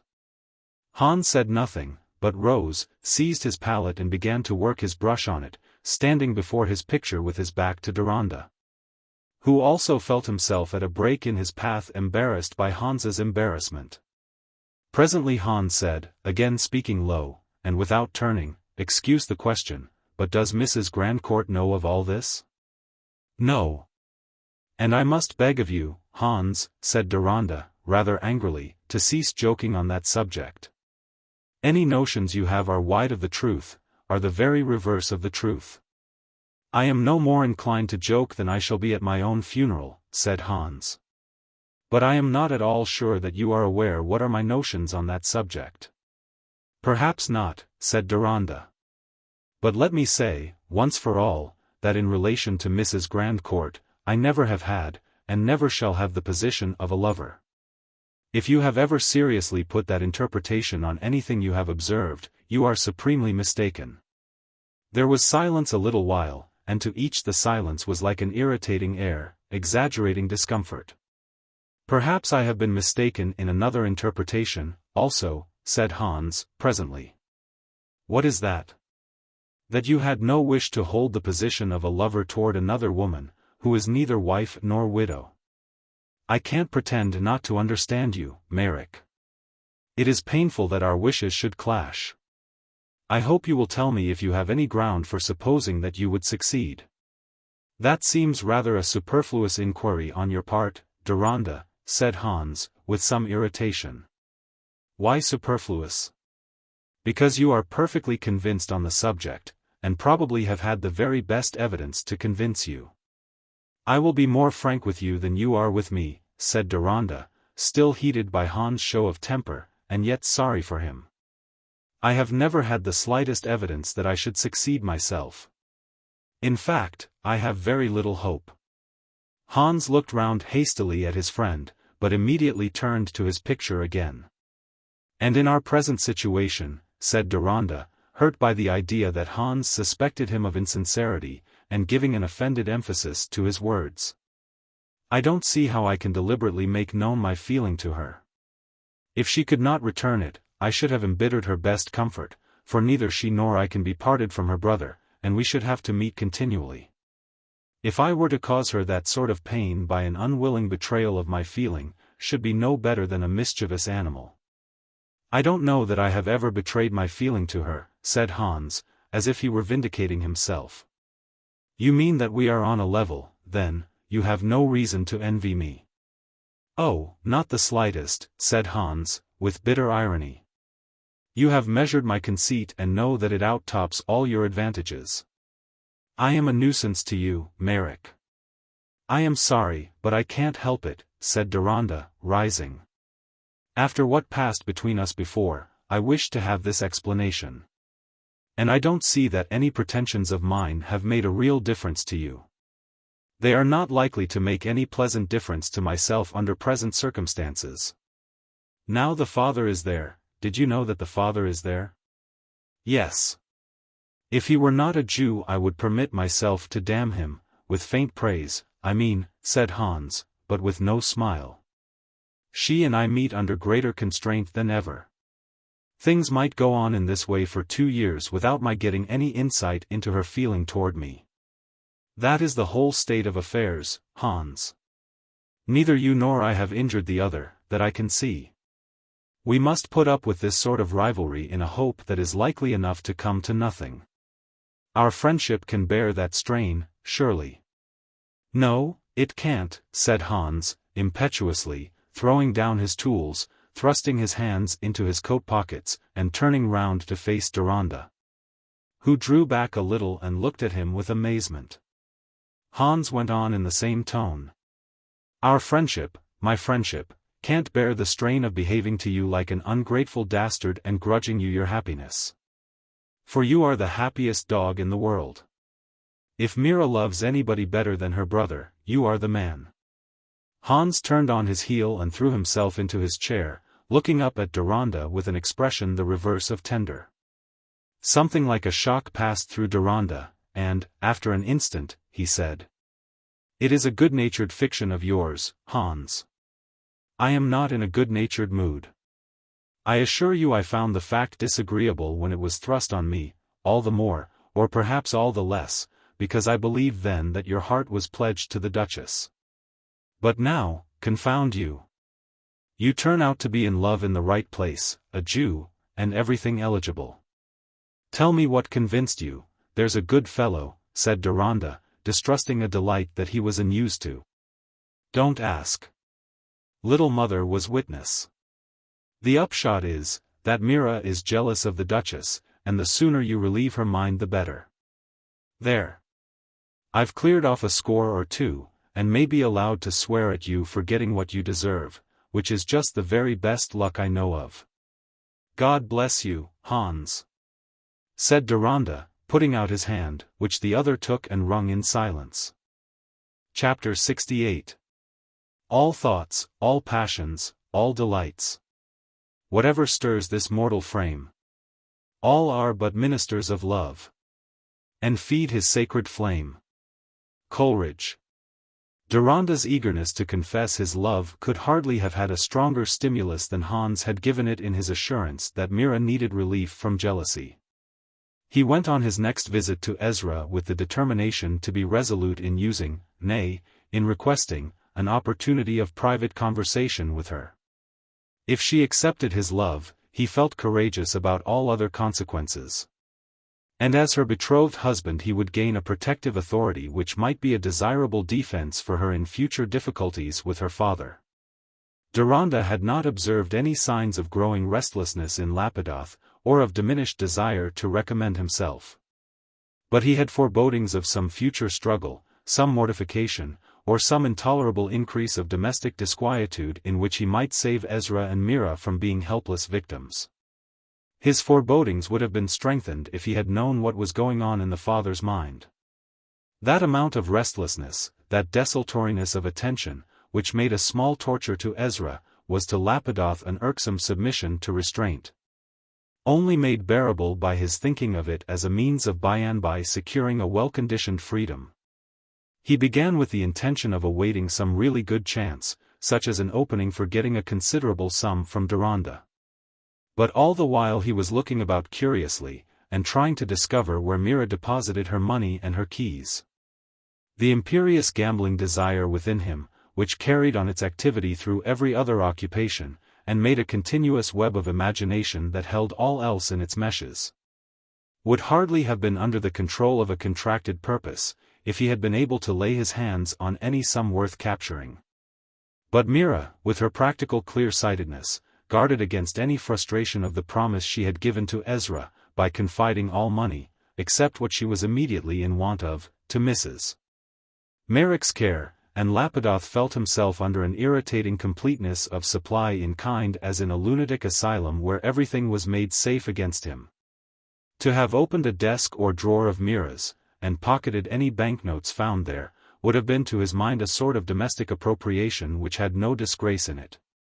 The degrees of liberty a man allows himself with other people's property being often delicately drawn, even beyond the boundary where the law begins to lay its hold, which is the reason why spoons are a safer investment than mining shares. Lapidoth really felt himself injuriously treated by his daughter, and thought that he ought to have had what he wanted of her other earnings as he had of her apple tart. But he remained submissive.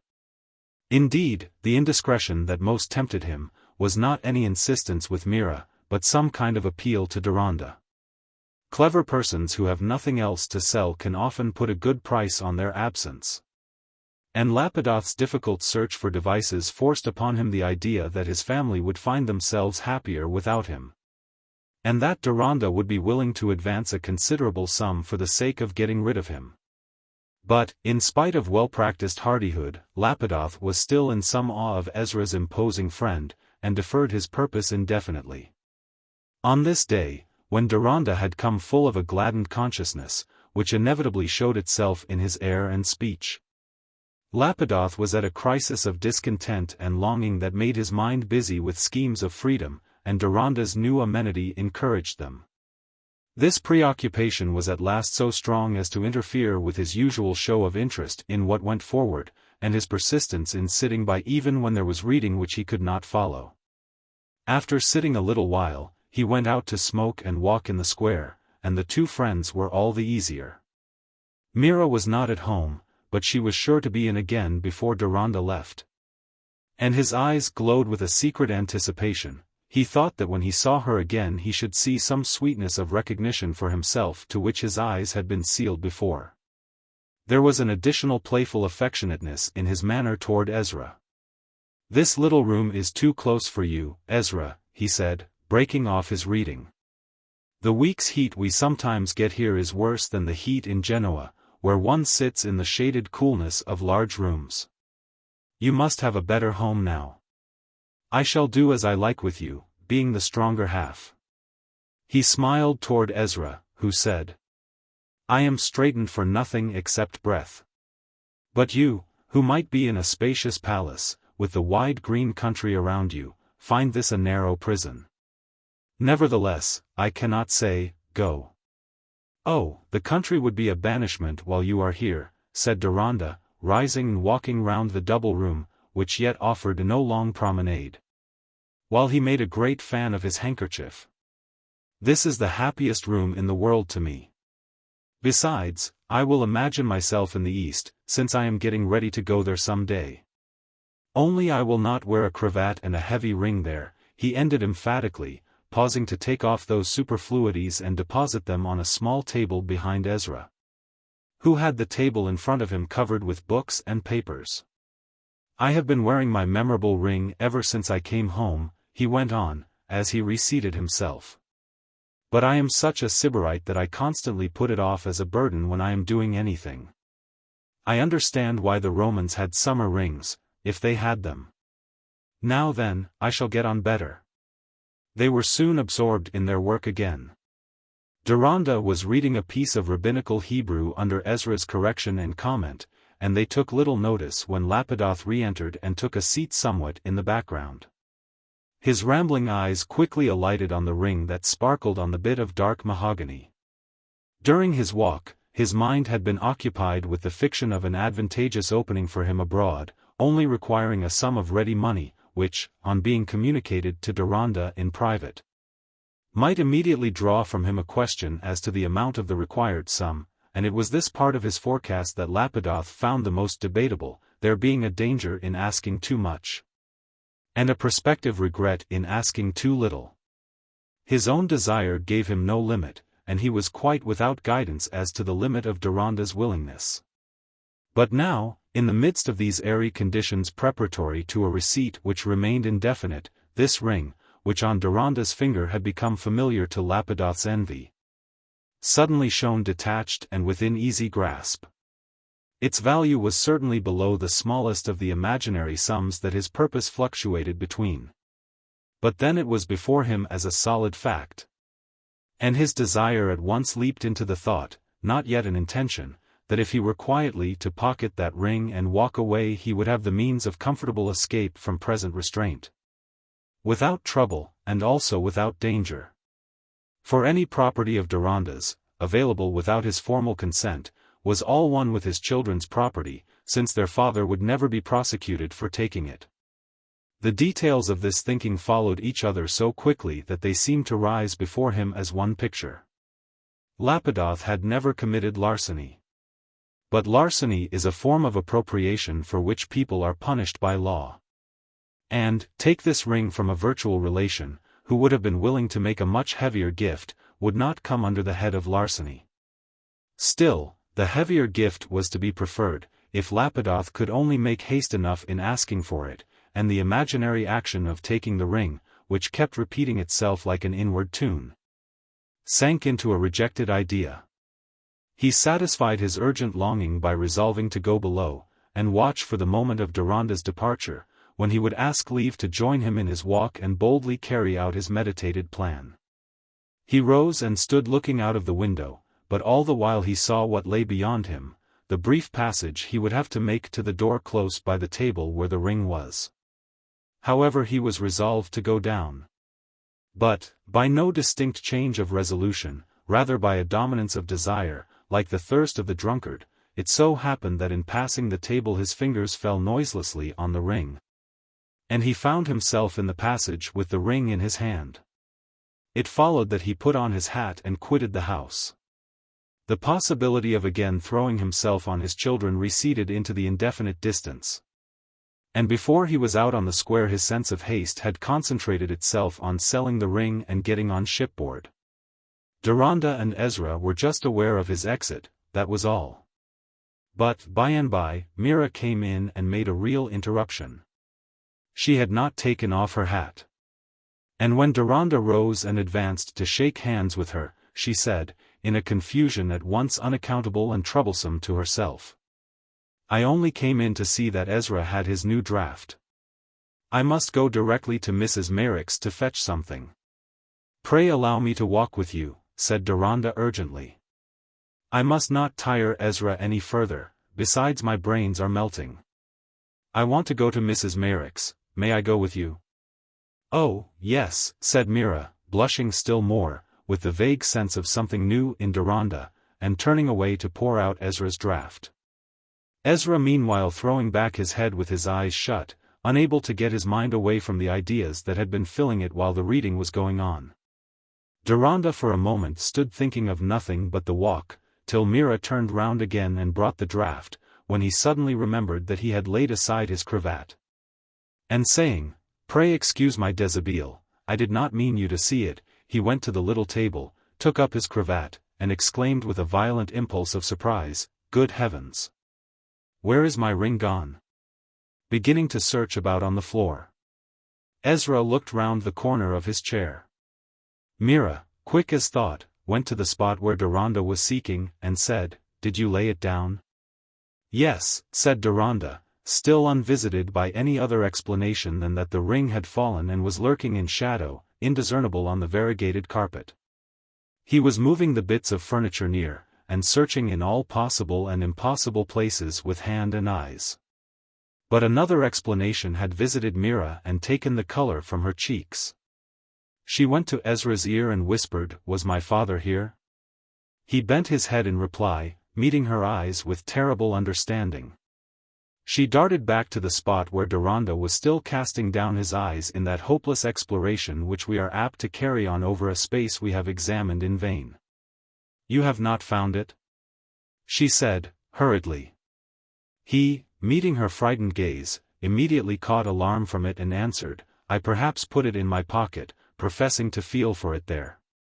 She watched him and said, "It is not there, you put it on the table," with a penetrating voice that would not let him feign to have found it in his pocket. And immediately she rushed out of the room. Deronda followed her. She was gone into the sitting room below to look for her father. She opened the door of the bedroom to see if he were there. She looked where his hat usually hung. She turned with her hands clasped tight and her lips pale, gazing despairingly out of the window. Then she looked up at Deronda, who had not dared to speak to her in her white agitation. She looked up at him, unable to utter a word. The look seemed a tacit acceptance of the humiliation she felt in his presence.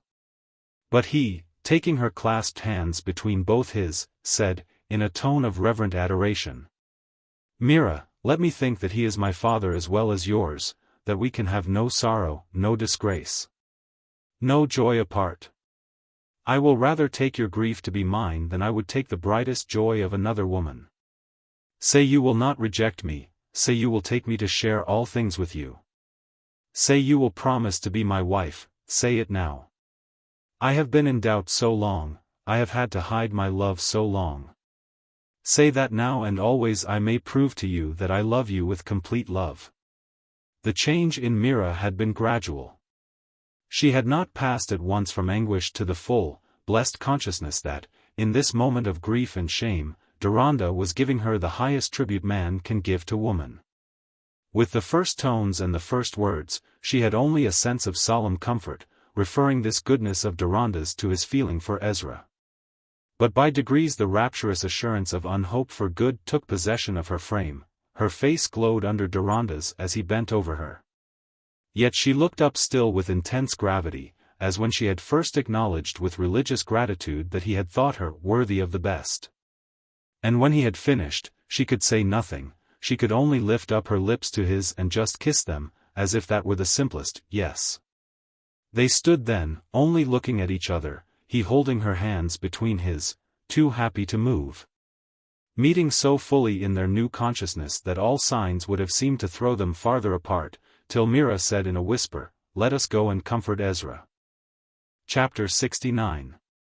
The human nature unto which I felt that I belonged, and reverenced with love, was not a punctual presence, but a spirit, diffused through time and space, with aid derived of evidence from monuments, erect, prostrate, or leaning toward their common rest.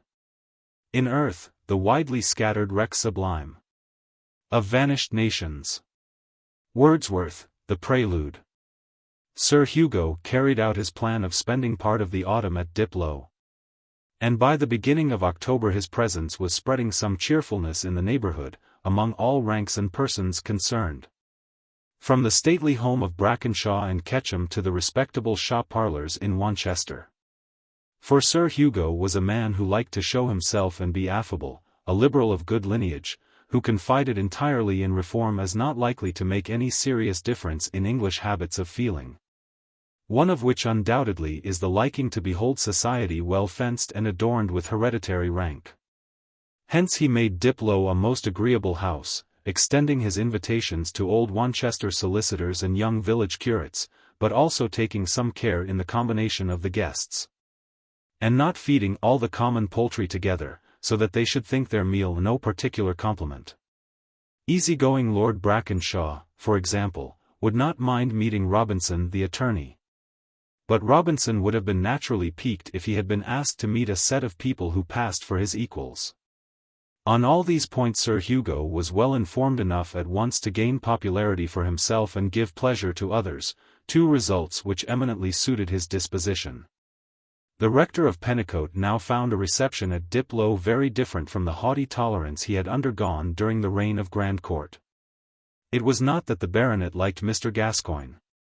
It was that he desired to keep up a marked relation of friendliness with him on account of Mrs. Grandcourt, for whom Sir Hugo's chivalry had become more and more engaged.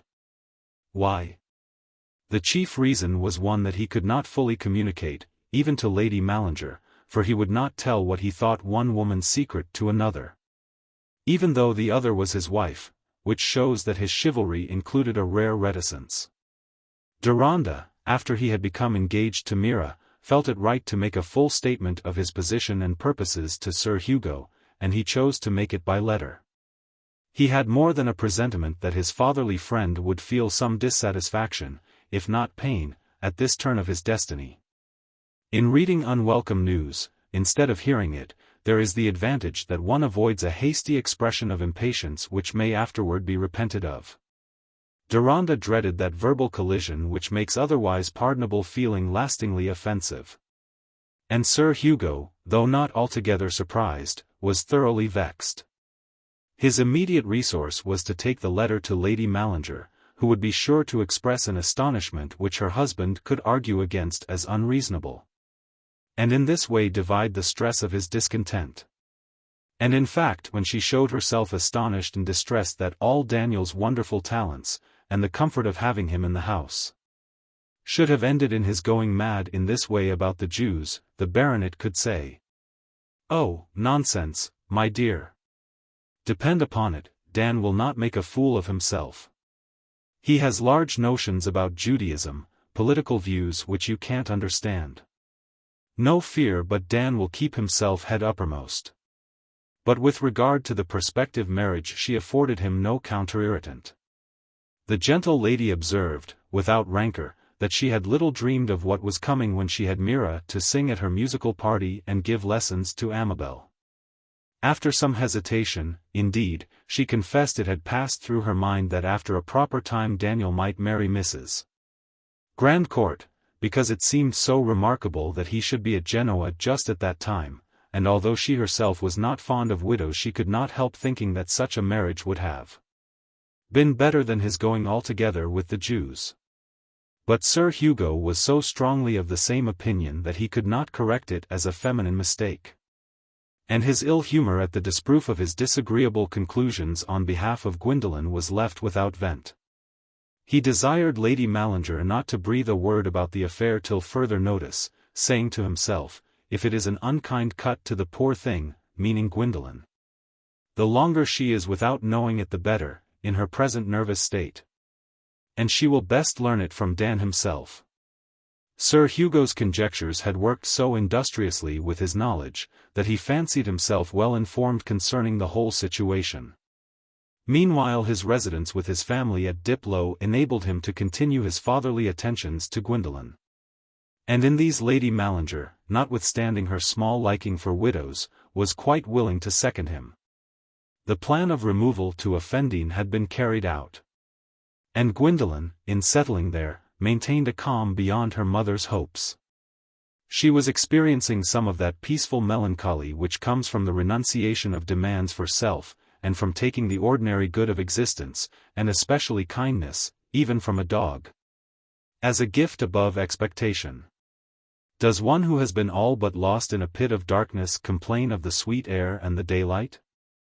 There is a way of looking at our life daily as an escape, and taking the quiet return of morn and evening, still more the star-like outglowing of some pure fellow feeling, some generous impulse breaking our inward darkness, as a salvation that reconciles us to hardship. Those who have a self-knowledge prompting such self-accusation as Hamlet's, can understand this habitual feeling of rescue. And it was felt by Gwendolen as she lived through and through again the terrible history of her temptations. From their first form of illusory self-pleasing when she struggled away from the hold of conscience, to their latest form of an urgent hatred dragging her toward its satisfaction, while she prayed and cried for the help of that conscience which she had once forsaken.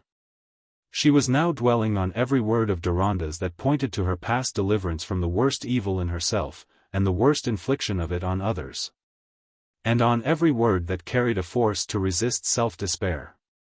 But she was also upborne by the prospect of soon seeing him again. She did not imagine him otherwise than always within her reach. Her supreme need of him blinding her to the separateness of his life, the whole scene of which she filled with his relation to her, no unique preoccupation of Gwendolen's. For we are all apt to fall into this passionate egoism of imagination, not only toward our fellow men, but toward God. And the future which she turned her face to with a willing step was one where she would be continually assimilating herself to some type that he would hold before her. Had he not first risen on her vision as a corrective presence which she had recognized in the beginning with resentment, and at last with entire love and trust? She could not spontaneously think of an end to that reliance, which had become to her imagination like the firmness of the earth, the only condition of her walking.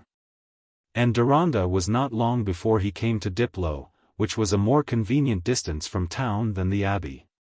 He had wished to carry out a plan for taking Ezra and Mira to a mild spot on the coast, while he prepared another home which Mira might enter as his bride, and where they might unitedly watch over her brother. But Ezra begged not to be removed, unless it were to go with them to the east. All outward solicitations were becoming more and more of a burden to him. But his mind dwelt on the possibility of this voyage with a visionary joy. Deronda, in his preparations for the marriage, which he hoped might not be deferred beyond a couple of months, wished to have fuller consultation as to his resources and affairs generally with Sir Hugo, and here was a reason for not delaying his visit to Diplow. But he thought quite as much of another reason, his promise to Gwendolen. The sense of blessedness in his own lot had yet an aching anxiety at his heart. This may be held paradoxical, for the beloved lover is always called happy, and happiness is considered as a well-fleshed indifference to sorrow outside it.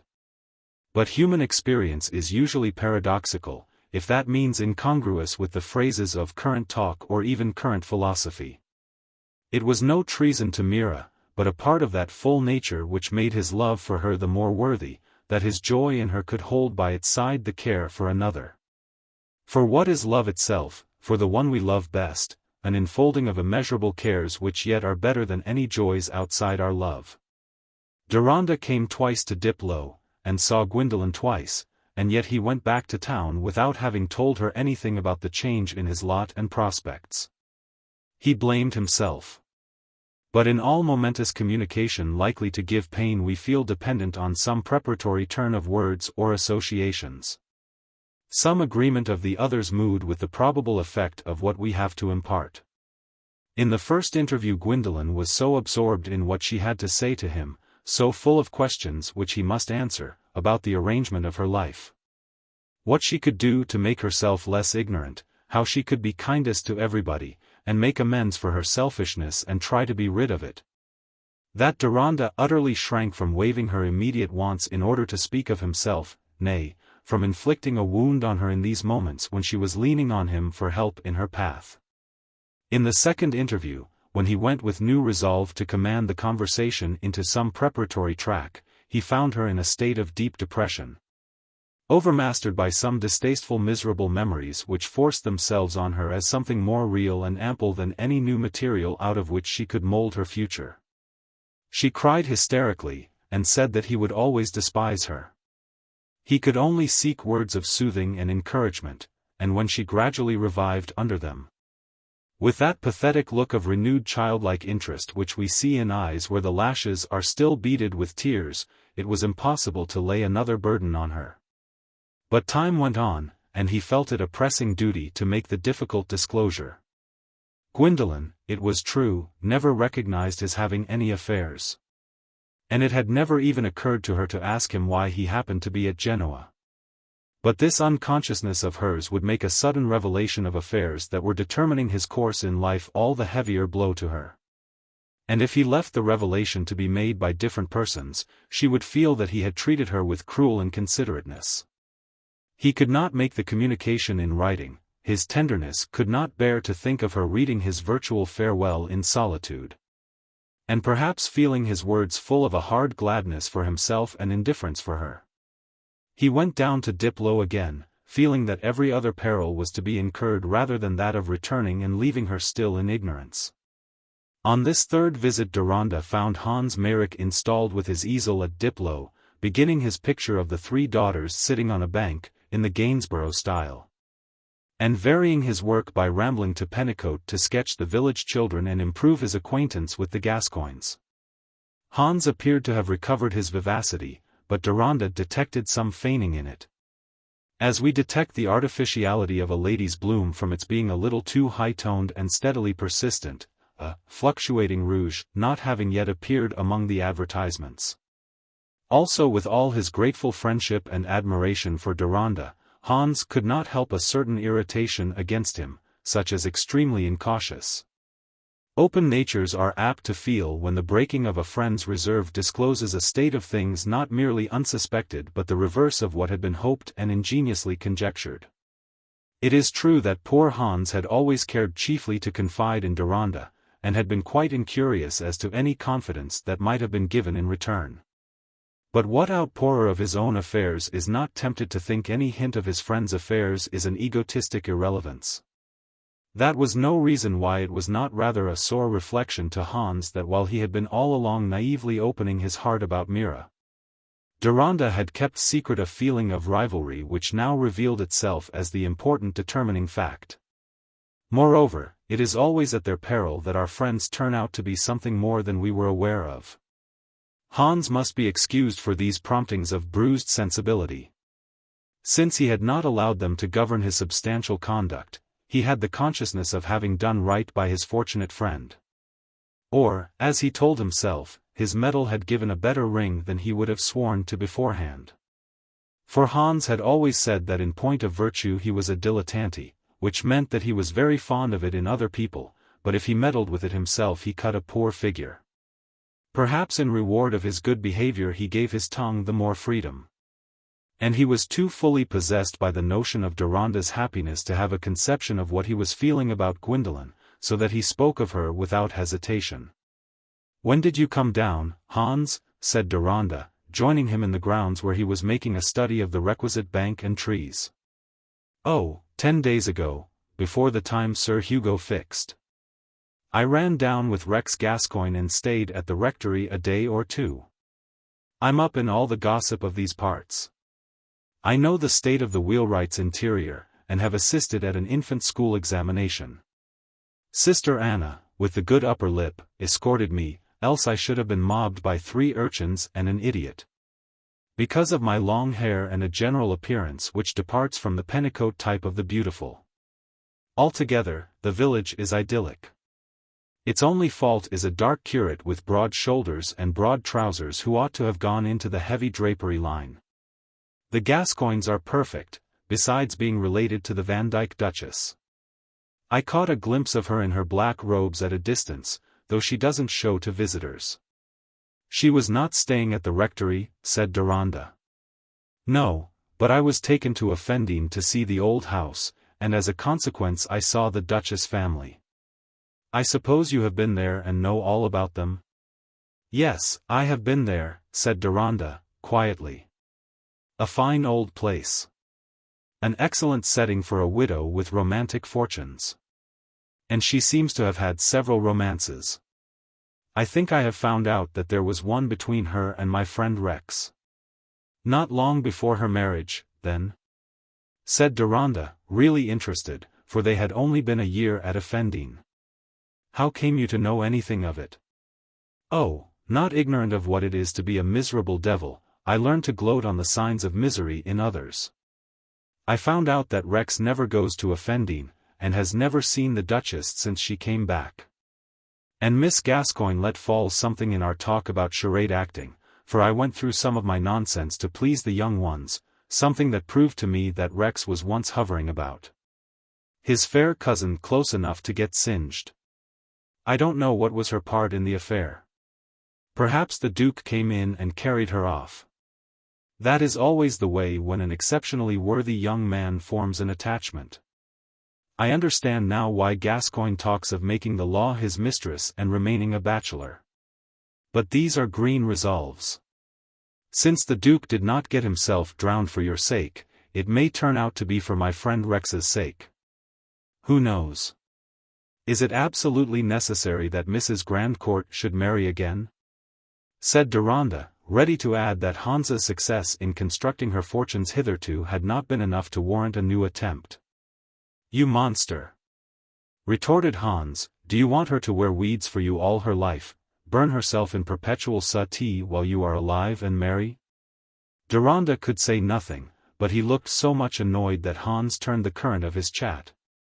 And when he was alone shrugged his shoulders a little over the thought that there really had been some stronger feeling between Deronda and the Duchess than Mira would like to know of.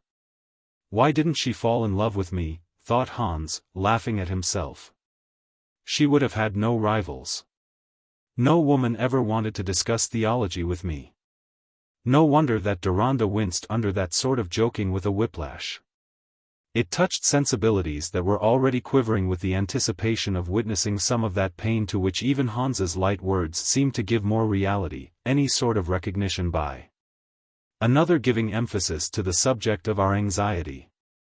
And now he had come down with the firm resolve that he would not again evade the trial. The next day he rode to Effendine.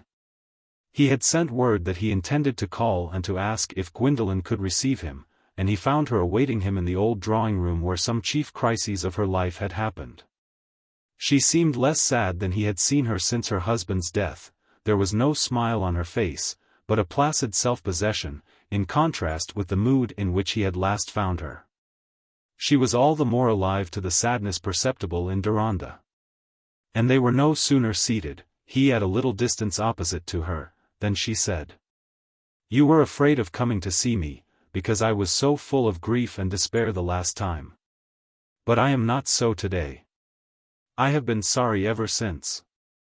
I have been making it a reason why I should keep up my hope and be as cheerful as I can, because I would not give you any pain about me." There was an unwonted sweetness in Gwendolen's tone and look as she uttered these words that seemed to Deronda to infuse the utmost cruelty into the task now laid upon him. But he felt obliged to make his answer a beginning of the task. "I am in some trouble today," he said, looking at her rather mournfully. "But it is because I have things to tell you which you will almost think it a want of confidence on my part not to have spoken of before. They are things affecting my own life, my own future. I shall seem to have made an ill return to you for the trust you have placed in me, never to have given you an idea of events that make great changes for me. But when we have been together we have hardly had time to enter into subjects which at the moment were really less pressing to me than the trials you have been going through." There was a sort of timid tenderness in Deronda's deep tones, and he paused with a pleading look. As if it had been Gwendolen only who had conferred anything in her scenes of beseeching and confession. A thrill of surprise was visible in her. Such meaning as she found in his words had shaken her, but without causing fear. Her mind had flown at once to some change in his position with regard to Sir Hugo and Sir Hugo's property. She said, with a sense of comfort from Deronda's way of asking her pardon, "You never thought of anything but what you could do to help me, and I was so troublesome. How could you tell me things?" "It will perhaps astonish you," said Deronda, that I have only quite lately known who were my parents." Gwendolen was not astonished, she felt the more assured that her expectations of what was coming were right. Deronda went on without check. "The reason why you found me in Italy was that I had gone there to learn that, in fact, to meet my mother. It was by her wish that I was brought up in ignorance of my parentage. She parted with me after my father's death, when I was a little creature. But she is now very ill, and she felt that the secrecy ought not to be any longer maintained. Her chief reason had been that she did not wish me to know I was a Jew." "A Jew?" Gwendolen exclaimed, in a low tone of amazement, with an utterly frustrated look, as if some confusing potion were creeping through her system. Deronda colored, and did not speak, while Gwendolen, with her eyes fixed on the floor, was struggling to find her way in the dark by the aid of various reminiscences. She seemed at last to have arrived at some judgment, for she looked up at Deronda again and said, as if remonstrating against the mother's conduct, "What difference need that have made?" "It has made a great difference to me that I have known it," said Deronda, emphatically. But he could not go on easily. The distance between her ideas and his acted like a difference of native language, making him uncertain what force his words would carry. Gwendolen meditated again, and then said feelingly, "I hope there is nothing to make you mind. You are just the same as if you were not a Jew." She meant to assure him that nothing of that external sort could affect the way in which she regarded him, or the way in which he could influence her. Deronda was a little helped by this misunderstanding. "The discovery was far from being painful to me," he said. "I had been gradually prepared for it, and I was glad of it. I had been prepared for it by becoming intimate with a very remarkable Jew, whose ideas have attracted me so much that I think of devoting the best part of my life to some effort at giving them effect." Again Gwendolen seemed shaken, again there was a look of frustration, but this time it was mingled with alarm. She looked at Deronda with lips childishly parted. It was not that she had yet connected his words with Mira and her brother, but that they had inspired her with a dreadful presentiment of mountainous travel for her mind before it could reach Deronda's. Great ideas in general which she had attributed to him seemed to make no great practical difference, and were not formidable in the same way as these mysteriously shadowed particular ideas. He could not quite divine what was going on within her, he could only seek the least abrupt path of disclosure. "That is an object," he said, after a moment, "which will by and by force me to leave England for some time, for some years. I have purposes which will take me to the East." Here was something clearer, but all the more immediately agitating. Gwendolen's lips began to tremble. "But you will come back?" she said, tasting her own tears as they fell, before she thought of drying them. Deronda could not sit still. He rose, and went to prop himself against the corner of the mantelpiece, at a different angle from her face. But when she had pressed her handkerchief against her cheeks, she turned and looked up at him, awaiting an answer. "If I live," said Deronda, "some time." They were both silent. He could not persuade himself to say more unless she led up to it by a question, and she was apparently meditating something that she had to say. "What are you going to do?" she asked, at last, very mildly. "Can I understand the ideas, or am I too ignorant?" "I am going to the East to become better acquainted with the condition of my race in various countries there," said Deronda, gently, anxious to be as explanatory as he could on what was the impersonal part of their separateness from each other. "The idea that I am possessed with is that of restoring a political existence to my people, making them a nation again, giving them a national center, such as the English have, though they too are scattered over the face of the globe. That is a task which presents itself to me as a duty. I am resolved to begin it, however feebly. I am resolved to devote my life to it. At the least, I may awaken a movement in other minds, such as has been awakened in my own." There was a long silence between them. The world seemed getting larger round poor Gwendolen, and she more solitary and helpless in the midst.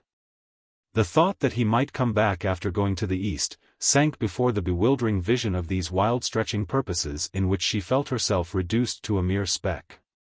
There comes a terrible moment to many souls when the great movements of the world, the larger destinies of mankind, which have lain aloof in newspapers and other neglected reading, enter like an earthquake into their own lives, where the slow urgency of growing generations turns into the tread of an invading army or the dire clash of civil war.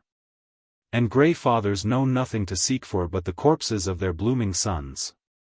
And girls forget all vanity to make lint and bandages which may serve for the shattered limbs of their betrothed husbands.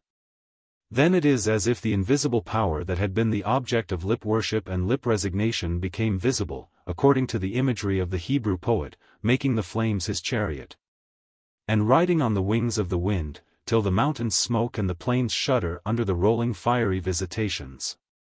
Often the good cause seems to lie prostrate under the thunder of unrelenting force, the martyrs lie reviled, they die, and no angel is seen holding forth the crown and the palm branch. Then it is that the submission of the soul to the highest is tested, and even in the eyes of frivolity life looks out from the scene of human struggle with the awful face of duty. And a religion shows itself which is something else than a private consolation. That was the sort of crisis which was at this moment beginning in Gwendolen's small life. She was for the first time feeling the pressure of a vast mysterious movement.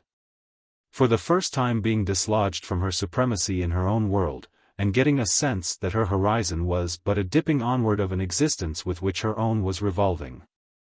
All the troubles of her wifehood and widowhood had still left her with the implicit impression which had accompanied her from childhood, that whatever surrounded her was somehow specially for her. And it was because of this that no personal jealousy had been roused in her relation to Deronda. She could not spontaneously think of him as rightfully belonging to others more than to her. But here had come a shock which went deeper than personal jealousy, something spiritual and vaguely tremendous that thrust her away, and yet quelled all her anger into self-humiliation. There had been a long silence. Deronda had stood still, even thankful for an interval before he needed to say more. And Gwendolen had sat like a statue with her wrists lying over each other and her eyes fixed, the intensity of her mental action arresting all other excitation. At length something occurred to her that made her turn her face to Deronda and say in a trembling voice, "Is that all you can tell me?" The question was like a dart to him.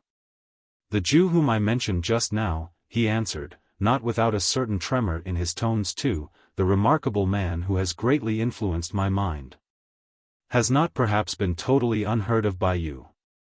He is the brother of Miss Lapidoth, whom you have often heard sing." A great wave of remembrance passed through Gwendolen and spread as a deep, painful flush over neck and face. It had come first at the scene of that morning when she had called on Mira, and heard Deronda's voice reading, and been told, without then heeding it, that he was reading Hebrew with Mira's brother. "He is very ill, very near death now," Deronda went on, nervously, and then stopped short. He felt that he must wait. Would she divine the rest? "Did she tell you that I went to her?" said Gwendolen, abruptly, looking up at him. "No," said Deronda. "I don't understand you." She turned away her eyes again, and sat thinking. Slowly the color dried out of face and neck, and she was as pale as before, with that almost withered paleness which is seen after a painful flush. At last she said, without turning toward him, in a low, measured voice, as if she were only thinking aloud in preparation for future speech, "But can you marry?" "Yes," said Deronda, also in a low voice. "I am going to marry." At first there was no change in Gwendolen's attitude, she only began to tremble visibly. Then she looked before her with dilated eyes, as at something lying in front of her, till she stretched her arms out straight, and cried with a smothered voice, "I said I should be forsaken. I have been a cruel woman. And I am forsaken." Deronda's anguish was intolerable. He could not help himself. He seized her outstretched hands and held them together, and kneeled at her feet. She was the victim of his happiness. "I am cruel, too, I am cruel," he repeated, with a sort of groan, looking up at her imploringly. His presence and touch seemed to dispel a horrible vision, and she met his upward look of sorrow with something like the return of consciousness after fainting. Then she dwelt on it with that growing pathetic movement of the brow which accompanies the revival of some tender recollection. The look of sorrow brought back what seemed a very far-off moment, the first time she had ever seen it, in the library at the Abbey. Sobs rose, and great tears fell fast. Deronda would not let her hands go, held them still with one of his, and himself pressed her handkerchief against her eyes. She submitted like a half-soothed child, making an effort to speak, which was hindered by struggling sobs. At last she succeeded in saying, brokenly, I said, it should be better with me, for having known you." His eyes too were larger with tears. She wrested one of her hands from his, and returned his action, pressing his tears away. "We shall not be quite parted," he said. "I will write to you always, when I can, and you will answer." He waited till she said in a whisper, "I will try." "I shall be more with you than I used to be," Deronda said with gentle urgency, releasing her hands and rising from his kneeling posture. "If we had been much together before, we should have felt our differences more, and seemed to get farther apart. Now we can perhaps never see each other again. But our minds may get nearer." Gwendolen said nothing, but rose too, automatically. Her withered look of grief, such as the sun often shines on when the blinds are drawn up after the burial of life's joy, made him hate his own words. They seemed to have the hardness of easy consolation in them. She felt that he was going, and that nothing could hinder it. The sense of it was like a dreadful whisper in her ear, which dulled all other consciousness, and she had not known that she was rising. Deronda could not speak again. He thought that they must part in silence, but it was difficult to move toward the parting, till she looked at him with a sort of intention in her eyes, which helped him. He advanced to put out his hands silently, and when she had placed hers within it, she said what her mind had been laboring with. "You have been very good to me. I have deserved nothing. I will try to live. I shall think of you. What good have I been? Only harm. Don't let me be harm to you. It shall be the better for me." She could not finish. It was not that she was sobbing, but that the intense effort with which she spoke made her too tremulous. The burden of that difficult rectitude toward him was a weight her frame tottered under. She bent forward to kiss his cheek, and he kissed hers. Then they looked at each other for an instant with clasped hands, and he turned away. When he was quite gone, her mother came in and found her sitting motionless. "Gwendolen, dearest, you look very ill," she said, bending over her and touching her cold hands. "Yes, Mamma. But don't be afraid. I am going to live," said Gwendolen, bursting out hysterically. Her mother persuaded her to go to bed, and watched by her. Through the day and half the night she fell continually into fits of shrieking, but cried in the midst of them to her mother, "Don't be afraid. I shall live. I mean to live." After all, she slept. And when she waked in the morning light, she looked up fixedly at her mother and said tenderly, "Ah, poor Mamma. You have been sitting up with me. Don't be unhappy. I shall live. I shall be better." Chapter 70. In the checkered area of human experience the seasons are all mingled as in the Golden Age, fruit and blossom hang together. In the same moment the sickle is reaping and the seed is sprinkled, one tends the green cluster and another treads the winepress. Nay, in each of our lives harvest and springtime are continually one, until death himself gathers us and sows us anew in his invisible fields. Among the blessings of love there is hardly one more exquisite than the sense that in uniting the beloved life to ours we can watch over its happiness, bring comfort where hardship was, and over memories of privation and suffering open the sweetest fountains of joy. Deronda's love for Mira was strongly imbued with that blessed protectiveness. Even with infantine feet she had begun to tread among thorns. And the first time he had beheld her face it had seemed to him the girlish image of despair. But now she was glowing like a dark-tipped yet delicate ivory-tinted flower in the warm sunlight of content, thinking of any possible grief as part of that life with Deronda, which she could call by no other name than good. And he watched the sober gladness which gave new beauty to her movements. And her habitual attitudes of repose, with a delight which made him say to himself that it was enough of personal joy for him to save her from pain. She knew nothing of Hans's struggle or of Gwendolen's pang.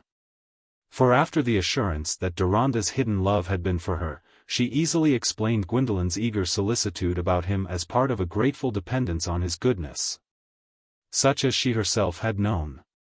And all Deronda's words about Mrs. Grandcourt confirmed that view of their relation, though he never touched on it except in the most distant manner. Mira was ready to believe that he had been a rescuing angel to many besides herself. The only wonder was, that she among them all was to have the bliss of being continually by his side. So, when the bridal veil was around Mira it hid no doubtful tremors, only a thrill of awe at the acceptance of a great gift which required great uses. And the velvet canopy never covered a more goodly bride and bridegroom, to whom their people might more wisely wish offspring, more truthful lips never touched the sacrament marriage wine. The marriage blessing never gathered stronger promise of fulfillment than in the integrity of their mutual pledge. Naturally, they were married according to the Jewish rite. And since no religion seems yet to have demanded that when we make a feast we should invite only the highest rank of our acquaintances, few, it is to be hoped, will be offended to learn that among the guests at Deronda's little wedding feast was the entire Cohen family, with the one exception of the baby who carried on her teething intelligently at home. How could Mordecai have borne that those friends of his adversity should have been shut out from rejoicing in common with him? Mrs. Merrick so fully understood this that she had quite reconciled herself to meeting the Jewish pawnbroker, and was there with her 3 daughters, all of them enjoying the consciousness that Mira's marriage to Deronda crowned a romance which would always make a sweet memory to them. For which of them, mother or girls, had not had a generous part in it, giving their best in feeling and in act to her who needed? If Hans could have been there, it would have been better. But Mab had already observed that men must suffer for being so inconvenient. Suppose she, Kate, and Amy had all fallen in love with Mr. Deronda, but being women they were not so ridiculous. The Merricks were rewarded for conquering their prejudices by hearing a speech from Mr. Cohen, which had the rare quality among speeches of not being quite after the usual pattern. Jacob ate beyond his years, and contributed several small whinnying laughs as a free accompaniment of his father's speech, not irreverently, but from a lively sense that his family was distinguishing itself.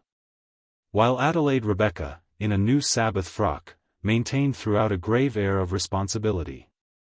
Mordecai's brilliant eyes, sunken in their large sockets, dwelt on the scene with the cherishing benignancy of a spirit already lifted into an aloofness which nullified only selfish requirements and left sympathy alive. But continually, after his gaze had been traveling round on the others, it returned to dwell on Deronda with a fresh gleam of trusting affection. The wedding feast was humble, but Mira was not without splendid wedding gifts. As soon as the betrothal had been known, there were friends who had entertained graceful devices.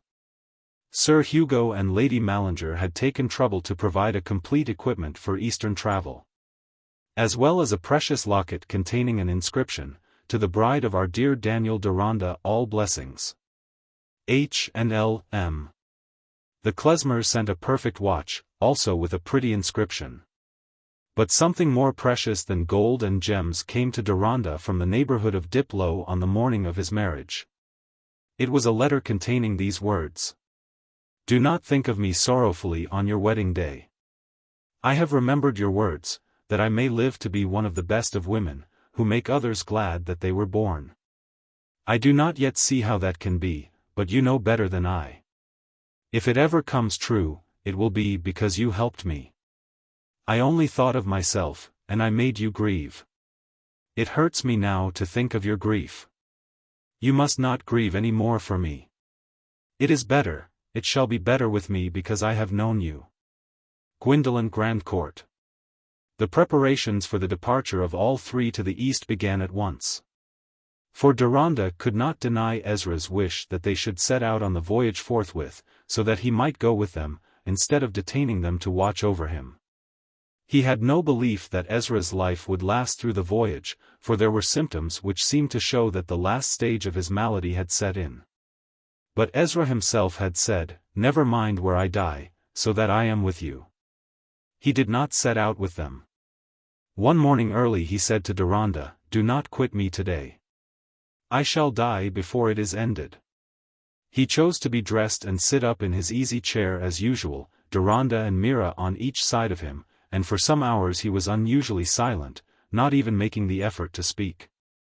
But looking at them occasionally with eyes full of some restful meaning, as if to assure them that while this remnant of breathing time was difficult, he felt an ocean of peace beneath him. It was not till late in the afternoon, when the light was falling, that he took a hand of each in his and said, looking at Deronda, "Death is coming to me as the divine kiss which is both parting and reunion, which takes me from your bodily eyes and gives me full presence in your soul. Where thou goest, Daniel, I shall go. Is it not begun? Have I not breathed my soul into you? We shall live together." He paused, and Deronda waited, thinking that there might be another word for him. But slowly and with effort Ezra, pressing on their hands, raised himself and uttered in Hebrew the confession of the divine unity, which long for generations has been on the lips of the dying Israelite. He sank back gently into his chair, and did not speak again. But it was some hours before he had ceased to breathe, with Mira's and Deronda's arms around him. "Nothing is here for tears, nothing to wail or knock the breast, no weakness, no contempt, dispraise or blame, nothing but well and fair. And what may quiet us in a death so noble?